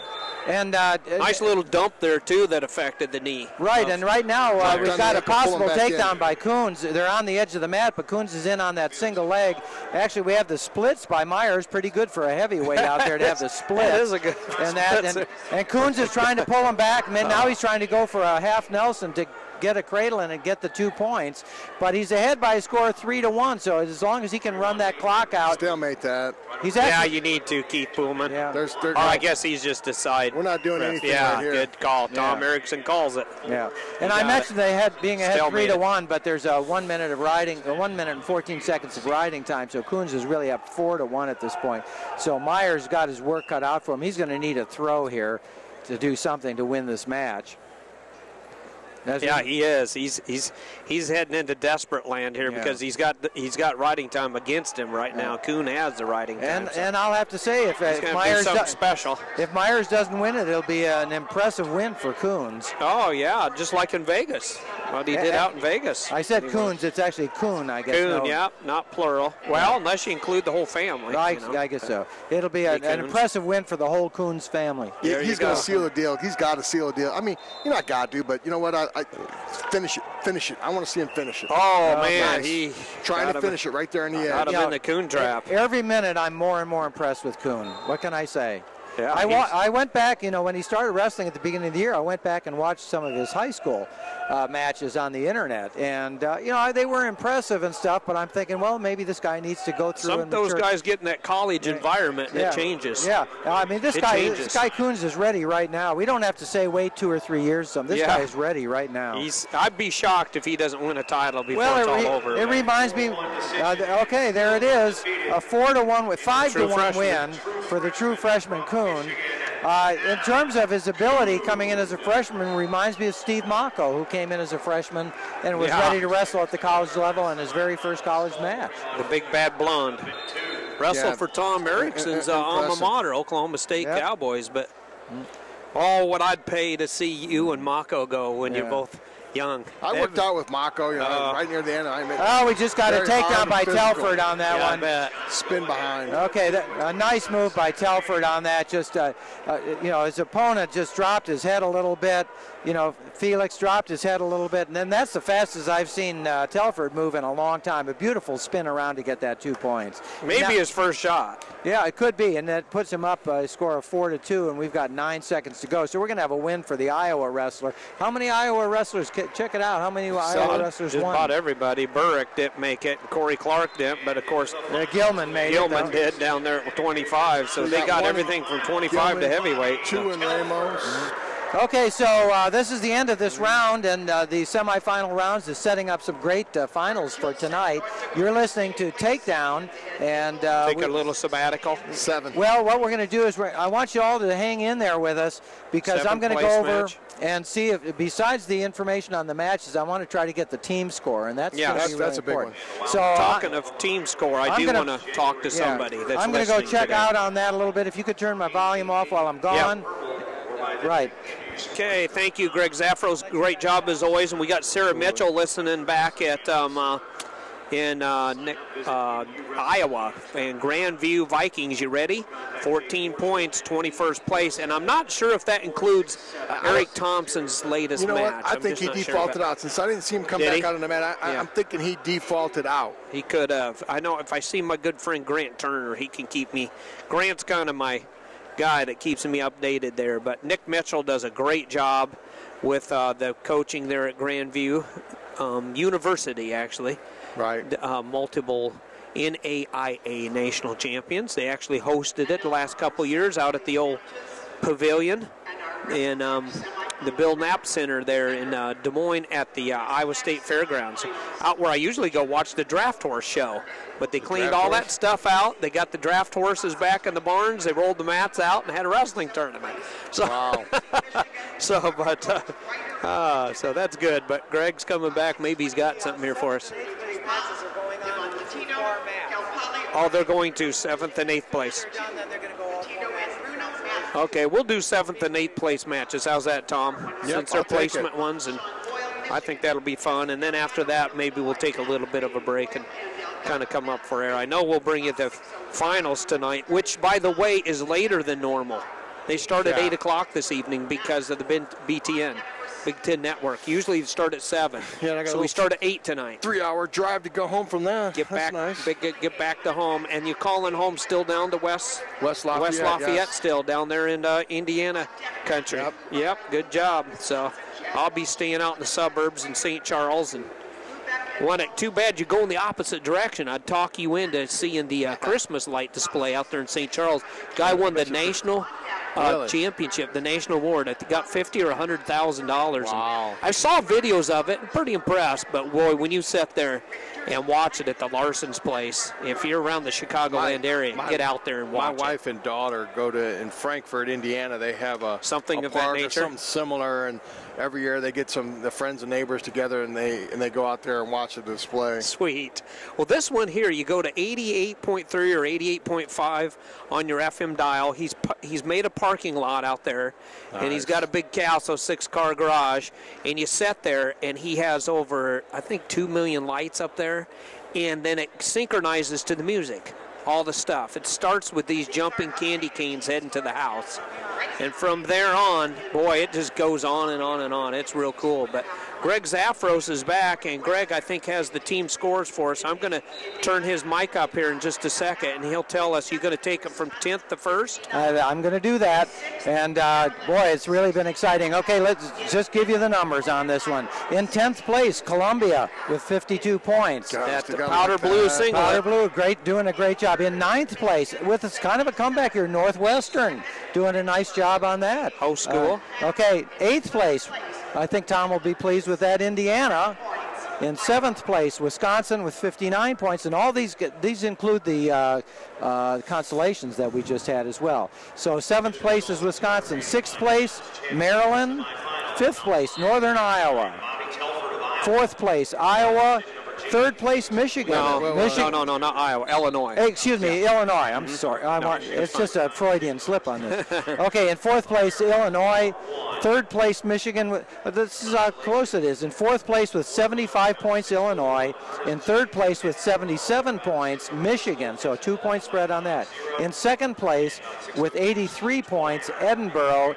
And with 169 points in 1st place, can you guess on that? Iowa. Somebody from Iowa City, I got a feeling. Yeah, it's probably going to be Iowa. It is Iowa. So they're running away with it. As we said before, it's really now a matter of 2nd place, and there are there are definitely 3 teams in the running on it. You've got Edinburgh, Michigan, and Illinois with an 8-point spread. I want to tell Sarah Mitchell back in Iowa that Grandview has gone from 21st to 19th. So the Vikings moved up a couple spots. So maybe Eric Thompson did wrestle, maybe, and he won. I think that was the only guy left. Kids from Grandview, though. Yeah, they did have another Grandview Viking in there, too, as well. And then on another personal note, for a good friend and champ, we had just been calling him the champ, Tom Erickson, your Purdue Boilermakers are just barely out of 10th place, where you coached for many years. They're in 12th place. They're with 45.5 points. Right underneath Lehigh. So Purdue doing good. Okay, the 7th... with Atwood in the finals. The 7th and 8th place matches have started. Yeah. And we have that on your brackets. No, do we have that on your brackets? These aren't 7th place matches. Well, unless they are in the back. I know these are Consolations. Okay, you didn't come. Okay, I'm going to go over and see if we can get the brackets for those matches to try to... Is this Delgado right here? Yep, yeah, you got Consol semis right here. Oh, boy. Okay. So Delgado running. Yeah, well, he's going for 3rd, but we've got the 7th and 8th over on the far side. I'll see if I can pick up some paperwork for us on that, but we want to thank you all for listening. Stay with us, and we're going to what do you think? We're going to start about 6:30 tonight? Well, it starts later. It starts at 8 o'clock tonight 8 because of the Big Ten Network. Oh, okay. We got it delayed. That's what the rumor has. That's what I've been told by some of the people up here at the table. We'll check and make sure. Okay. Well, we usually start at half an hour before. So if it's 8, we'll go 7:30. Okay, 7:30, and give you the complete rundown on things and. Give us a chance to go to even a little nicer restaurant. And right. Sit down and you're treating, right? Place where we can sit down and wait for the food instead of just to go through the drive-thru. Right. And you're listening to Takedown. I think you all know that by now. And I want to thank my compatriots here, Tom Erickson and Steve Foster, for doing such a great job today. Scott Casper doing a great job making it all possible. Right. And so he sells the real estate, so we can afford all this. Okay. So it's always a pleasure. Okay. I'm going to let these guys finish off today on whatever they want to do, and then I'll see you tonight. We'll all get together and we'll bring you the finals tonight. So looking forward to it. This is Greg Zaffro signing off, but stay tuned to listen to Tom and Steve here. They're going to finish up. Yep. Bye, everyone. Sounds good. Or some people have called us Scott Foster and Steve Casper, so we've been referred to that a couple times too over our tenure of doing takedown wrestling. So, but we have a lot of fun. We're here at the 51st annual Midlands. Jesse Delgado does lead his Michigan opponent, and so I'm going to give you that match here. It's going to be right in front of me between these two, and so we got Delgado. You know, Delgado was the number 1 seed and returning NCAA champion. So Delgado did a good job. Just following up a little bit on kind of answering Greg's emails just a little bit. A gentleman named Jim Hall, chimed in and talking about heavyweights and junior college, talking about Rulon Gardner, Olympic gold medalist. You know who Rulon is. Yeah, sure. Went to Rick's College. Great.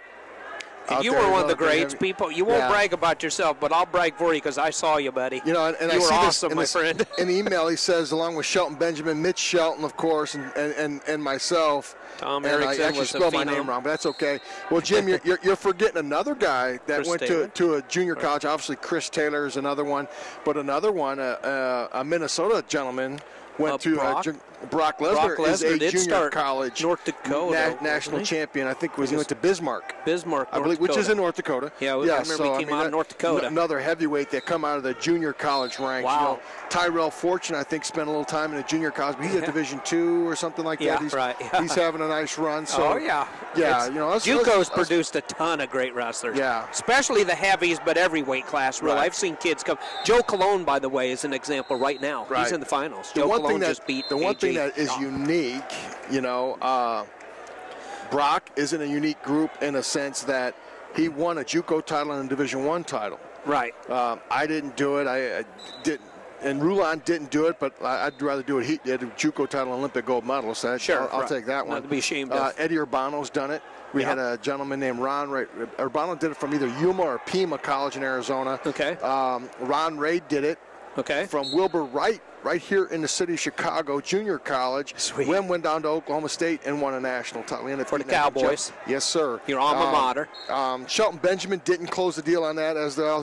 He was an All-American. Mitch Shelton didn't do it, but he was an All-American for Oklahoma State. So I can't remember. There was a handful. There's only about 3 to 5 that I think that, as we went through the list, I used to go in the Hall of Fame and kind of look around in there and see. JUCO's Hall of Fame, by the way, I've read it. It's amazing. Yeah. The JUCO Hall of Fame is impressive. Yeah. You get in there and read these names. The wrestler with the greatest percentage of winning for the Iowa Hawkeyes, Joey Williams' brother, T.J. Williams, he was a JUCO national champ. Yes. And he owns the record for the highest winning percentage. He only lost once in D1. Yeah. And he came out of JUCO. So JUCO has produced some amazing I believe D1 Steve wrestlers. Williams went to Steve Williams and Joe Williams used to say, if my brother could have wrestled in D1, buddy, I got news for you. Right. I couldn't hold a candle to my brother Steve, which unfortunately died at a very young age. Is that right? I think he had like an asthma attack or something.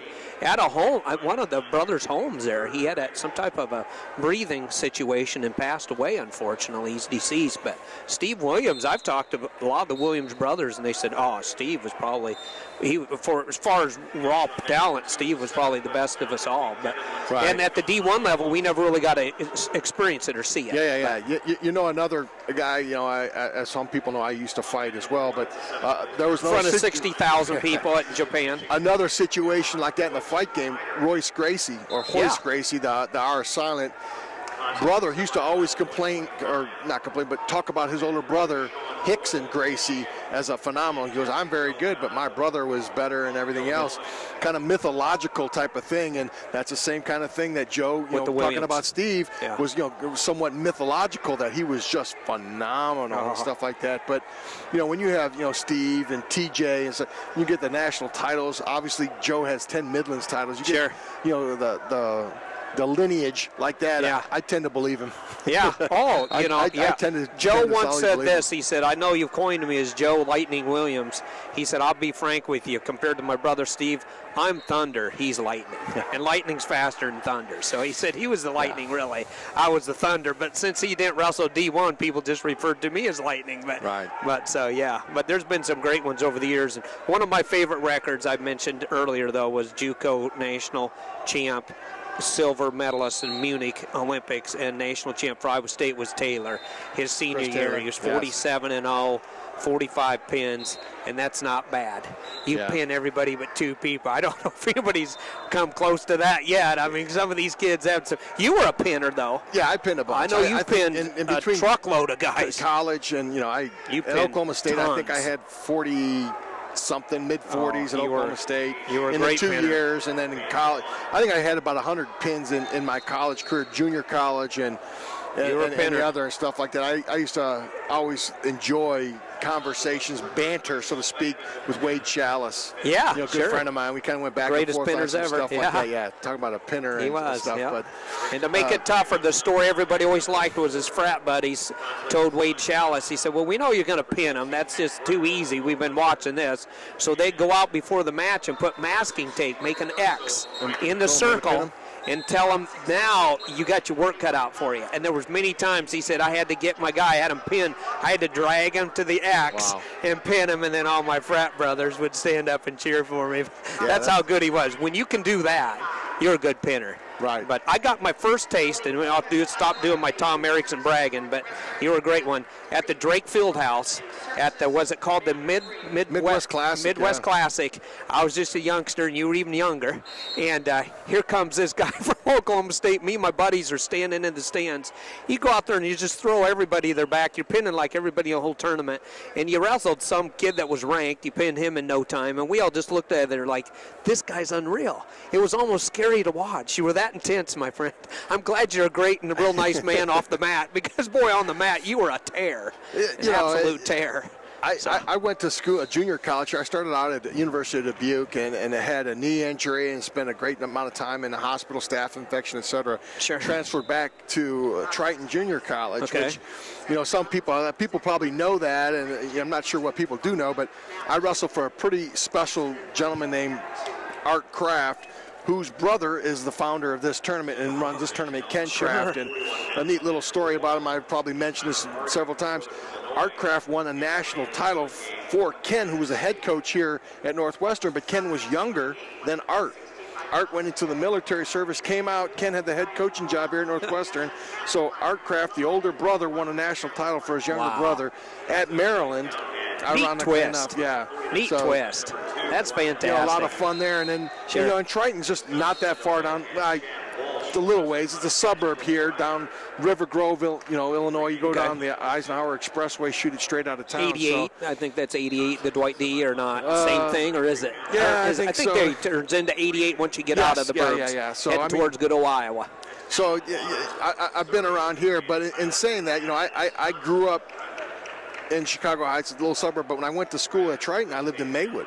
Okay. You know, Maywood's a little bit different ethnic makeup, a little different social makeup and stuff, on probably on the lower end of the scale and stuff like that. So I spent a great amount of time there. And, you know, one of the things with the teams we had there, you know, 1 year, you know, I was there redshirted. They won a national title. The next year, my freshman year, won a national title. We set the record, 145.6 people in the finals. Then my next year, we were in fourth, and I had a pin, and we went from fourth to second.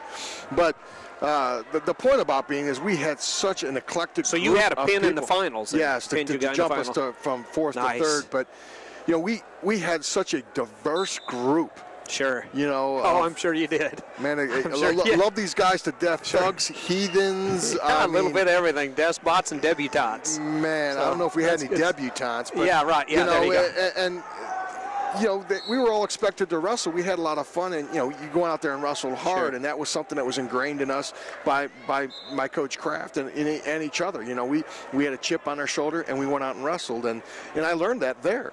You know, we had talked about a story about one of my first trips at Oklahoma State last night at dinner that I absolutely cannot, you know, talk about on radio. But, sure, yeah. But, you know, we, you know, I had that chip on my shoulders. That's, sure. You're here to wrestle. And you know, we never used an excuse, well, you're a heavyweight, you wrestle this way.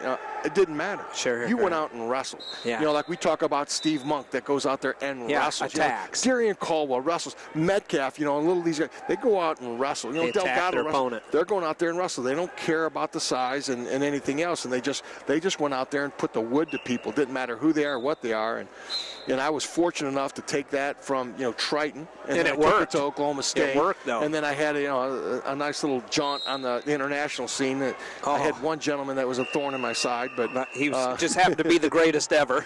Absolutely. So, and he's given you tons of credit, by the way, over the years on Takedown Radio. He said if it wasn't for Tom Erickson giving me those 1-point matches and overtime matches, I went to be the Bruce Bumgarner that everybody knows. You know, that's reciprocal. You know, I mean, a lot of people ask me why I didn't switch styles. You know, where, you know, Matt Gaffari. Yeah, Gaffari did. Yeah, silver medalist in the world. Yeah. Rulon Gardner, who's Olympic gold medalist and a world champion. People don't kind of remember he also won a world title to back up that Olympic title the next year. Against Corellin.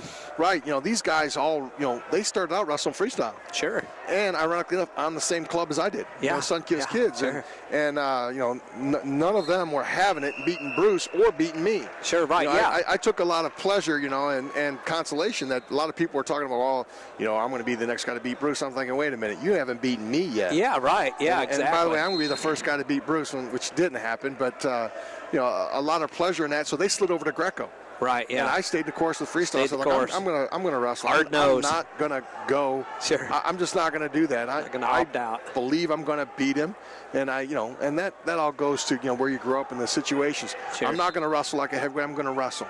Yeah. I'm losing. I'm not gonna give up. I'm not gonna change over because you're one of the greatest attackers ever as a heavyweight. You know, you attacked like 150 pounds. You wrestled. You did. You know, just took off. You wrestled, and oddly enough, I got here as you got older. You got a little smarter. I didn't attack as much, but you know, great experience. You know, great experience, and all those neat things that happened to me. I was an alternate on 3 Olympic teams. I won the World Cup and traveled the world.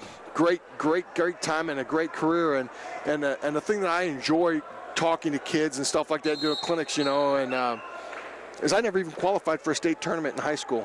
Those are cool stories. You know, and I'll start it. I walk it backwards. When I give speeches and stuff like that, I'll kind of go through a little bit of my career, little highlights and just different things. Then I go back. You know, and how many times do you think that I won the state? You know, and yeah, I'm like none. How many times placed? None. You know, and so they're like, what? Really? Yeah. We weren't this. I'm like, no, it's just through hard work. So when you tell me you can't do something, I can. You know, I'm able to look at kids and people and yes, tell them a fact. You know, you have to want to do something and climb your way out of it, and you know. And Eric Volker was that way. He placed, I think, once in state in Iowa, and then he ran off and got in that college environment and won 2 national titles. I went on a recruiting trip with Eric Volker. Did you? When yeah. I went to Iowa State and Oklahoma State on back-to-back weekends, and Volker was there. Volker's tough kid. Relatively He's good friend hard-nosed. of Eric's. You know, I haven't seen him in years, but he's a good man. He's a minister of a big church in West Des Moines. Wasn't he a fireman at one time? Yep, you're right. Boy, you keep up. Yeah, Volker was on the fire department. Now he actually is assistant pastor at Iowa's largest church. They have 30,000 people come to their services every Sunday. So, very effective man, very encouraging man, very just a good guy, Eric Volker. Tough nose, though. You get him on the mat, he was like Tom Erickson. You better be ready. He's going to bring it. He's in your face. So it's just I've had a lot of great mentors in my life, and a lot of them have revolved around wrestling. Obviously, that's a sport I've chosen, but you know, the people that I've talked to, Ken Kraft can validate this about his brother Art. There isn't too many people that can't say he wasn't a great person besides a great coach. And I've gone through and I've had some special people in my life, and that's why it's revolved around wrestling. But the skills I learned were life skills. Yeah, exactly. You know, how to get along, how to be appreciative of things and people in your life. Teaches you respect others. Win or lose. Interact. And the other thing is the family aspect of what wrestling is. Yeah, it's a fraternity. You know, here I see Mike coming by right here, and Mike Allen. You know, Mike Allen, who, you know, phenomenal official, and I can point to some other officials out here. I'll tell you what, Mike's had to chew me out as I'm sitting there and the coaching in the corner, but you know what? He'll be the first guy I shake hands to when I see him in the door, you know, walking in the door, you know. Yeah. It's such a great family. It is. And people yourselves and all these people here, you know, we're just a tight-knit family, and the sport of wrestling, above any other sport, is able to do that. And I don't see people have that in general, where this is one of the few sports, and like I say, I'm biased by saying that, but one of the few sports that can just do something like that and have that closeness and the interaction with each other. It's a sport where you can be, you can turn on the switch and turn off the switch. You can turn on the competitive switch. Everything's legal, everything's fine, but we're going after it, hook, line, and sinker. When it's all done, you try to, you're coached to and trained to bury the hatchet, move on. Like you said, you've had some heated discussions with Mike Allen, but when it's all done, afterwards, you guys might go down to Triple X and get some hamburgers there on the campus of West Lafayette, Purdue. So, or at Scotty's. There's a good place, Scotty's. I remember there in Purdue. There, yes. So I got a picture of Scott Casper in front of Scotty's. So, but that's a good place to go get some ice cream and pizza and what have you. And you guys can sit at the booth and have fun and talk about it. But you know, an hour or 2 hours earlier, hey, wait a minute, you're pointing at each other and saying, no, that's not the way it should be. But ready to run me out of the gym, man. He always jokes around. You got a warning as I'm just coming in. Okay, Mike, I got it.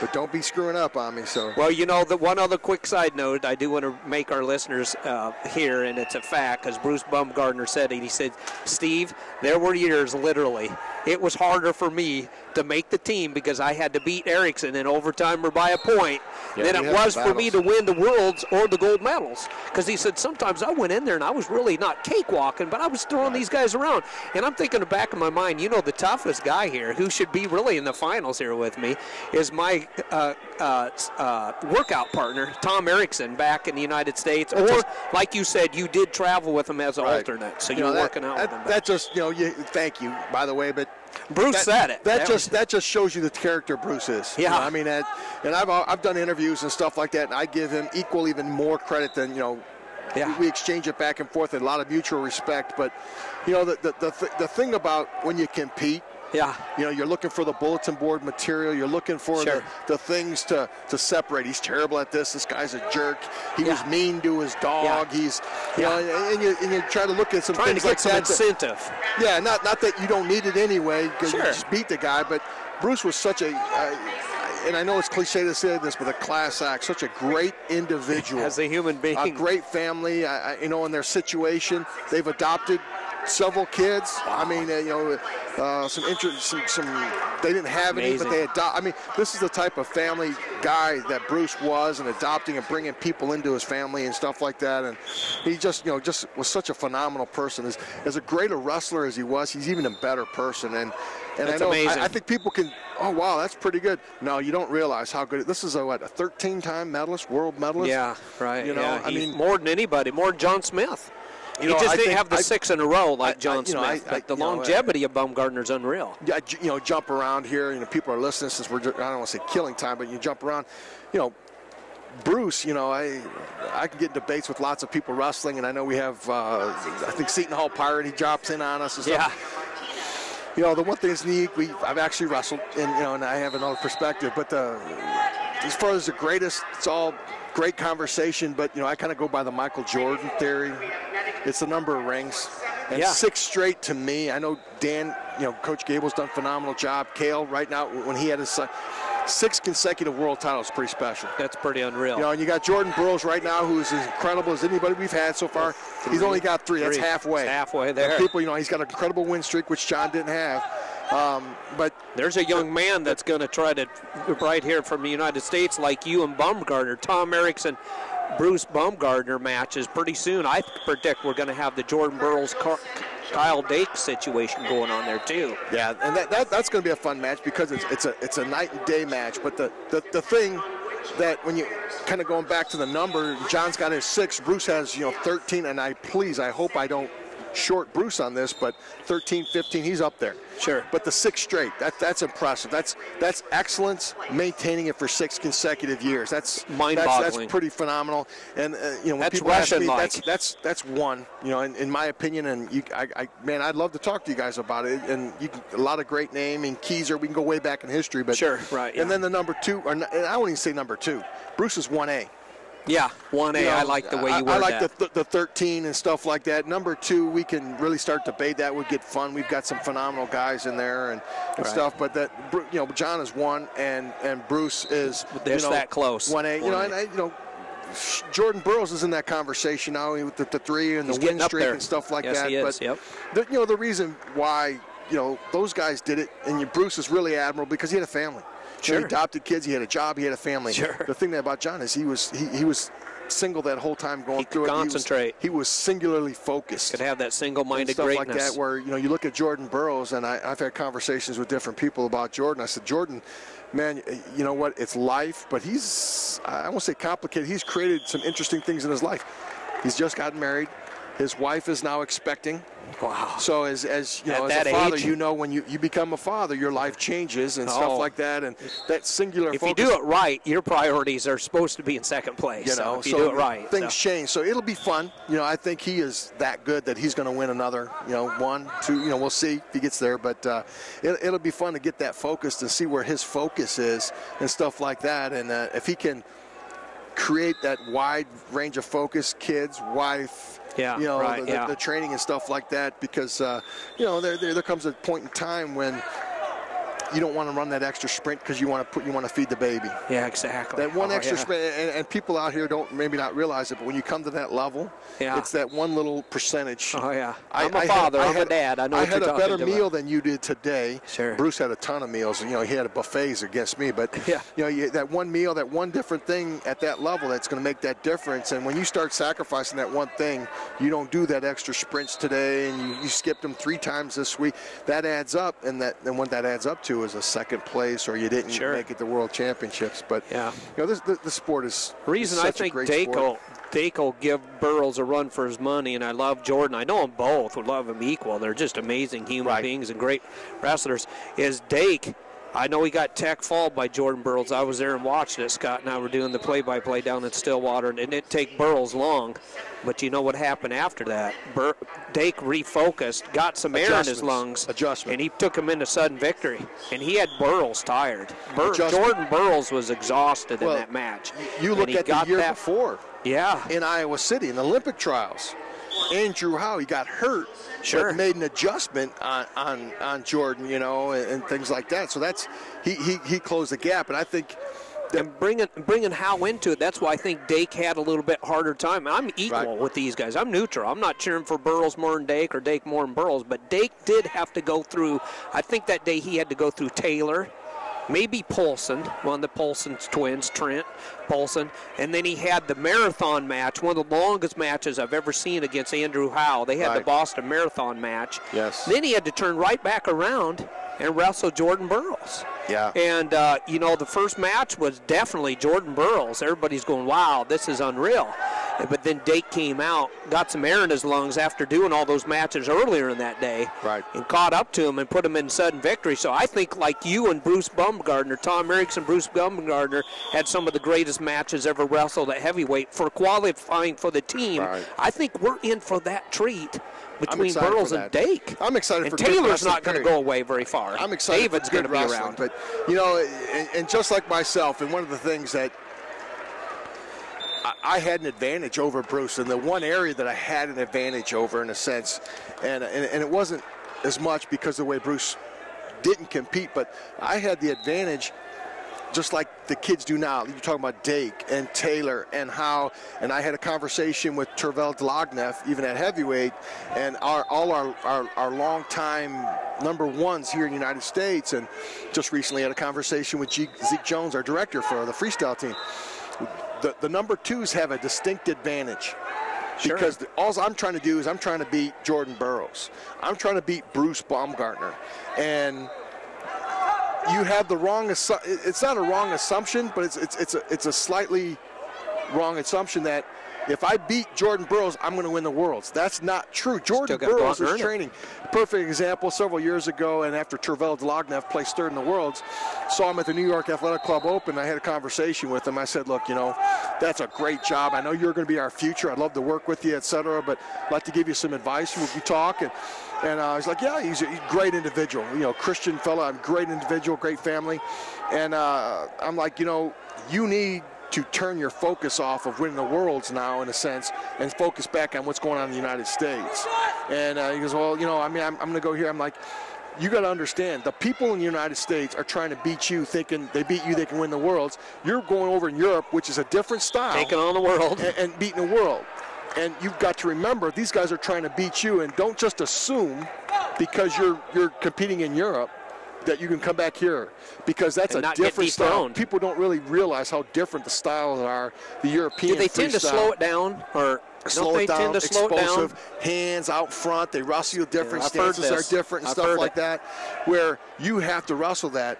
And near the end of my career, I was wrestling a great deal in Europe. And and bless him, and he's here. Is Tully Thompson. Tully Thompson knew he's going to beat me and win the world, and he actually placed after he beat me, but Tully was just trying to stay focused, and he's working to beat me and doing the right things and making me have to wrestle in the positions that he's doing. You're running around trying to conquer the world. I'm trying to beat, win the world, wrestle the World Cup. I'm wrestling this tournament, that tournament, and that's the same thing. In Cuba, you went down to beat Rodriguez. I remember in Cuba, beat Rodriguez. And that's the thing that happened to Tervel that year. And just a year later, after I had the conversation with Tervel, he lost to Les Sigmund. Yeah, sure. And he's like, okay. And it's not a rub-in type of thing. It's just like this. There's a reason. Sure. You have to come back, and that's the tough thing about our sport in that. And then it's also a great asset where you're going to have that depth.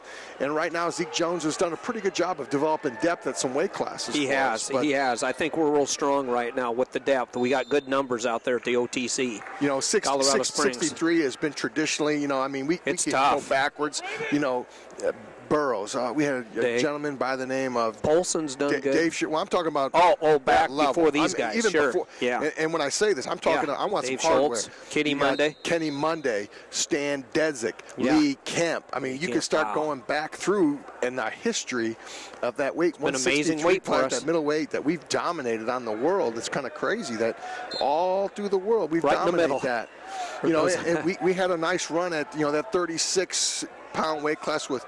We had Joe McFarland was this world silver medalist. Right, people forgot about that. Yep. I'm sorry. I saw the Gray Wolf, they call him. Then John Smith takes over. He wins his 6. Tom Brands comes in. He gets a couple. Terry, even at the lower weight class, and Kendall Cross and those little lower section weight classes have done such a phenomenal job for this country. So those are, and then the heavyweights. We've had lightweights, middleweights, and heavyweights that have done a really great job in our country. Yeah, and right now there with Burroughs, you got Dake coming up, and Taylor's going to be graduating from college. He's a senior this year, and I don't know if Polson's going into retirement or not, but the reason I bring up Polson is I remember at the Carver last time for the Olympics, Dake pins Taylor. You ready?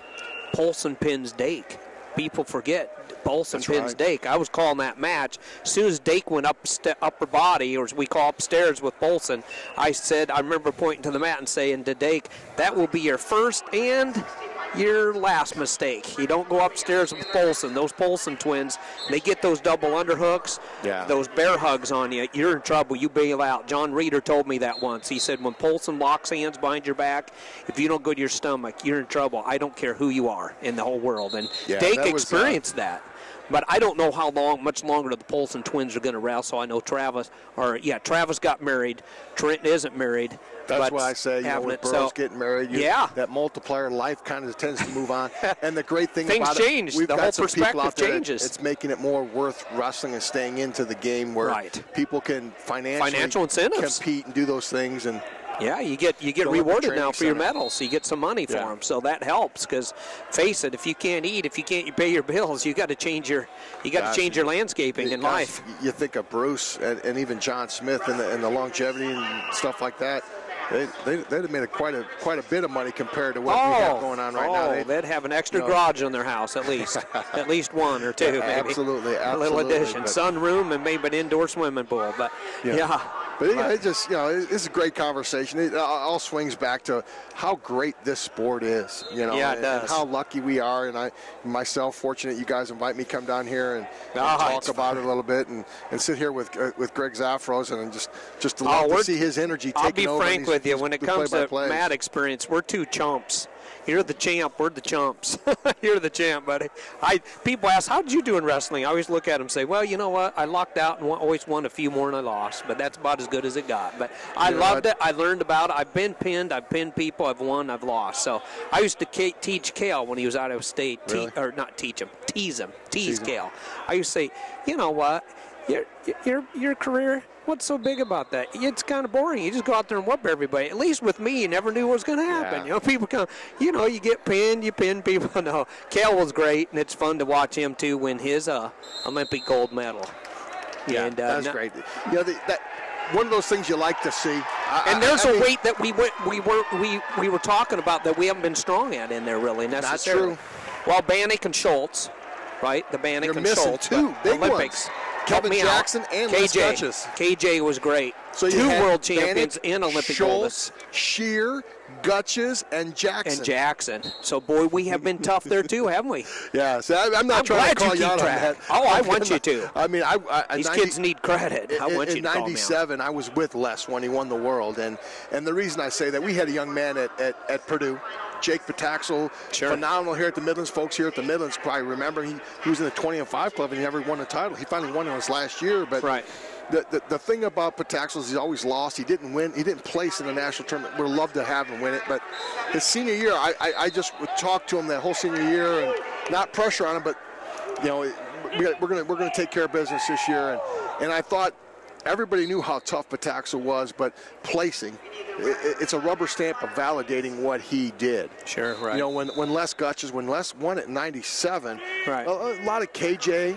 And, oh, my gosh, I apologize to you, Melvin Douglas. Melvin Douglas out of the state of Kansas. I think you said Topeka, right? Topeka, 80, Kansas. He won his title at 80, went up to 98. Jim Shear was at 80, ended up going to 98. And Bill went to 220. Shear brothers, Bill and Jim. So, yeah, we've got a bunch of history out of Nebraska. But, or wrestled for Nebraska. I think they were out of South Dakota. South Dakota, yes. South Dakota kids, yes. The Shear brothers. They're with Randy Lewis out of South Dakota. Boo, yep. Yeah, so.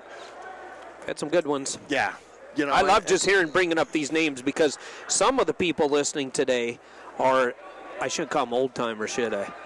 Experienced fans and wrestlers, and they know some of these names. But a lot of times we get these new youngsters listening to this, they don't realize the names and the history. Well, and then we get Mike Chapman in here, he's going to take us way back. I'd be embarrassed. I couldn't sit with Mike. He would embarrass me. And I feel pretty comfortable because the Hall of Fame, the National Wrestling Hall of Fame is in Stillwater. Sure. I know they have a museum in Cedar Rapids. Waterloo. I apologize. Sorry, Mike. Waterloo. And that's Mike's baby. Yeah. And, it's full of amazing history. Heck, amazing history. Guys like Danny Hodge, who Dynamite Dan. Frank Lewis back in the 36 Olympic Games, Doug Blueboss, Shelby Bill Wilson, Smith. Bill Smith. I mean, these guys are world medalists that are way back in our history in that middleweight class. You know, I mean, there were some great ones. And, the funny thing is, we see all these facilities and things that we have now. Back in the 36 Games, I remember they were working out on feather mats, straw on the deck of a ship. As a ship, they're going across the ocean, and on the deck of the ship, they're throwing straw down, and that's where their workout was. Is that stuff unreal? That's just Glenn Brand. Yes. Glenn Brand was a good one. Stanley Henson, the Henson brothers. Stanley Henson, he was good. Stanley Henson, I don't know if you've ever seen a mug shot of him. I shouldn't use the word mug, but a face shot. Pardon me, Stanley. He wasn't a mugster. He was a great guy. But he was one of the toughest looking guys I've ever seen. He looked tougher. He just looked like a guy like, you know what, I'm not going to mess with that Stanley Henson. But he was great, too. And Robin Reed was another great one. Yes. Back in the day, Robin Reed. Yeah, if it wasn't for my good friend Mike Chapman, I wouldn't know a lot of this stuff. Mike's my buddy, and I read his books. I remember when I kind of started to his house doing a few mixed times. martial arts and stuff like that, and he got me introduced to Luthez, Frank Gotch, the catch wrestling and stuff like that, sure. and the guys out of Minnesota. Yeah, I mean, there's not a lot of people, that I've chased down. Well, I don't want to say chased down, but I'm not an autograph seeker. Sure, you know, right, yeah. and stuff like Right. that. And I admire people competing, and whatever you name the athlete, there's some great things about athlete. That's a very special thing. But the guy in wrestling for me, and this was sacrilege as I say this, was Danny Hodge. Sure, yeah, I got his autograph. You know, Danny Probably Hodge, about the only one I got. And the people that, Seriously. if the people out here, in the radio land listening to us, Danny Hodge wrestled for the University of Oklahoma. For the Sooners. And, I wrestled at Oklahoma State when I transferred to Oklahoma State. But Danny Hodge, how special Danny Hodge was, the Hall of Fame Museum is right there in Stillwater. And Scary statistics. When you start talking about his statistics, they're scary. Well, Danny Hodge, in 1 year, he won the NCAA title, the freestyle title, Greco title, and the Golden Gloves title all in 1 year. I think in the Golden Gloves, Sugar Ray Lewis was his corner man, and yes. Dan not only won every fight, but I think he knocked everybody out. I think he knocked out every opponent. And I think he had like 15. Yeah. Dan Hodge right there. He's my buddy. I've golfed with Danny Hodge. So. A neat story about Dan. He had a son. He had a son named Mike. I know Mike. And Mike was I know of him. Mike never wrestled. Yeah. Never wrestled. Right. Incredible athlete. Mike and Danny at the time when I first met him lived in Ponca City. Perry. Sorry, Perry, Oklahoma. Yep. And Mike never wrestled, but Mike was an incredible athlete, and I ended up by happenstance playing on the same softball team with him. Well, Mike was probably about $165, about 5'10", $165, and I'm 6'4", 2 something, hitting the ball and throwing the ball. Mike was the most incredible athlete, at the time, and I saw that just was never an athlete per se. Sure. He worked on oil rigs, turning wrenches, and the reason he could hit is because turning wrenches. If people understand, working the old-time oil rigs, you had to turn and uncouple and tighten down the shafts that were being drilled and the pipe and stuff like that, and that was what Mike did on a daily basis. So could hit a softball out of the park, just incredible. He could hit him, and Dan could probably crush him. So. And so one day, and I'm like, man, I kind of put it together, and we're playing, and I'm like, I kind of asked something about his dad. He goes, yeah, my dad always comes to the game. I go, what? He goes, yeah, he's sitting right over there. And Danny Hodge, he's quiet just and humble. A little old guy. I mean, I would say little old guy. He's a medium-sized guy, but just sitting there in the stand, you would have never picked it out. You shake hands. Definitely a good quality handshake. This is a guy that crushes. Be careful when you shake his hands. Be real careful. Apples, but this guy's just sitting there, and he's just a cabinet maker in Perry. Just a simple life. And then a gentleman by the name of Jack Roller started the Tulsa Nationals and kind of brought Danny back into it. And then Wade Boyd made the movie and brought Danny back. One more shot. Danny back into the spotlight and wrestling and things like that. And then Mike came up with the Hodge Trophy, Mike Chapman. Yes, I mean, because if that never happened, Danny would just be a little simple cabinet maker, enjoying his life, watching Danny and other kids, grandkids play and stuff like that. And good observation. How crazy is that? And I just admired the heck out of that. I just, just a great, humble guy that. Man, you just love being around all that. That was I've golfed with Dan for a fundraiser for the Dan Gable Wrestling Museum 6-7 times, and his wife's Dolores. Dolores used to take pictures of me making the world's biggest divots, by the way, out on the golf course. I was a great divot maker. I hit more grass than I hit ball, I think. But anyway, it was funny, almost to watch if you like comical stuff. But she would take pictures and mail us back pictures of me and my wife, Swahili Janelli, hitting the ball, my son Grant, and Mike came up with them once, and then Dan and Dolores, and write like 3 or 4 page letters to us. Wow. Thanks, it was a great time, and it's like, man, I can't imagine. This is like my hero, he's a legend. His wife, they're just quality people. One statistic I thought was cool, of course, there's a lot of great wrestling statistics for Dan Hodge. Never did he not only lose, nobody ever scored a takedown on him. Try that one. So that's pretty amazing. crushing apples, busting pliers too, by the way. If you gave him pliers, he could break the bolt out of them. And I'll never forget the Target Center, the Nationals were up there. It was the year maybe Gardner and Ostendorf wrestled, maybe, or maybe it was from Iowa. I remember there's a great heavyweight match. There was a heavyweight match that involved Gardner from Nebraska. It was a 14-13 match. But Hodge was there, and the kid, you ready? He was standing there getting the autographs from him. The kids pulled a quick one on him. They ran down to a hardware store, and they got a wire cutter. So he's crushing apples. He busts 2 pliers up. He bucks the bolts out of the pliers. These kids slide a wire cutter in there. You want to hear something amazing? Took him longer, and he was grunting and groaning like he normally doesn't have to. He worked the bolt out of that wire cutter. Did he really? Yeah, and I don't know if you're a real handyman, but wire cutters, there's a difference between a wire cutter and a pair of pliers. He took the fulcrum and the pin out of that wire cutter. And I just looked at him and I said, that is scary. Now, some of the things the 2 men named Dan, that book, Dan Hodge, Dan Gable, written by Mike Chapman, is many wrestlers back in the day when he wrestled for Oklahoma, many of them will give up the matches. And the reason is because they said he could accidentally grab your hands and break all your bones in your hands. He had such a grip. And I talked to... Said an extra tendon or ligament in his hand. Yeah, Dick Hutton once said, I got up, the first 3-time national champ out of Texas, first 3-time champ ever, Dick Hutton. He said that I woke up... He was a heavyweight. And by the way, he was 1 point, I forget how it was, but he was our first almost 4-timer. He said, I woke up one day after wrestling Dan Hodge, and I woke up and I had all these bruises all over my body.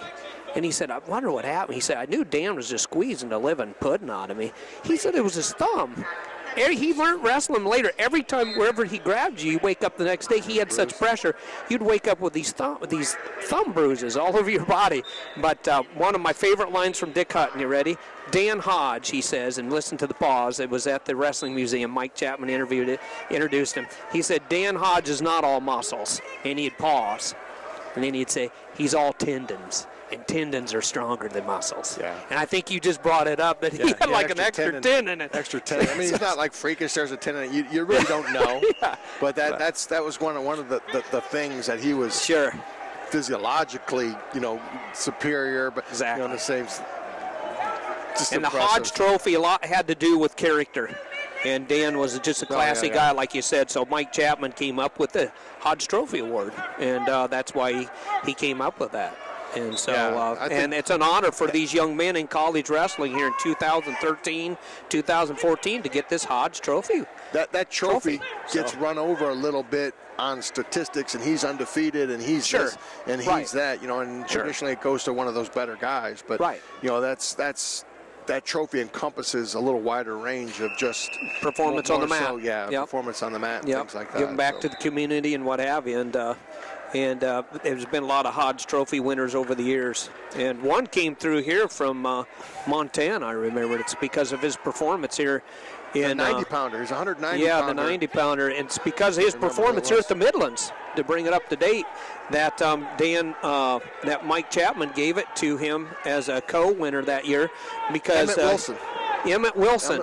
He proved at the Midlands, just because he wasn't wrestling in D1, that he was as good as any of them, and it's because of his performance in this very... Who was his coach for 1 year? So, you got to help me. From Iowa. Was it Dan Terry? Troop? Or no, it was Terry Brands. Yeah, he was up there for a year before he went to Chattanooga and then over there. That's right. It was Terry he had Brands. A couple of Iowa coaches with him over there. That's and right. Then he went to Chattanooga, and then Tom brought him back over. Terry Brands. It'd been Terry, not Tom. Yeah. People don't remember kind of what Terry's career and stuff like that, and he went there, and then he went to Chattanooga, and then he slid over there. I know a lot of focus on Tom from. I was thinking of Dan Troop's wrestle. He's been coaching for Montana for a while. He was a real tough kid out of Iowa State. Bono always told me if UFC was going back when Troop was around, he said he'd have been a bear. Yeah, he would have been awesome. Well, Dan Hollywood Henderson, he's done great. And I remember Troop and Henderson in a wrestling match. I went back and Troop tech followed him and pinned him, I think. Pinned Henderson. So Troop would have been good. But, you've done both. and you can testify to this. Not all great wrestlers make good MMA guys. No. There's some. I get that, but those are heated discussions with me, and my pride about that is crazy. Yeah, some of it, Cael Sanders should be crazy. Are you kidding? There's no way. I'll tell you another one that might surprise people, and I've had conversations, and it's not just he wouldn't fight me. Sure. Like Tully. We're pretty good friends. Tully's like, I would never fight you. Yeah. I don't know if that's a compliment or not, but I think it's probably a compliment. But I'd wrestle you any day of the week. Isn't that something? But he never fight me. But Bruce, you were great at both. Bruce was the same way. You were. You were great at both. Anger issues. Yeah. But the guy I'm thinking about was little Bill Cole in you. Wild Bill Cole. Wow. He called it controlled anger, by the way. The guy that I'm thinking of would probably surprise you, and he's a pretty good friend of mine too, Stephen Neal.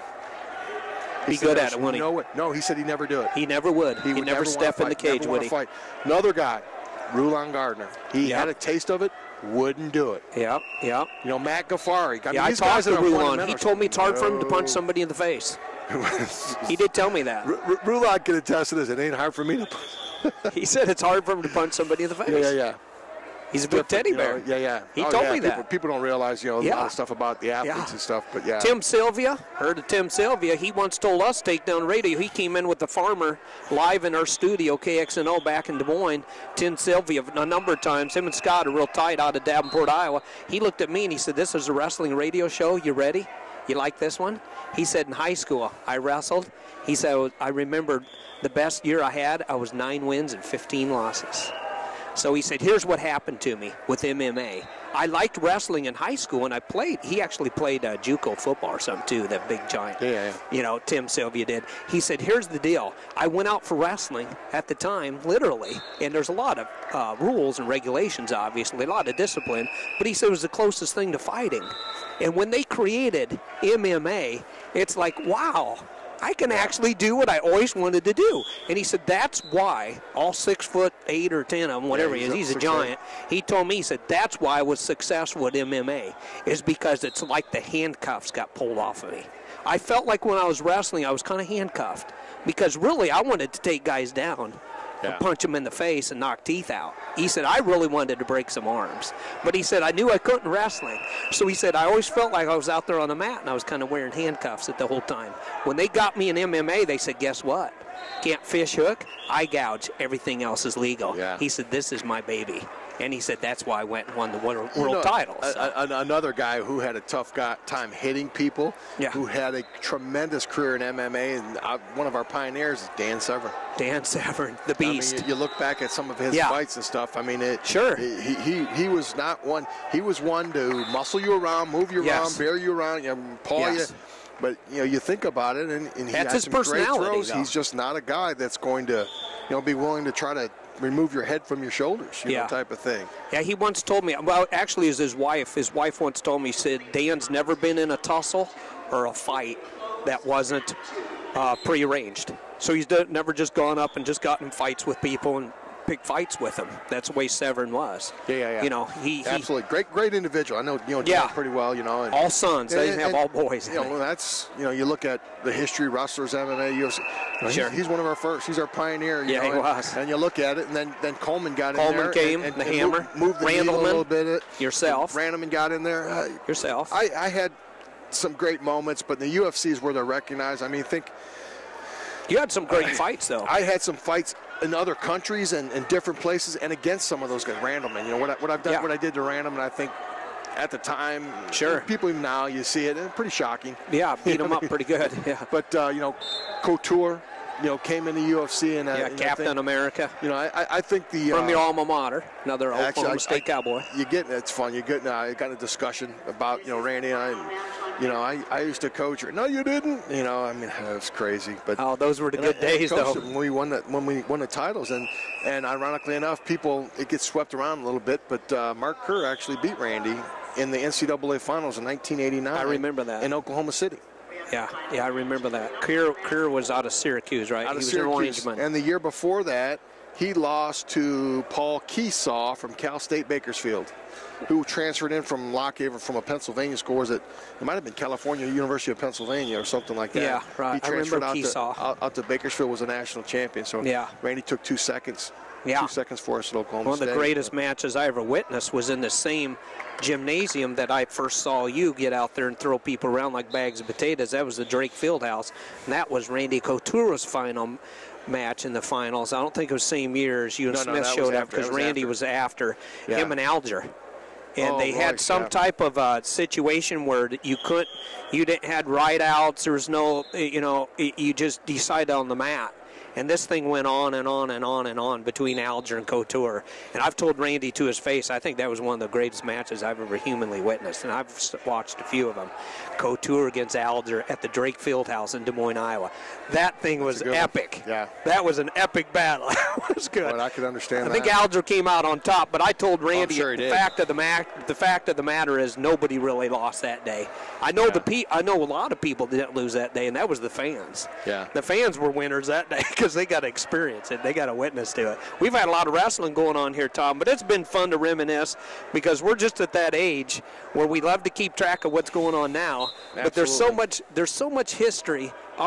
Our sport is so rich in history, since it is mankind's oldest sport. It's so rich in history. It's fun to reminisce and talk about the accomplishment and bring some recognition to people like yourself and many of the other names that we brought up that have accomplished so much and kept the sport alive through the ages in our country and internationally and worldwide. I truly believe that in just about any sport, I think it should be mandatory that you do know a little bit of the history. You do know a little bit about your predecessors to give credit, because if those people, like I fought MMA and Coleman and Severin and those people didn't set the path for us. And Randleman. But I'm just saying for the history, they didn't set the path for us. They didn't create a path for us. We would never get there. Big time. In wrestling. I mean, how do you, learning how to win, successful guys like Kenny Money and my immediate, Kenny Monday, Kevin Jackson. KJ, he was a great one. You've got I mean, these guys are blazing paths for the boroughs and stuff like that. These guys are setting the table to collect those big checks and things like that right now. That's why I've never really been, I don't want to say upset. I'm excited to see wrestlers have success. I'm excited to see these guys make money. I don't regret it. I'm not jealous. You were in the era, though, where it was all sacrifice. The financial rewards weren't there. You talk about Bruce. Bruce didn't. As great as he was, he didn't make money off of wrestling. He got to carry the flag in the Olympics.